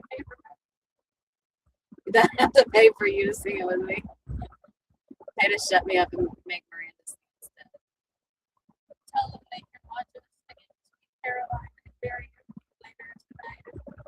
We got nothing else to watch.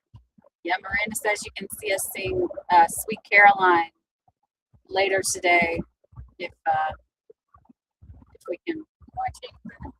If we watch the karaoke replay. Cannot believe I did that. Things I do for Kansas.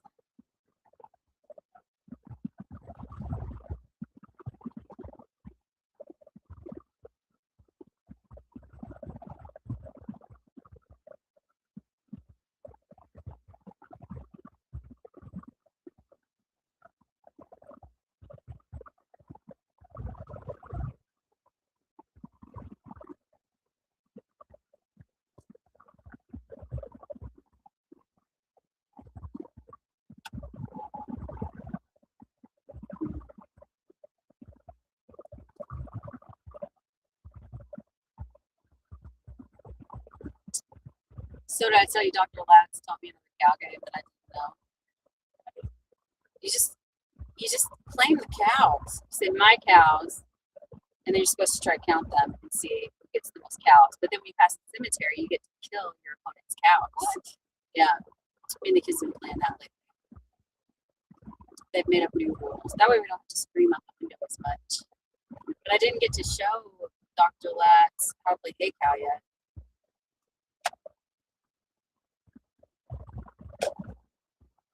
Because we didn't find the right moment. You know, it's really, you have the right moment.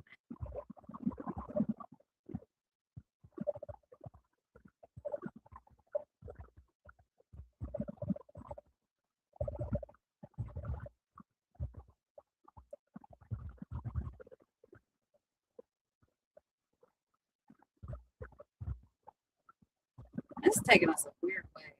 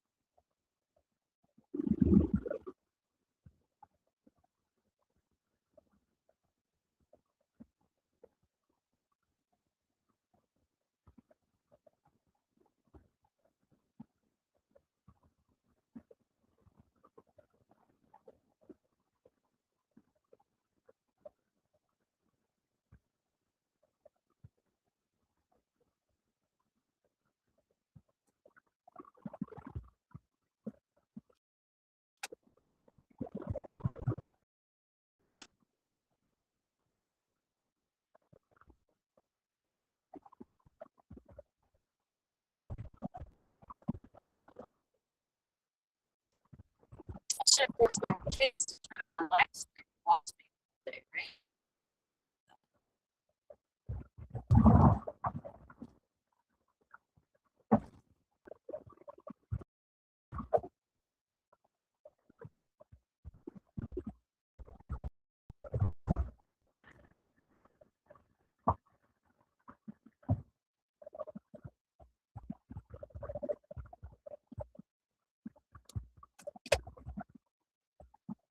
Ooh.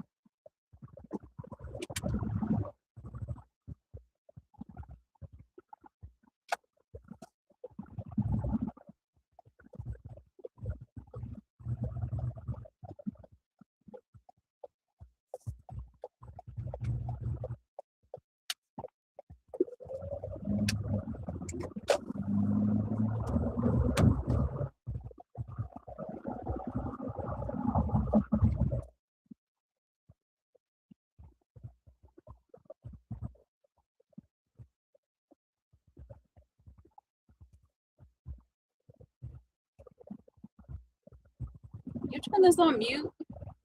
Huh? Did you turn this on mute? Yeah, just so we can play on the screen. Yeah, but now that's why I got lost then. I was wondering why it's not talking. Yeah, I turned it back on.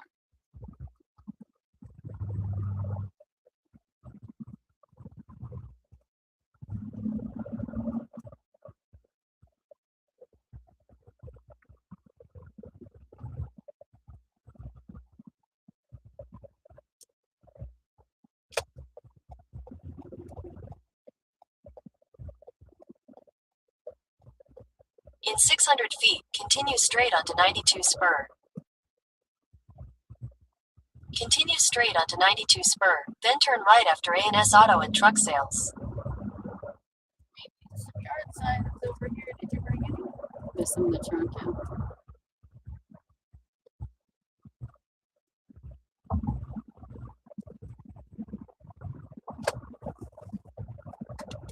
At the light, turn right onto State Route 92 West.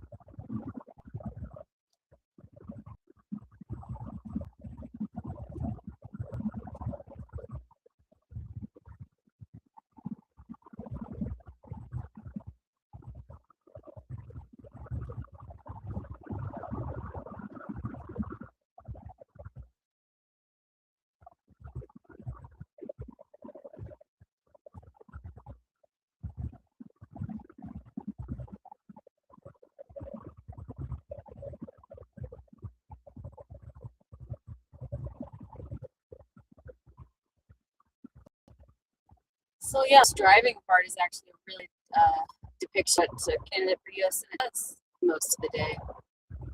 Just drive around. I've driven so much in the past year.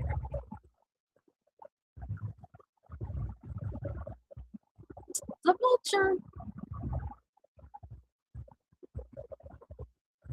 We saw a bunch of vultures when we were driving to Larned, or from Larned.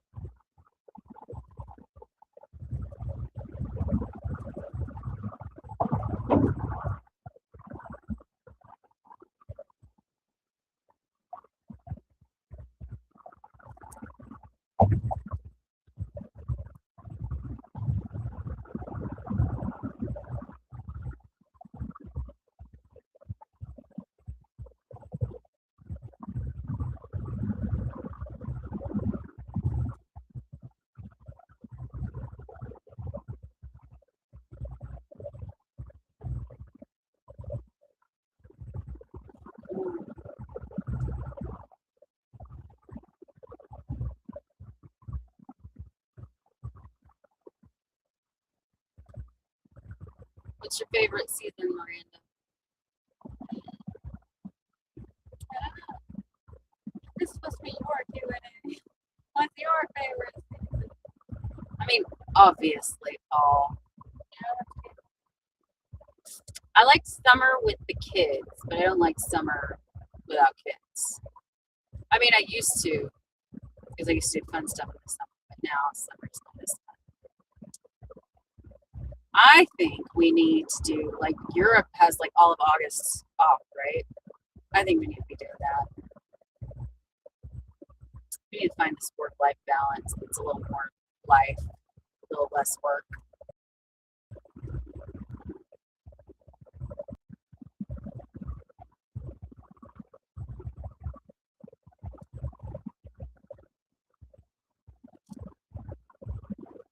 But I also love Christmas, so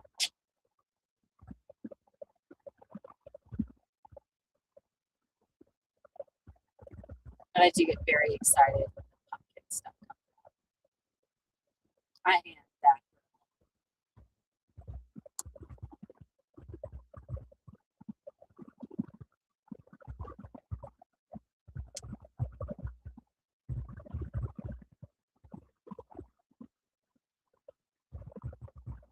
Hey, more coffee.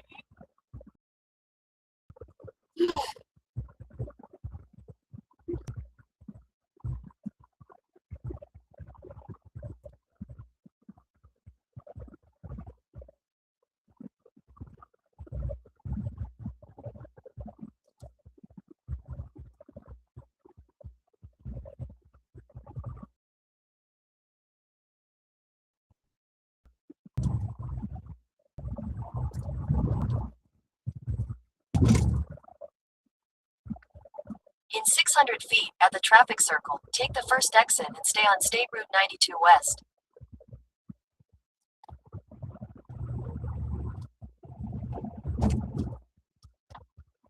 Exit the traffic circle onto State Route 92 West.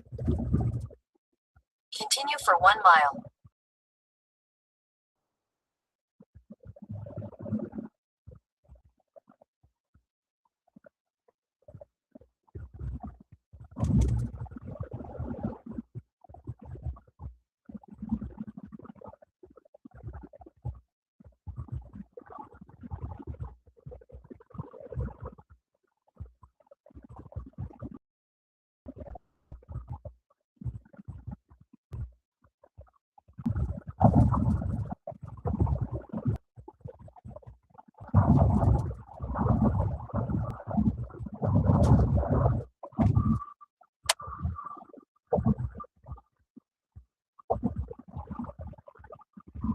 Welcome to Kansas. In half a mile, turn left after Fairfield by Marriott Inn and Suites Leavenworth.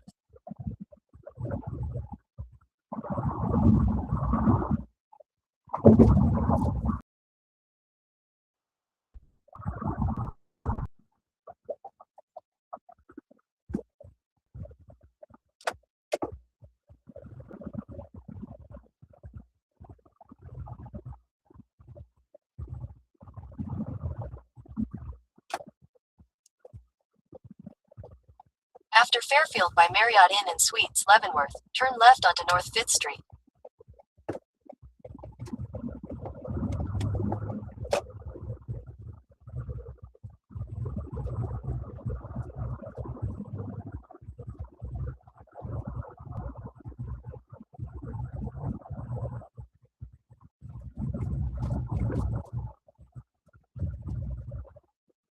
Go past Johnson Street and turn left onto Kiowa Street.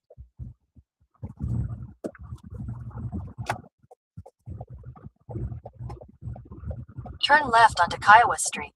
Then you'll turn right into the parking lot.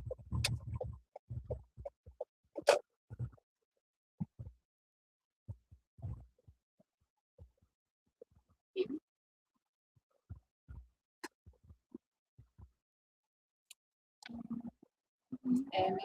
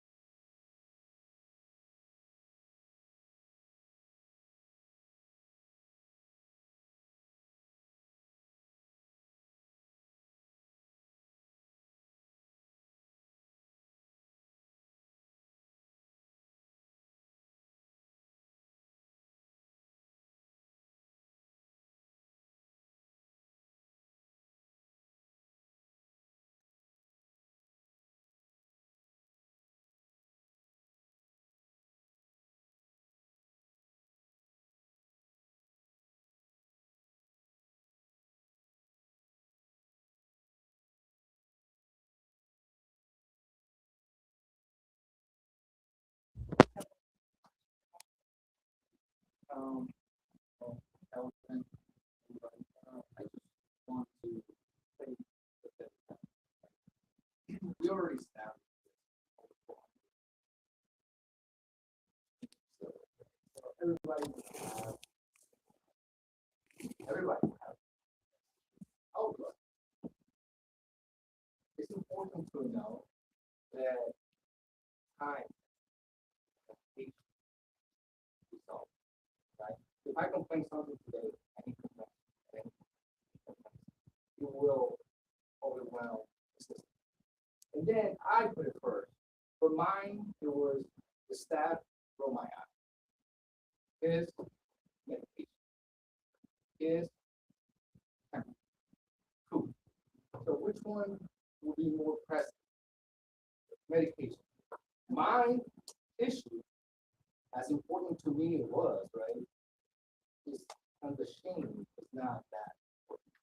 So I cannot be frustrated because my issue was not strong, right? And then I would reach out to my family and stuff like that. I just want to everybody to understand that if you guys are receiving issues or complaints, where do they fall, right? How long ago? Because if I'm complaining about the same thing, about the same car, this car is actually getting more aggressive. Aggression, especially, right? Right? So just be mindful of that, right? There's some kind of triage system in place that, you know, this is urgent, this is emergent, this is, you know, and I'm sure that that is in place, that, So, you know, everything is. That's not a sin. Is there any triage? So, yeah, so I mean, there's time frames. About there's informal, there's pre-messages, so pre-messages are going to be emergency a non-emergency grievance, but like we said before, is that if she's seeing the same grievance on the same person or the same obviously trigger look at that. How is that communicated back to the person? I'll give you an example. I'm cold, I need medicine, I need food, shower broken. How does that get back to the area? Shower's broken, we'll get somebody on it, it'll be done. I mean, it's generally the same manner in which they relay the information to us.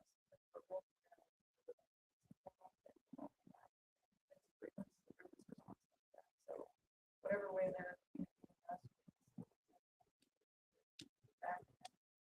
The other thing is that myself, that she's an AWS user and the ones that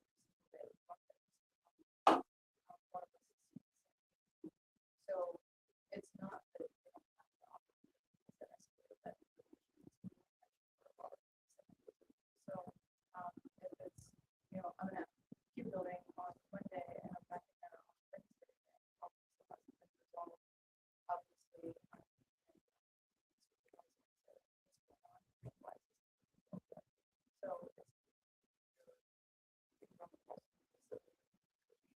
So, but that's not what I am. And I'm also not trying to pick on anybody. But I don't understand. I got the same email, everybody else did, and I don't know if you're. So how is it communicated?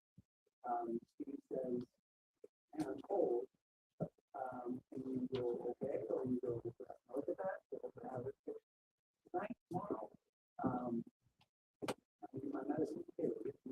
How do they know that something's happening and in what time frame? And I'm not asking them to completion of that time frame. I get that. I'm just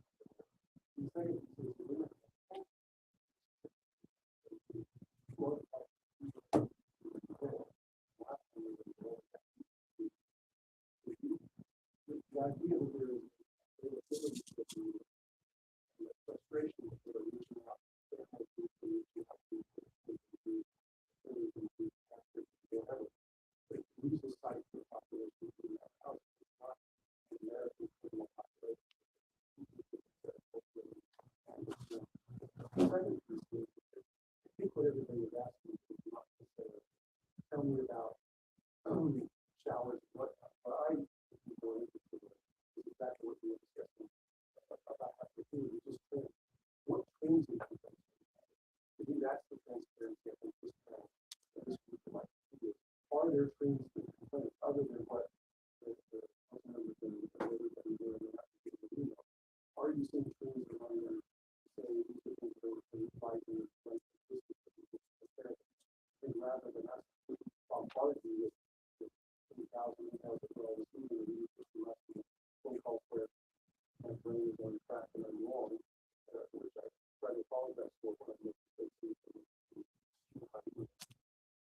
Those are pieces that I think that here we bring down and we say, okay, here's some things that we have, this is how we go. We saw that picking the cold. We got things, we found the safety with that. We have two meals last month. We have to people and basically that may solve some of the things that we're doing for the that it's not me and at least that way we know what's happening. We go, well, we don't discuss it. We go, well, maybe what's going on. Communication that is some of it. Can I say that I think that when you are giving a general response, like this, the food issue, I think the thing that we have to remember is that they have to respect, you don't have to, in talking to them, you don't have to respect confidentiality. When they respond to you, they have to respond with, and observe confidentiality. So like, or maybe not you as an attorney because you're representing them, but I'm saying we have to make certain that we respect, that we cannot provide individual, right, I'm just saying, that's one of the things that we have to keep in mind that, but when you get a very specific complaint, they can't ever put a name to that complaint. I don't think everybody's going to bring a specific point to your friend, so that makes sense. Right, friends or not, I'm just saying, we have to remember as a whole that we can. Not at this public forum. Right. I think those are going to be emails to the lawyers, to the medical staff, whoever. To me, the information that we just coming from you would be really important to say, you know, I got a whole facilities about the TV program in one sector. This group of people wanted to watch cooking shows, and this group wanted to watch monster trucks or whatever. And so that became a conflict. And we resolved it by having the TV by shutting the TV off. That's up to you. But I think for us, if we're going to observe it as the conduct of the city, then that kind of issues that are going on. Right, but they're not part of the special use permit, and we have to make certain that we are, that we are aware of that, and that, although we may really love to have, but that there's some things that there's protocols, there's processes, there are, procedures, and we have to make certain that what we are asking and the questions that we're asking are directly related to that special use permit, and we want to make certain that the compliance to that special use permit is adhered to steadfast.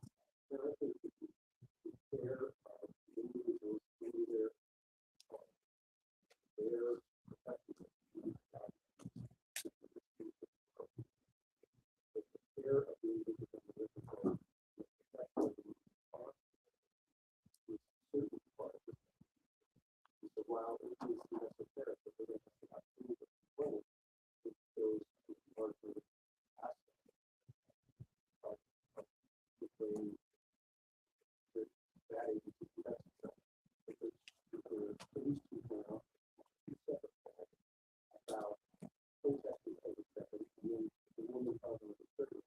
And the outcome of both of those calls was nearly 20. Tells me that his department has got completely concerned and after I like that. No, it tells you how this sort of That does. it does to me. What I'm talking about is the response by the department. That if he goes out and discusses how police department responds. If he does, he can go out and talk to everybody. It doesn't matter for Can I jump in really quick on this? Because I think one of the things that we're doing here now is, because I hear what you're saying, and I hear what you're saying, and I think, Brenda, I hear what you're saying too. We're talking about, we're here from the special use permit as a whole, but then there's individuals of us who are specifically looking for, or looking at the individual situations, the dignity of care. That's your job, obviously, Brenda, to speak to everybody in a neutral way and try to back up. But we're doing this right now where we're looking at this as the special use permit specifically. We're trying to say, what specifically does Core Civic have to follow per the city guidelines?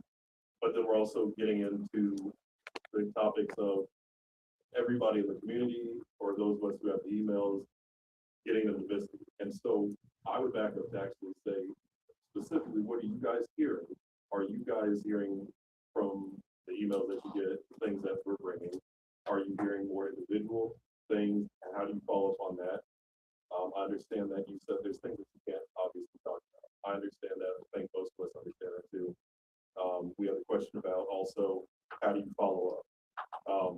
That probably needs to be the most transparent thing, at least the process, because everybody sitting at the table, everybody here sitting here listening to this, they're going to be concerned about that. So I would say any clear answer that you give on that is that the emails and stuff, I would say, I think most of us get that, or most of us have access to it. How would it best help if we wanted to contact, if we got a family member that said, hey, my family member is feeling this way or that way?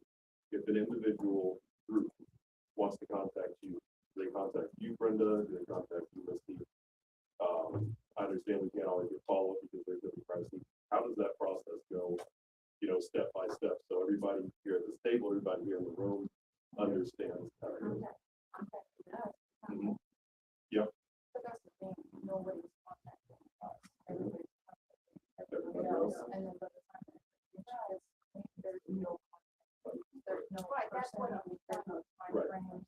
So I invite you to call the facility, email Brenda, let us know what's going on. I want to do an issue, I want to address it. Some of them are so out there that they're just untruths, that they can wire the water down. What's actually going on. So could we see, could you all bring agreements law, for us to look at? Why not? So part of the SUV is to, show that we're in compliance, we're talking about the process, we're talking about the audit standards, but we're not gonna.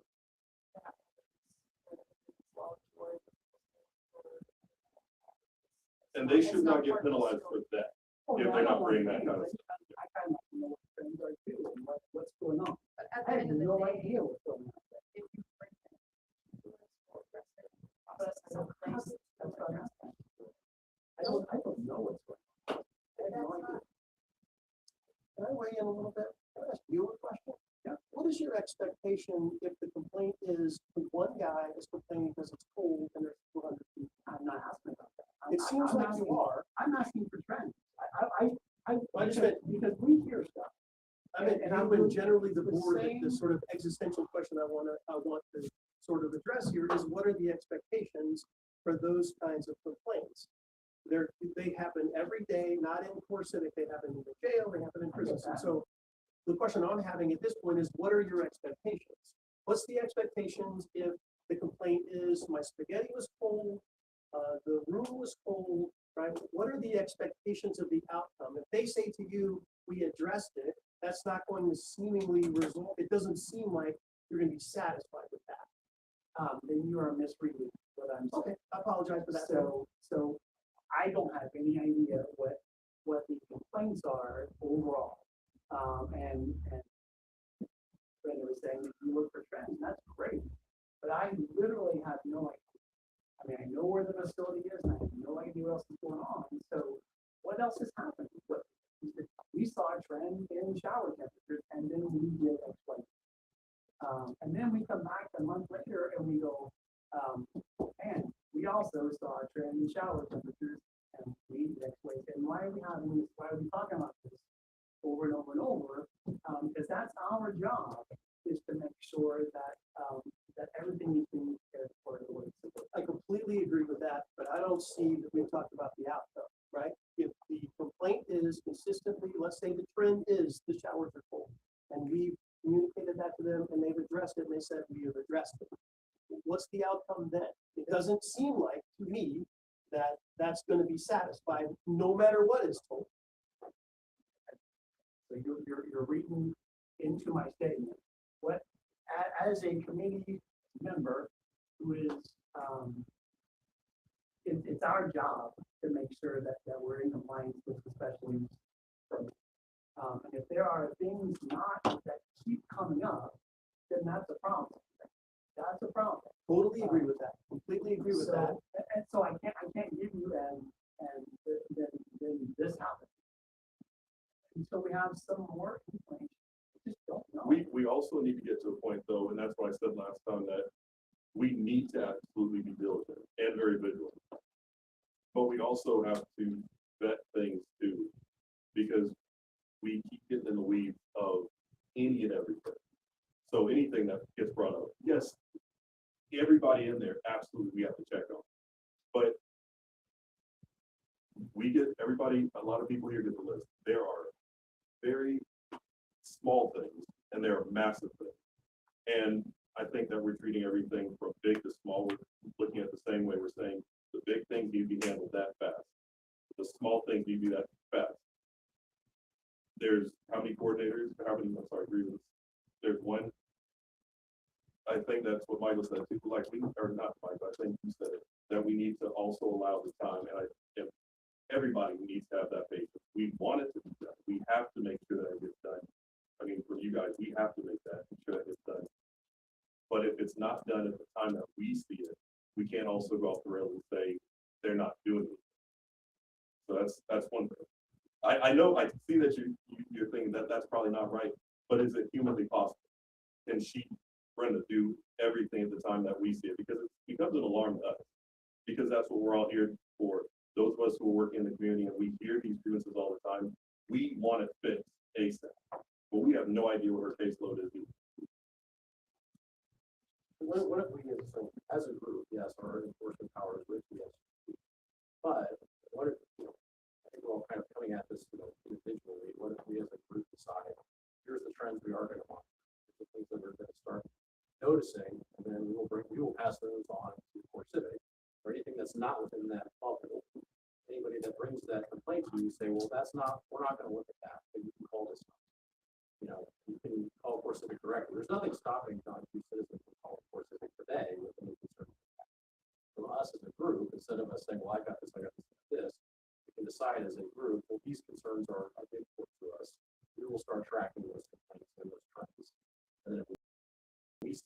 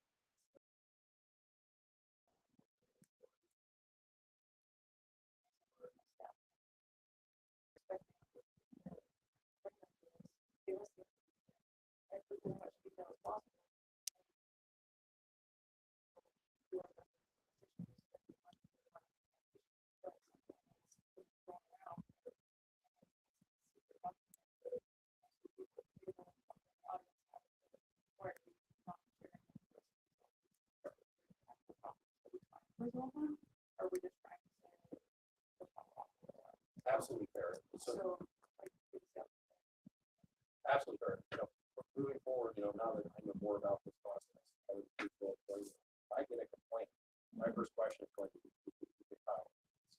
And so if the answer is no, I say, well, I encourage you to do that. Let me know what happens. If the answer is yes, I filed 4 grievances and nothing's happened, then I will quietly say, hey, what's going on? But also, if we get something like that, let us know.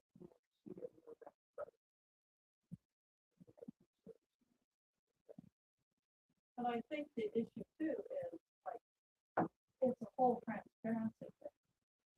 And if at these meetings, we could be told, okay, what were your, and, I mean, let's be real.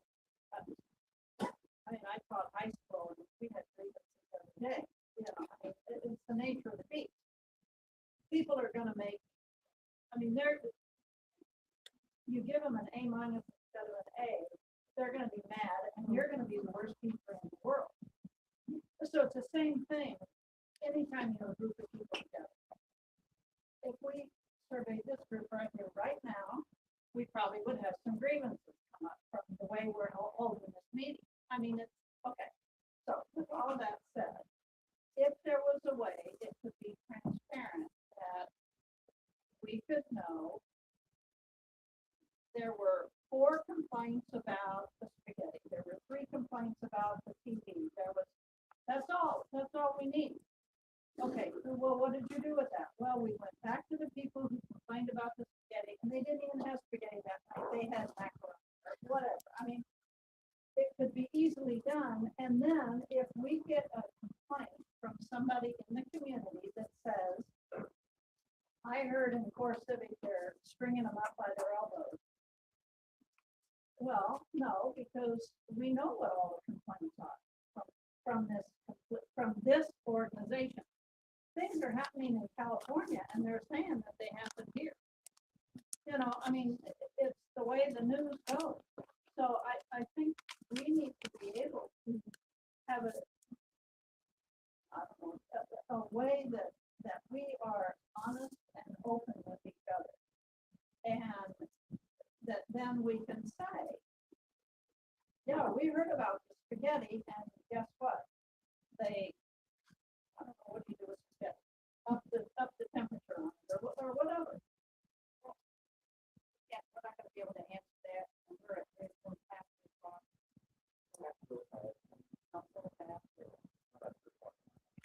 But I think that there may be processes and things that we can do to work towards them to get, hammer some things down, but we can't have expectations that are not realistic. And so that's one of the things that we also need to make sure that what we're asking for is something that they can legally and ethically and all of the above take care of as we're moving through the process.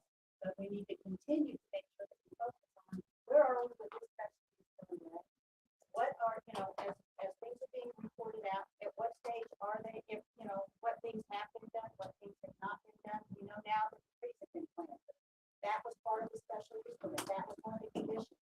We need to be mindful of what the conditions were and focus on those things. And then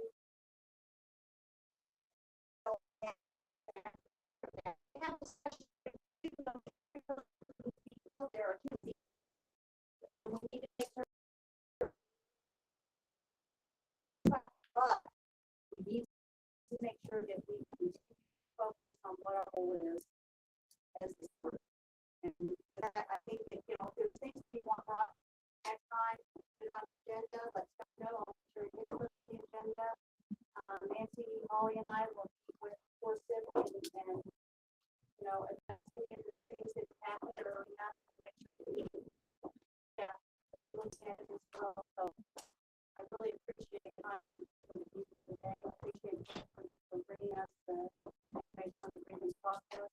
Everybody remember that you can find that grievance process on the internet. It's there. I went and looked at both some of the things that, and I had talked to Nancy about what are specific things, because there are things that are specific to Core Civic, and there are other things that are mandatory on the part of the ICE, and the standards that are there. And go look them up. They're very easy to read and to comprehend as well. So with that. Two quick things. First, our meeting next month will be back at the fire station. Thank Bethlehem for this month.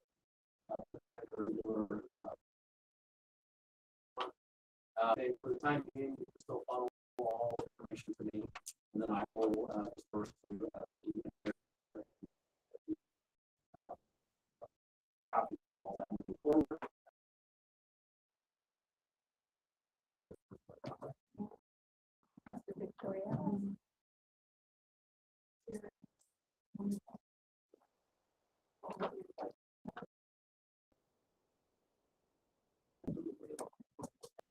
Are there any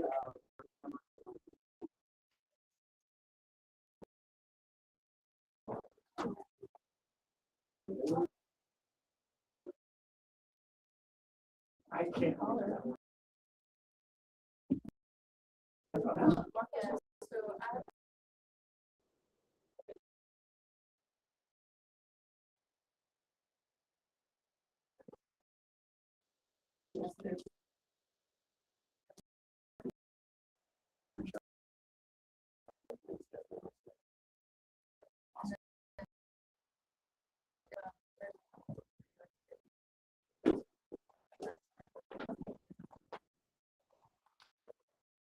Thank you very much.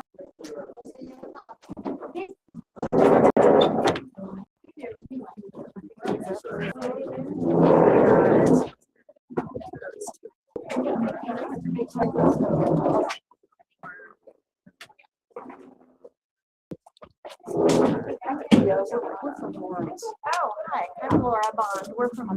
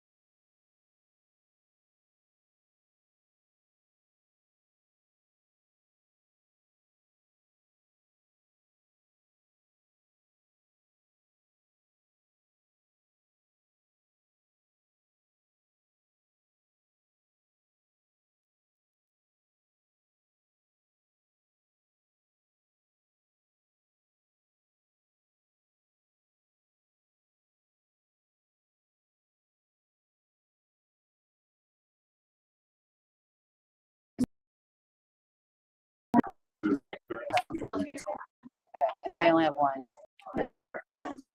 Sounds like.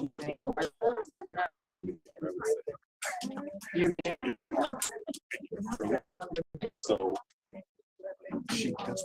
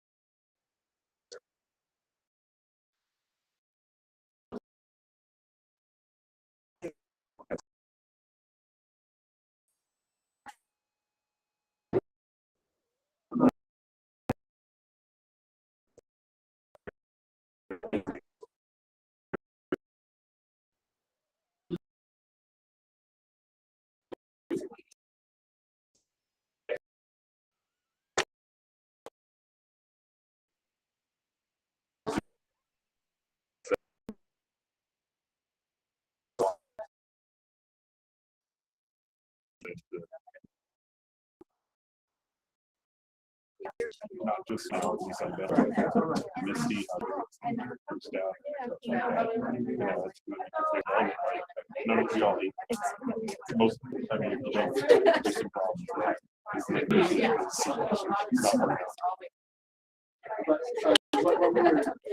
there was this stuff I love, so the idea is gotta be the best situation. That's what we're trying to do. Like, what's going on in California. So you see that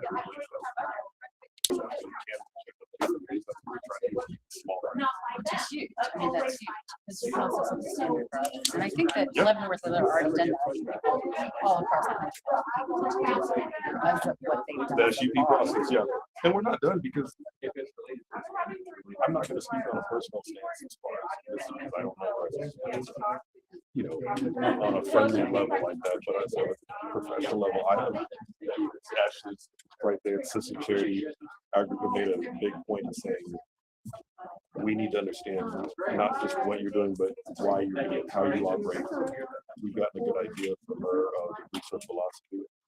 And as long as she does that, then, you know, I think that we can do some other course of facilities, not aware of them on a personal stance, but we can follow the track record. They're not even trying. So, Does she local? Is she from no, she's not from here. I don't remember. I think she's from up north somewhere. here? And so she moved here for this? I believe so. But she, I mean, she has all the years experience. I mean, she's been with Corsica. Yeah. So she has experience on that. Personally, as I said, I could complain. But if the warden that says, I don't really care, I'm not going to work with you at all, no matter what it says, we have to do our best to try to form that relationship as best we can. It's nobody has done this with Core Civic specifically, but across prisons, nobody does this either. Our group is specifically trying to, we're starting with Core Civic, but we're starting to try to do stuff with dancing, and try to push a decent amount of transparency and try to figure out how we can have a realist view and say, this is how things are right now, but we are not out of control. So. I mean, it's one of those things, you know, we can enforce our laws, but we also have to honor the guns of human decency and dignity, right? And that's, for me, like, we can argue all day over, you know, what outcome each of these individual bills should have as far as immigration and whatever. But that should be a hard line for everybody. And I cannot tell you, I go wherever I go, I don't know if you've heard of Core Civic in Leavenworth, but look what they did. Like, I am talking about you guys everywhere I go, because I think that it's huge what the city has been able to do, what the community has been able to do. And we're seeing it, you know, now with data centers and vision projects that they want to push through against the wishes of the towns. And it's not the same thing, but it gives you an example of how you can do it and what you can do. And so it's really huge. And it just like, I got chills right now just knowing that. I mean, it's truly amazing what they've done here. Using the They legal held it off for process. so long Yep. and gotten the oversight in place. I mean, it is really, it's a victory story. And I hope that I hope we see even more, even better, everything. I'd love to see it all perfect in the end. But it is a true story of victory. Yep. So that's really cool. We'll see. Still a lot of work to do. There's though. still a lot of work to to do. do, for Yeah. sure. Yeah. But this is huge, and it's really an honor to be here. I'm very excited about what you're doing. And I don't know whichever way my election goes, but I want to continue to be involved in. And can we exchange? We numbers? definitely can. I'll just shoot you a text my info. Tell me when you're ready. Sure, Daniel McIntosh. Okay, what's your number? Oh, Diamond. actually.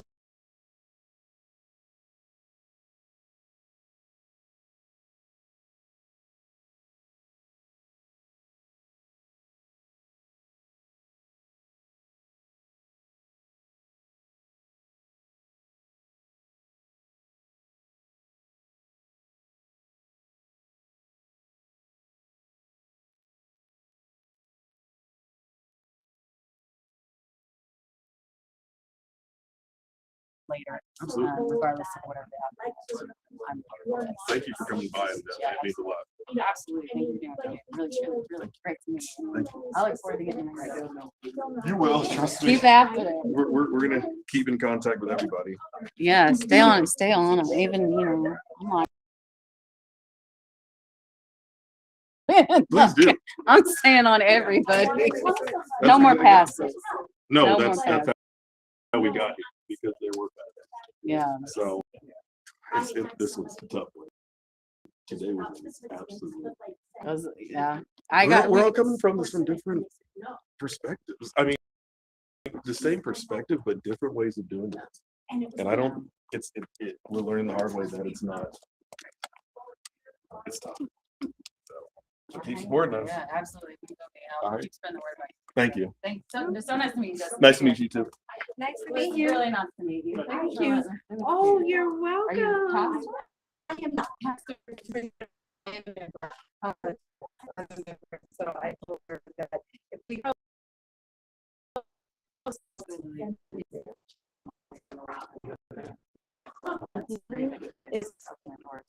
No, anything that we can do.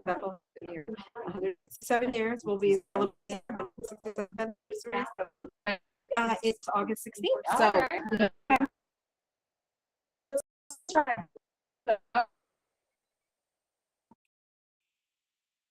How are you, man? To meet you.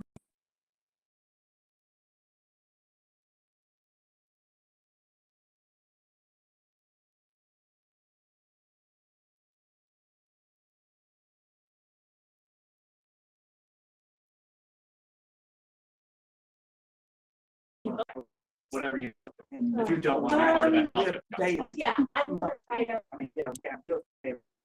quite visual things that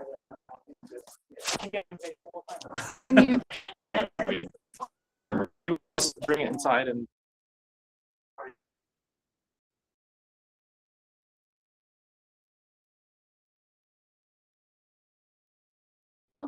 About what your group is doing. So I'm Daniel McIntosh, Community Response, and react to this issue. And a lot of times we're in contact with a lot of detainees and their families, and they give us issues, which we will frequently pass on to this board, and we try to make sure that the issues that they're bringing up are being taken care of and addressed in a way that actually deals with the problems. You guys are doing excellent work here. We're trying. There's a lot of work left to be done. What is your takeaway on this meeting? What do you think? It was about what I expected. Yeah. You know, what we frequently hear, and I mean frequently, with almost no exception, every single detainee who tells us a problem does not want to be identified in any way. they believe that they're going to be in there for a short time, whether or not that's true. They usually believe that they're going to be in there for such a short time that they'd rather keep their head down and find a way to survive the problems that they're having rather than risk any type of retaliation or publicity or anything like that. So almost every single time, that's what we hear. It's the only times that haven't been true are when detainees wanted to get deported faster. And so in those situations, they're okay with, okay, yeah, get money into the city so this problem can get looked into so I get it faster.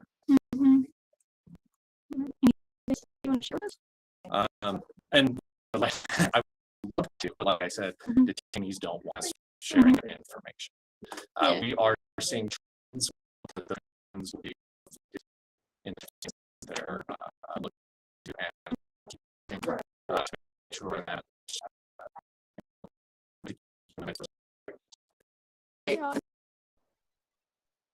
Nice.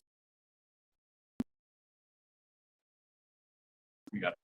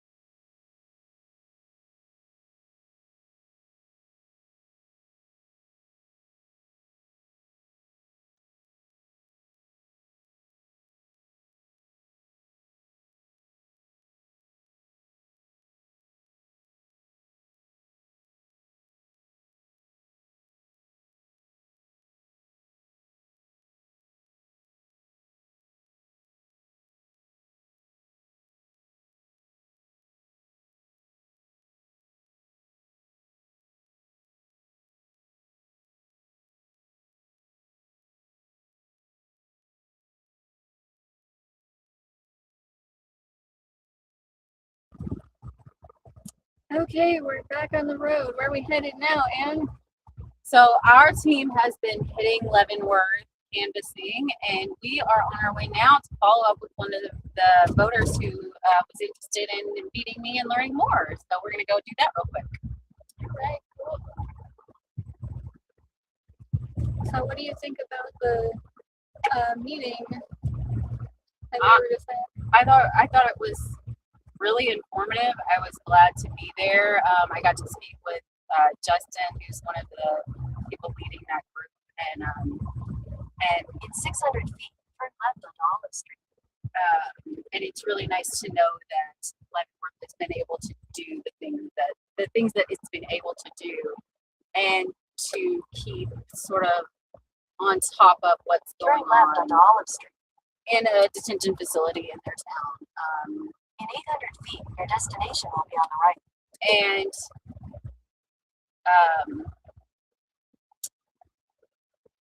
yeah, so I thought it was great. I look forward to coming again. I'm happy to know that this community organization exists, and they're, holding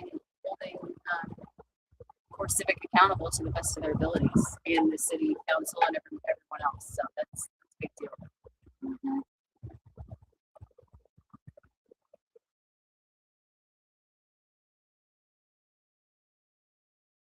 Is on the right. All right, looks like we're pulling up and meeting with our canvassers.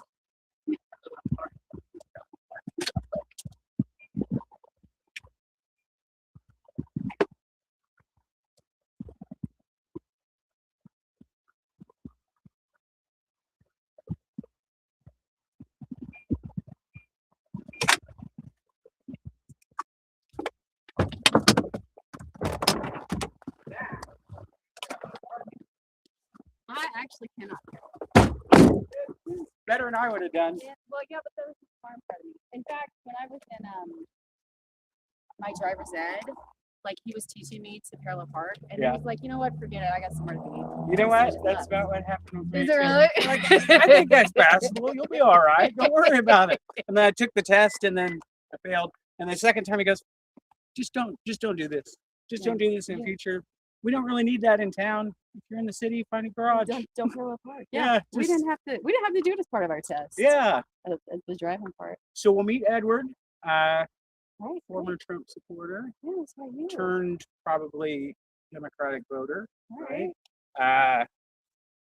Unhappy about gas prices, Yeah, as who's most of not? us in the working class are. Yeah. And also as a cemetery worker and lawn care specialist, I've got about 100 sugar bites already. Do you? Yeah, Oh. the little red bugs that.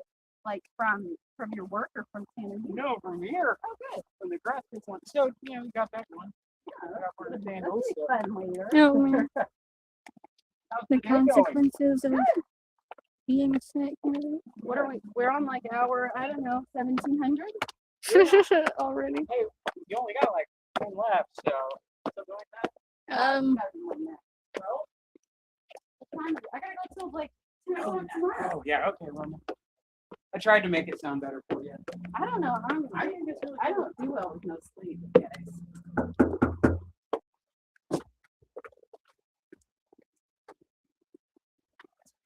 I was hoping that rain would cool down for us.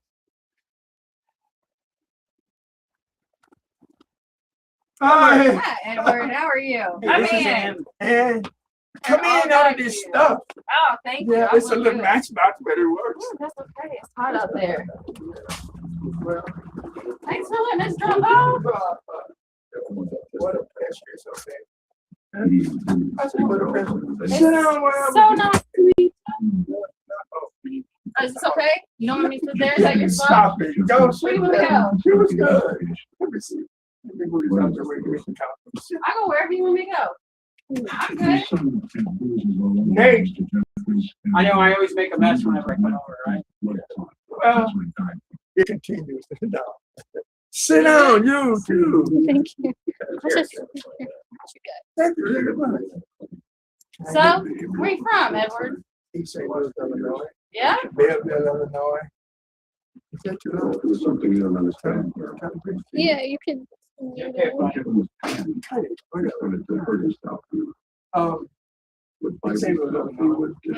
his head into the wall. Cardinals fan. Yeah.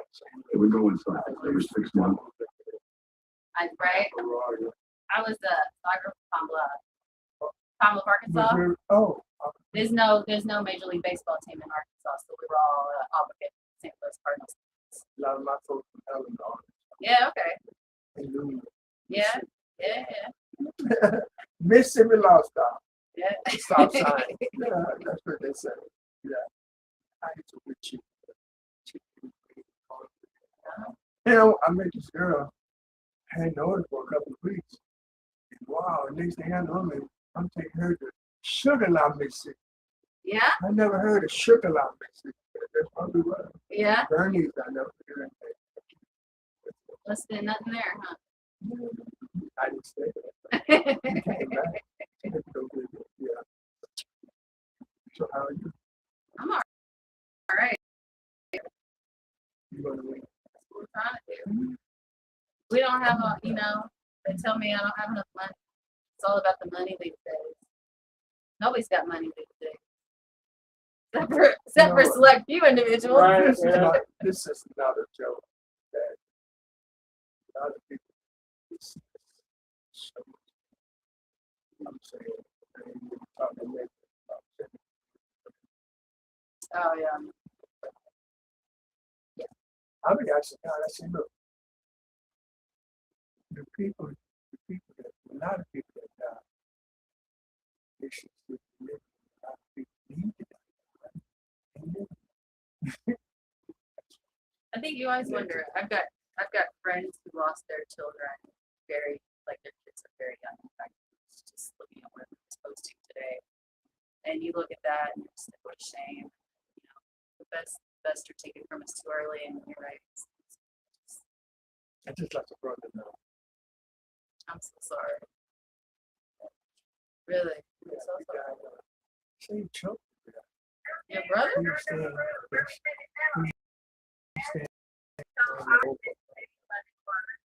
Yeah, they say choke. Looks like somebody's watching our stream now. He was in St. Louis, Missouri. That's right. He was 73. Do you have any other siblings? My sister, she's 76. And she's in, they have been her husband died 3 years ago. You guys close?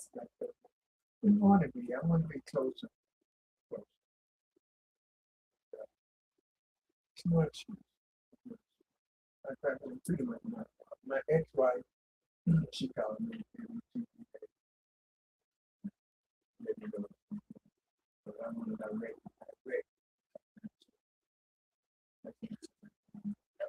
She said, "You don't know enough, but me and you had another baby." And I'm like, That's how I've got 2 older brothers. We lost our dad when I was 17, and then we were raised by grandma, and she passed away. And so that connection with the sibling, that's what we take.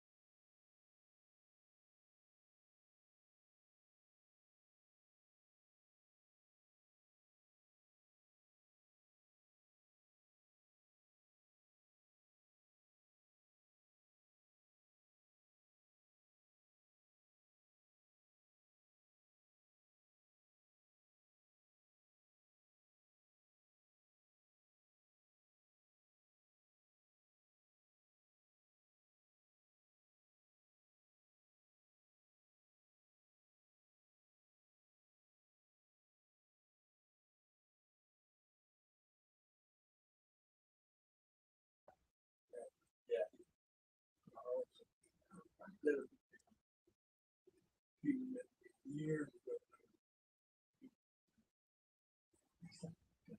Right now.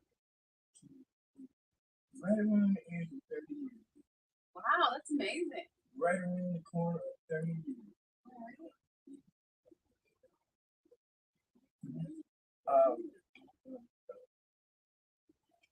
Nationality.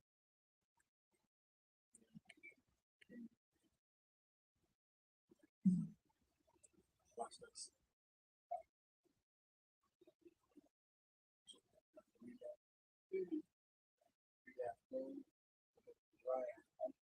Okay.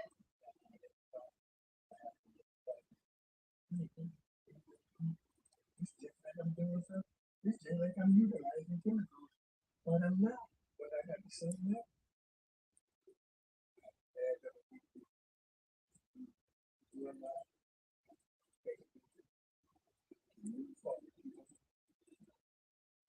That's the person I'm going to make a being if I say something.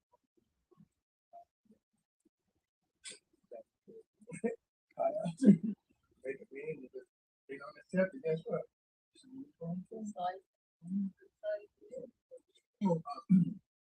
I used to, but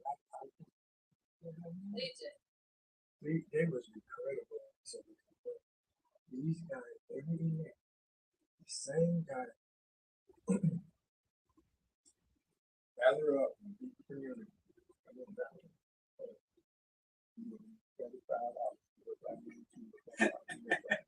I am so serious. And the moment that, and they promise you, for the cheese, but not for the line of cheese. Next, next, this happened for real. I witnessed that because I was involved in that. What time period was that?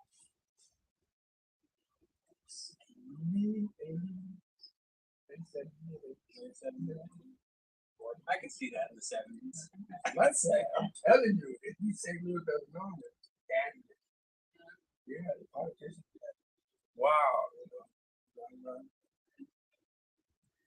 got some of that some places. Well, I'm noticing. yeah. More and more all the time. Yeah. That's right.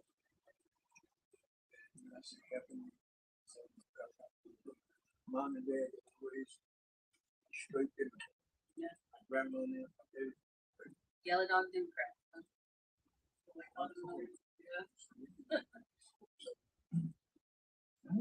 I love it. You know, when we kind of like, wow, there's so much money. That would be really better. I guess it. And so that.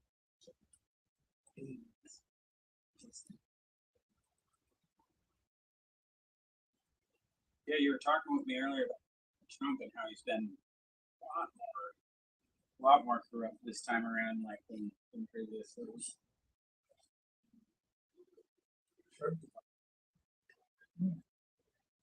First of all, you want to get rid of all the Hispanic police, and then they say to be voting.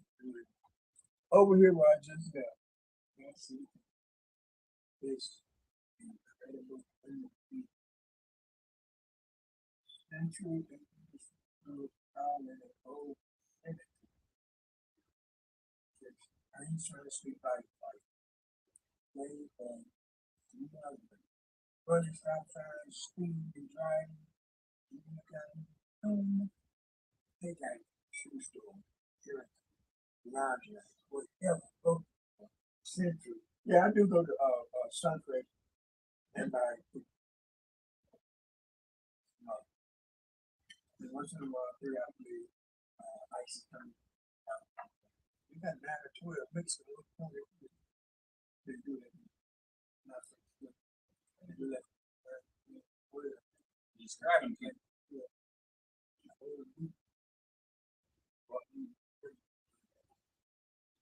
Whatever happened to the wall? They go under it. I don't know. It's so amazing. I think there's a lot of confusion about how the immigration system was working and how it, you utilized. I'm an immigration lawyer and I can't even tell you exactly everything that's on.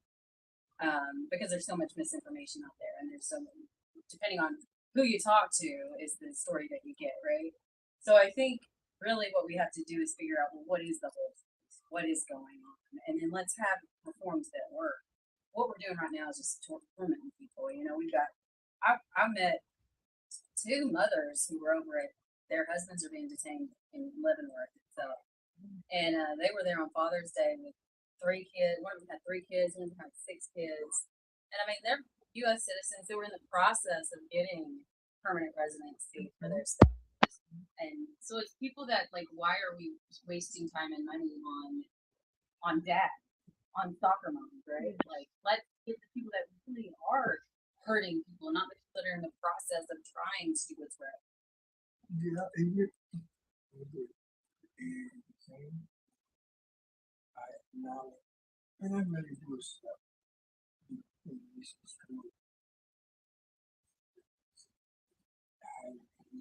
Like a lot of people,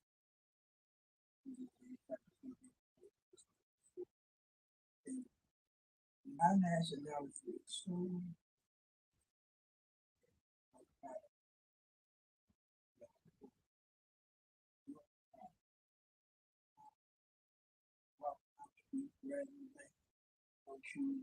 it makes you cry and then it makes you angry and it makes you like choose and go. There's something that is interesting. There's the underlying. We got to figure out why this is happening and what do we do about it. And I think part of it is people just see no path out of whatever they're stuck in, right? Like, used to be you could work 40 hours a week and put food on this table and have a home and all these things, right? Now it's just not reality for people. And I know, like, I just use young people as an example because they're the ones that I talk to a lot that they don't go and vote because they don't see that either side is going to do anything for them. And I keep telling people, if we don't give them something to vote for, if we don't give them a seat at the table, they're not gonna like. There's no reason for them to come out and vote. Nothing's ever going to be done to make their lives better. What's the point? And that's what so many of us are seeing right now is no matter who we vote for, nothing's ever improved. They just worry about their reelection. Are they going to win? That's all they seem to care about, these people up in DC. What their donors want. Like, if you can't donate to a politician these days, they're not going to talk to you. That's it. And I'll tell you this, so the guy that I'm running against, Roger Marshall, so that was my last straw with him was he had just had a retreat for his wealthy donors in Florida. It was 3 days. 3 days he spent with them. And we had been, so many people in Kansas had been trying to get in touch with him and ask him questions, and he would avoid us. But we found out that he was going to have a town hall, so a lot of us drove out to the town hall, and he left that 20 minutes early. He was supposed to be there for an hour and just left us because we weren't giving him money. We couldn't help him with something, right? What's his name? Robert Marshall. Roger Marshall. Roger.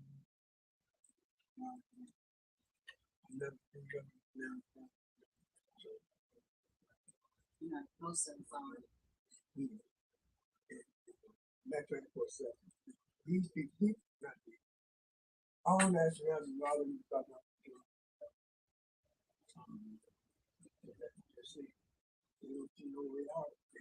some of them don't want to see no reality. Just got this man sitting up in the office. Terrible. I thought I liked him for a second.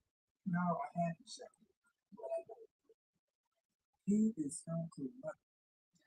This man is terrible. And if people open their eyes and wake up and see what he's trying to do and what he's wanted to do, he's really trying to be pregnant.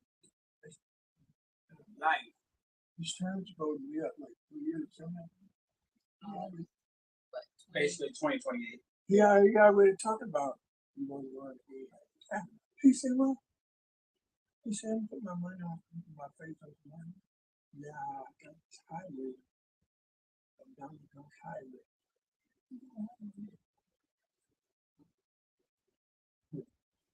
anytime somebody wants their face and their name out like that, and they want to be on, they want homages paid to them. Like you have to question the motivation, right? Like normal people don't want that. Most of us are just like, we're content, you know? It's it's like a dark bean on everything. It's like, what do you Yeah, do? You try to yeah. mark everything.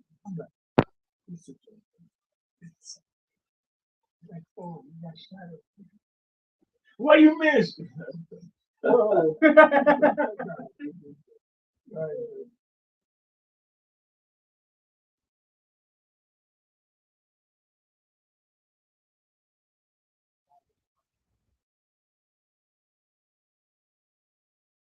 gotta learn that they're supposed to be coming up with this kind of opinion, not put it out. If I'm not so afraid to put, don't vote for this.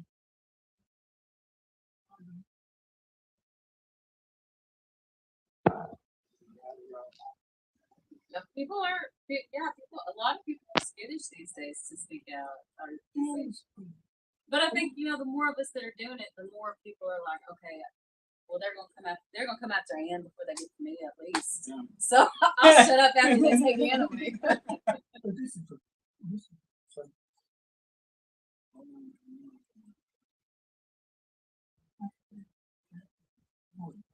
do it.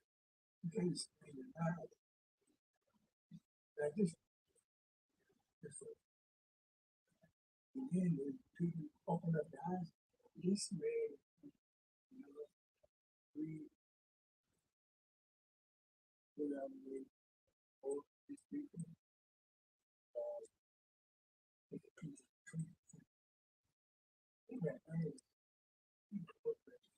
all his life, and how you gonna do that? They're relying on it.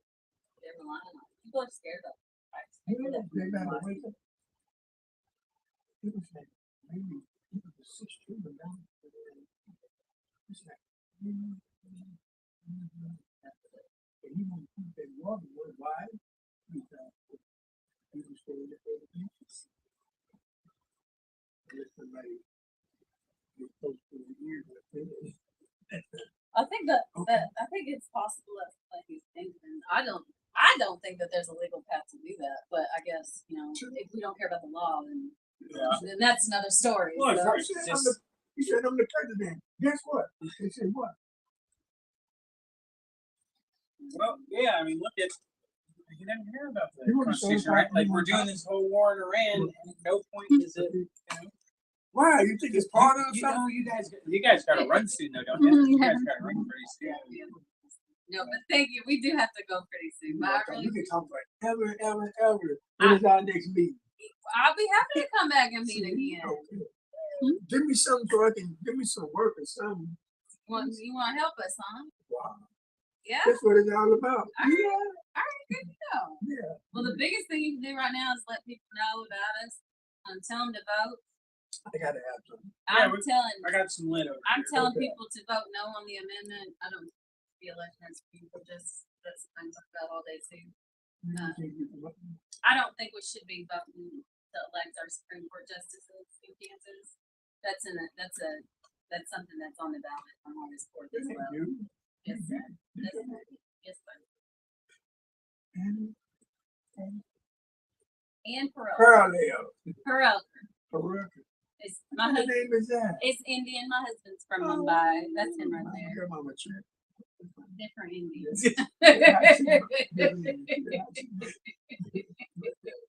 You just welcome to back politics. Well, I appreciate it. Yeah. I appreciate you being willing to, reconsider, your positions on things once you learn more information about a person. I think that's huge. We all have to do that. I've had to do it because I was team vote blue no matter who for a long time, and then I was like, wait a minute, y'all pulling some stuff too. So we got to get back to voting for the person over this party nonsense. Yes, sir. President Biden. I thought it was fairly well. Some stuff. They might do some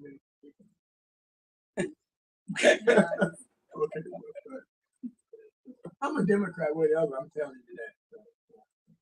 They mad at it because you left all that.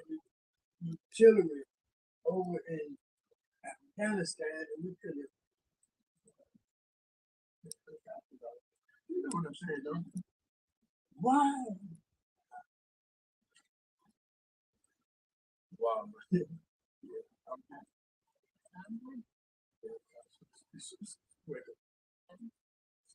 And I think that people are starting to come together and realize. And the ones that legal go, I hope they go. Because they already see that you get a $2-3 job. You know, some people work for $5, if I have to, I will too. It's bad. It's about that.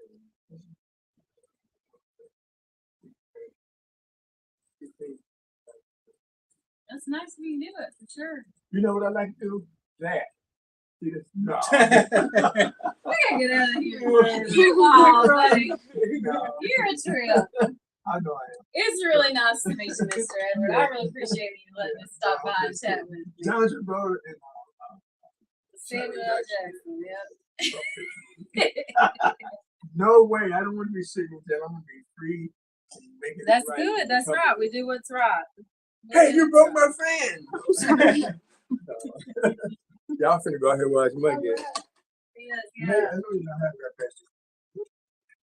You know how? Okay. There we go. You're good. It's a different thing. Well, y'all. They Y'all fix your light, huh? Y'all come fix his light. You still on the live stream? Oh, wait, I'll leave the other one on the card. All right, you take care of yourself, all right? I will. We'll see each other again sometime, I'm sure. You too. Yeah, you too. Would you like a yard sign? Oh. Yeah, give me a yard Yeah, sign. you What want you yard talking sign? about? Yeah. Can I put it in there? Absolutely.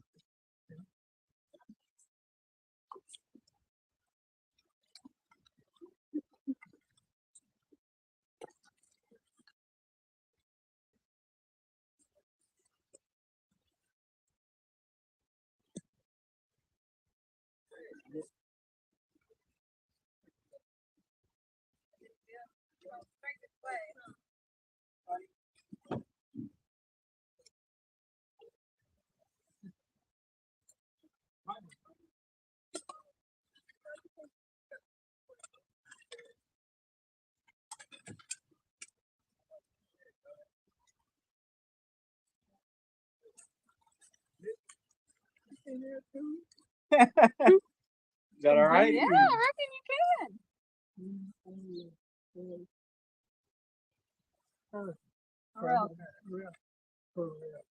So my husband, so if you're from Mumbai, no, they call him Mumbaikar. Oh, gotta get the water. No, well, He's does got that. the yard sign straight. But the current part is like the people from Mumbai, they call them Mumbaikars. Mumbai. And so his ancestral land is Parel. So he's Parel Gurk. But he says I should explain it like, you know, the singer Pharrell. No. I'll probably do her. That Happy, there's a song called Happy. Not all happy day. No. Well, all right, Mr. Edwards. Thank you, sir. This was really nice. And thanks for putting the signs Oh, up. it's on the That's front of really the bag. nice. Oh, here we go. Check that out too. Vote no on August 4th for me. I mean, look into it and decide for yourself, but that's what I'm encouraging people to do. Where's the people? It's This, an amendment. yeah, this is an amendment to the Constitution. They want to. Vote no. Yes, sir. Straight no. That's what I'm saying. Sorry, guys. He can explain it. He can explain it all to Yeah, I'll you. explain it. All righty. No, I'm guiding you. You gonna, are you gonna walk me to the? Oh, that's so. What a gentleman! Thank you. I'm gonna go around this way. What's funny?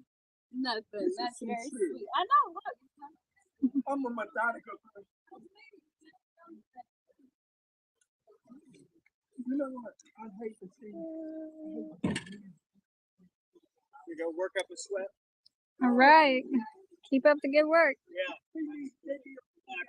Drive careful. Maybe. You can't do that.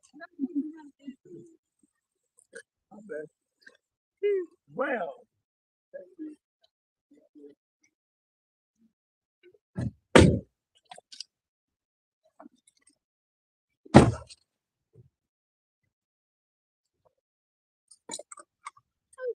Yes, it was.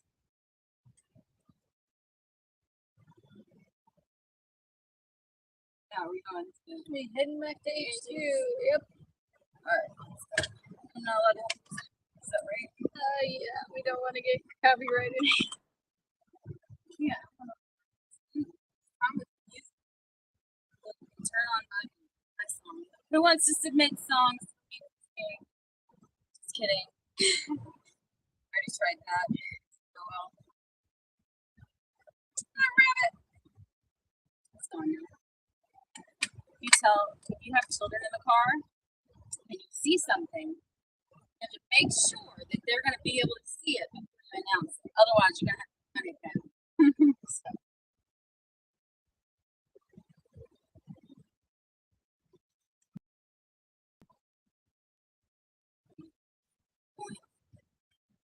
Let's get a map on.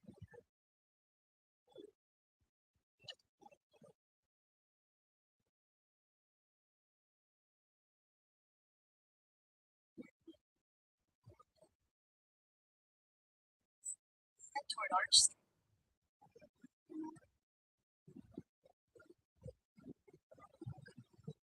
Turn right on Arch Street. Flowers.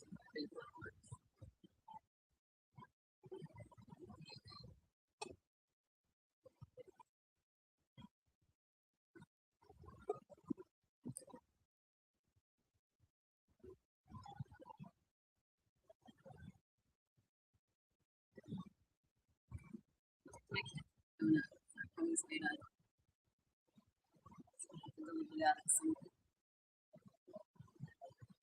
but now we got what we got calls starting soon, huh? Yeah. It's exciting, getting to the exciting part. Mm-hmm. On video right now. Yes.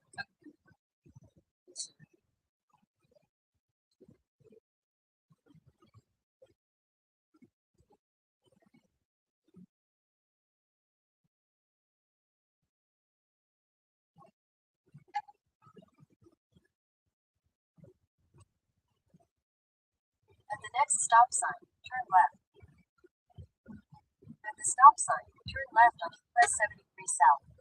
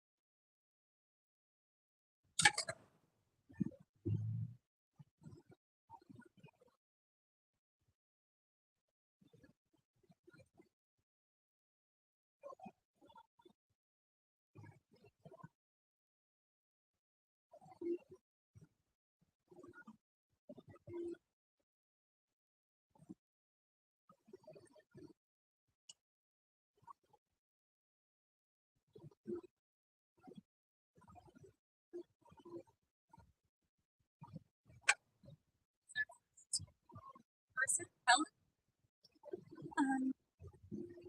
That's a good At the question. next light, turn left. We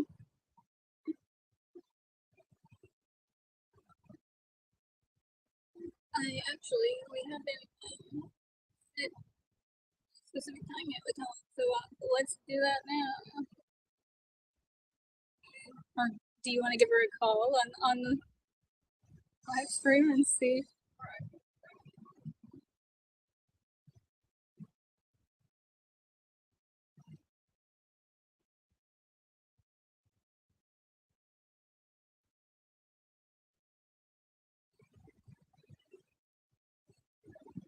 At the light, left, 5 seconds.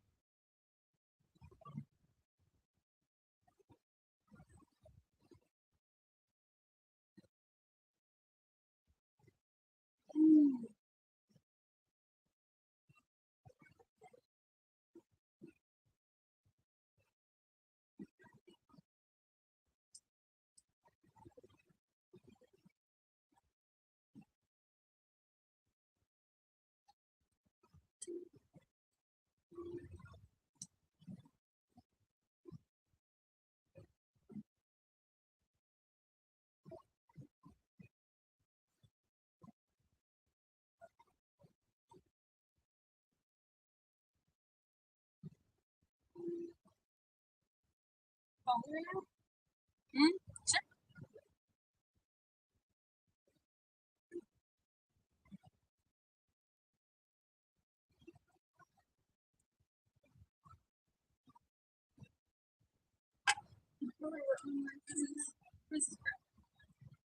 Oh, well, look, we're driving by Core Civic. Is there not a lot of individuals anymore? Yeah, maybe. Your call has been forwarded to voicemail.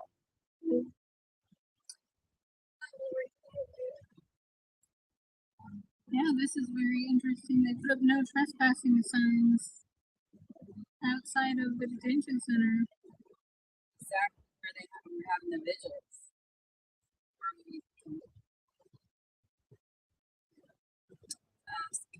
They're still able to do the vigils now.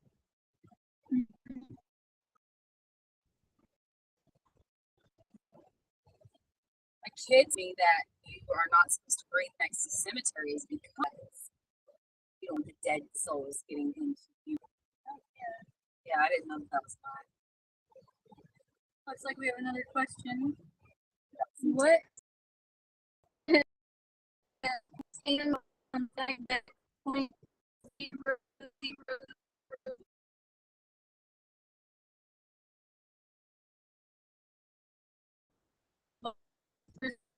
population? Well, I think to that extent is it was never contemplated by the people of this country, and you know what, if it was, they were wrong. No reason to be supporting the world's resources.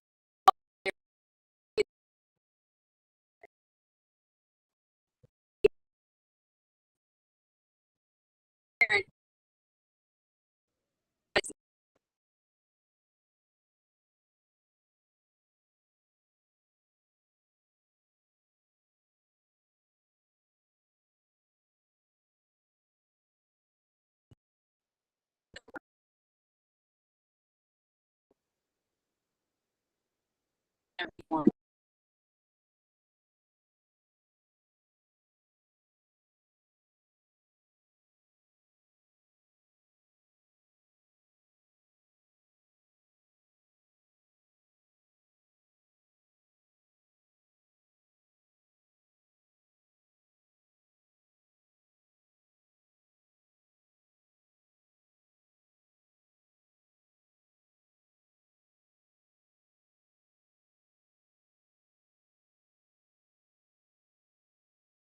right? They had to go after these mega corporations and bust up the monopolies, and we're going to have to do it again.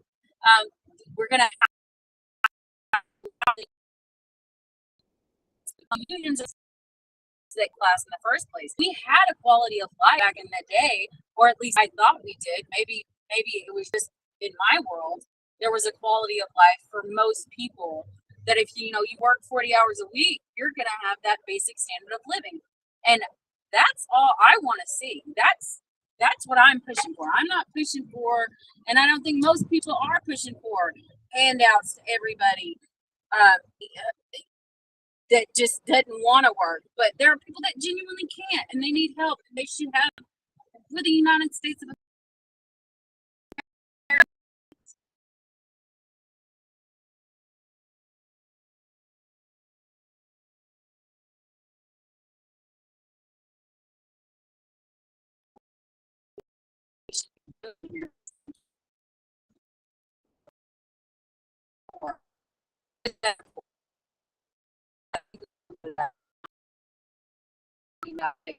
I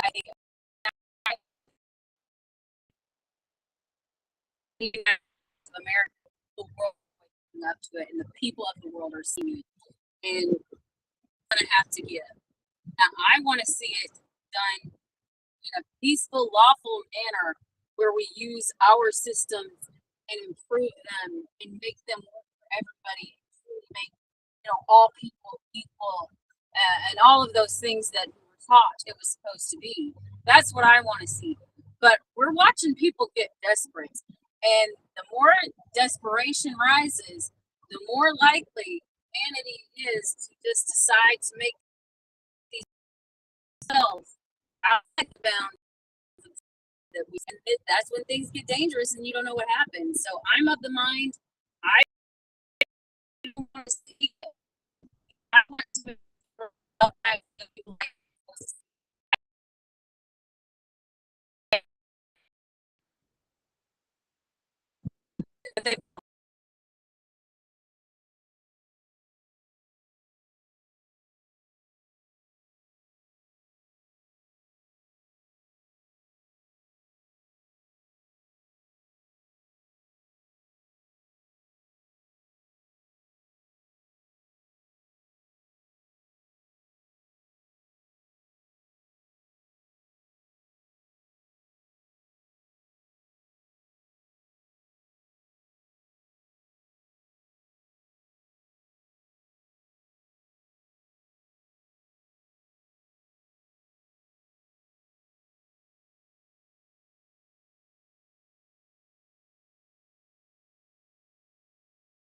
don't know, but that's why.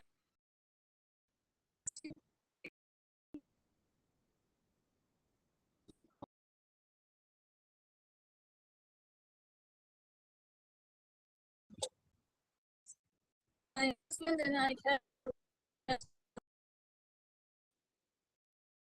decide so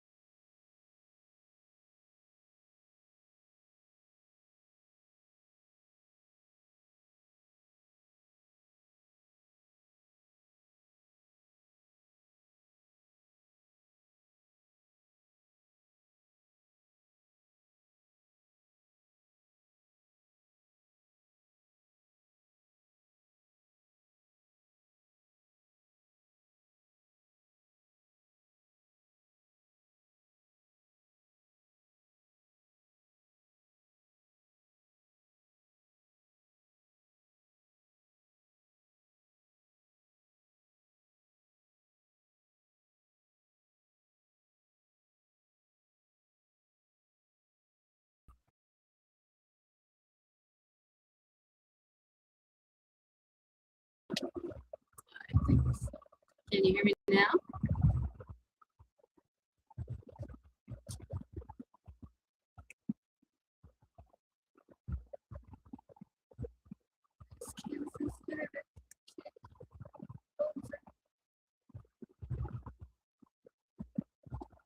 Any broadband, right? I don't know if that would help this problem.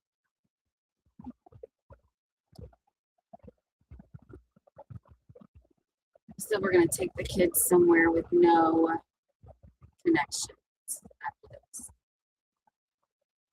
and unplug.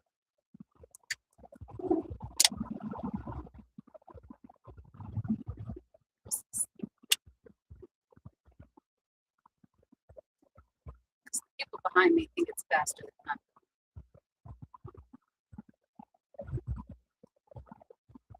And it's not. Oh, that's so nice. Thank you, Edward.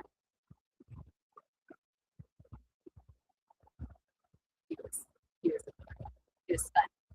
I like him. He's scared.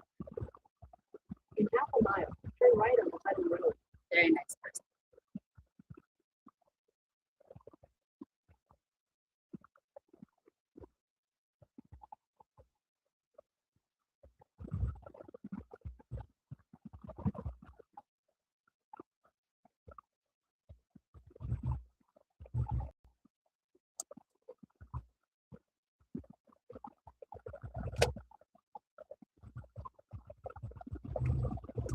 Turn right on the Hutton Road.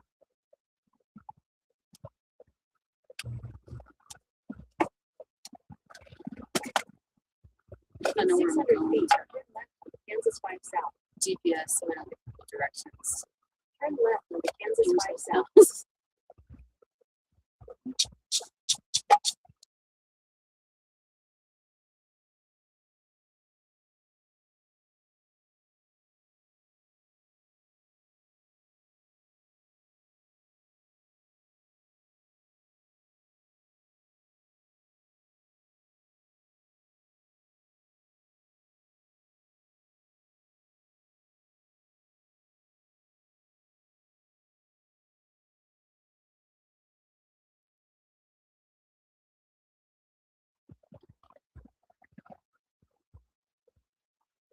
Slight right onto the I-435 South Road, then merge onto I-435 South.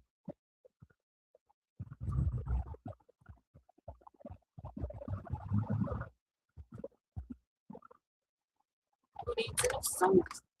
Oh.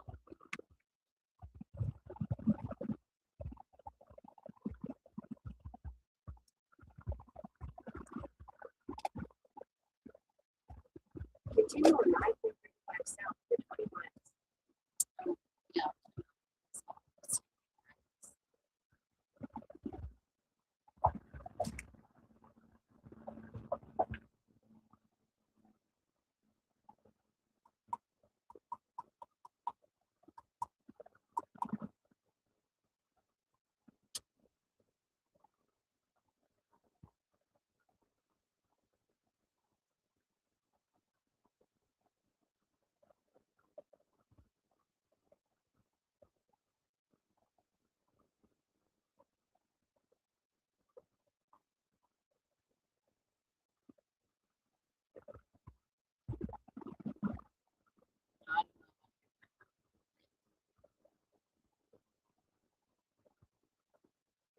I could get home. I could get to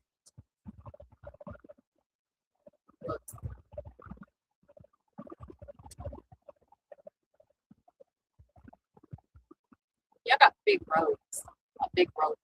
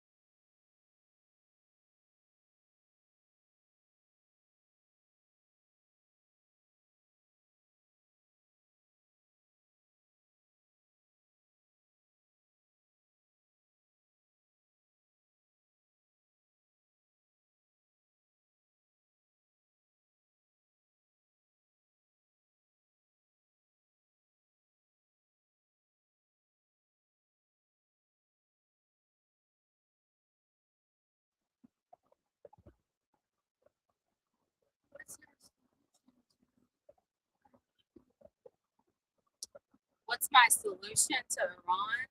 I think we're gonna have to figure out how we can get out of there in the best, safest way possible. I don't know what the solution is there.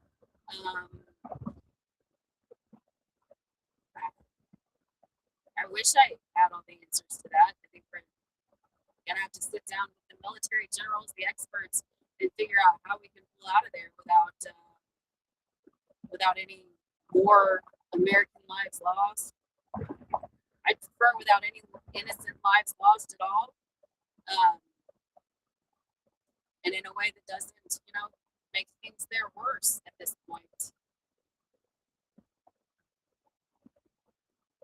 What's your solution? Any ideas?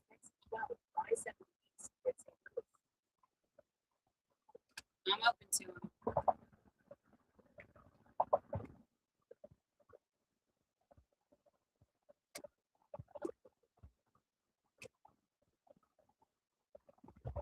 Use the right two lanes to take exit 12. Then use any lane to take I-70 eastbound to St. Louis.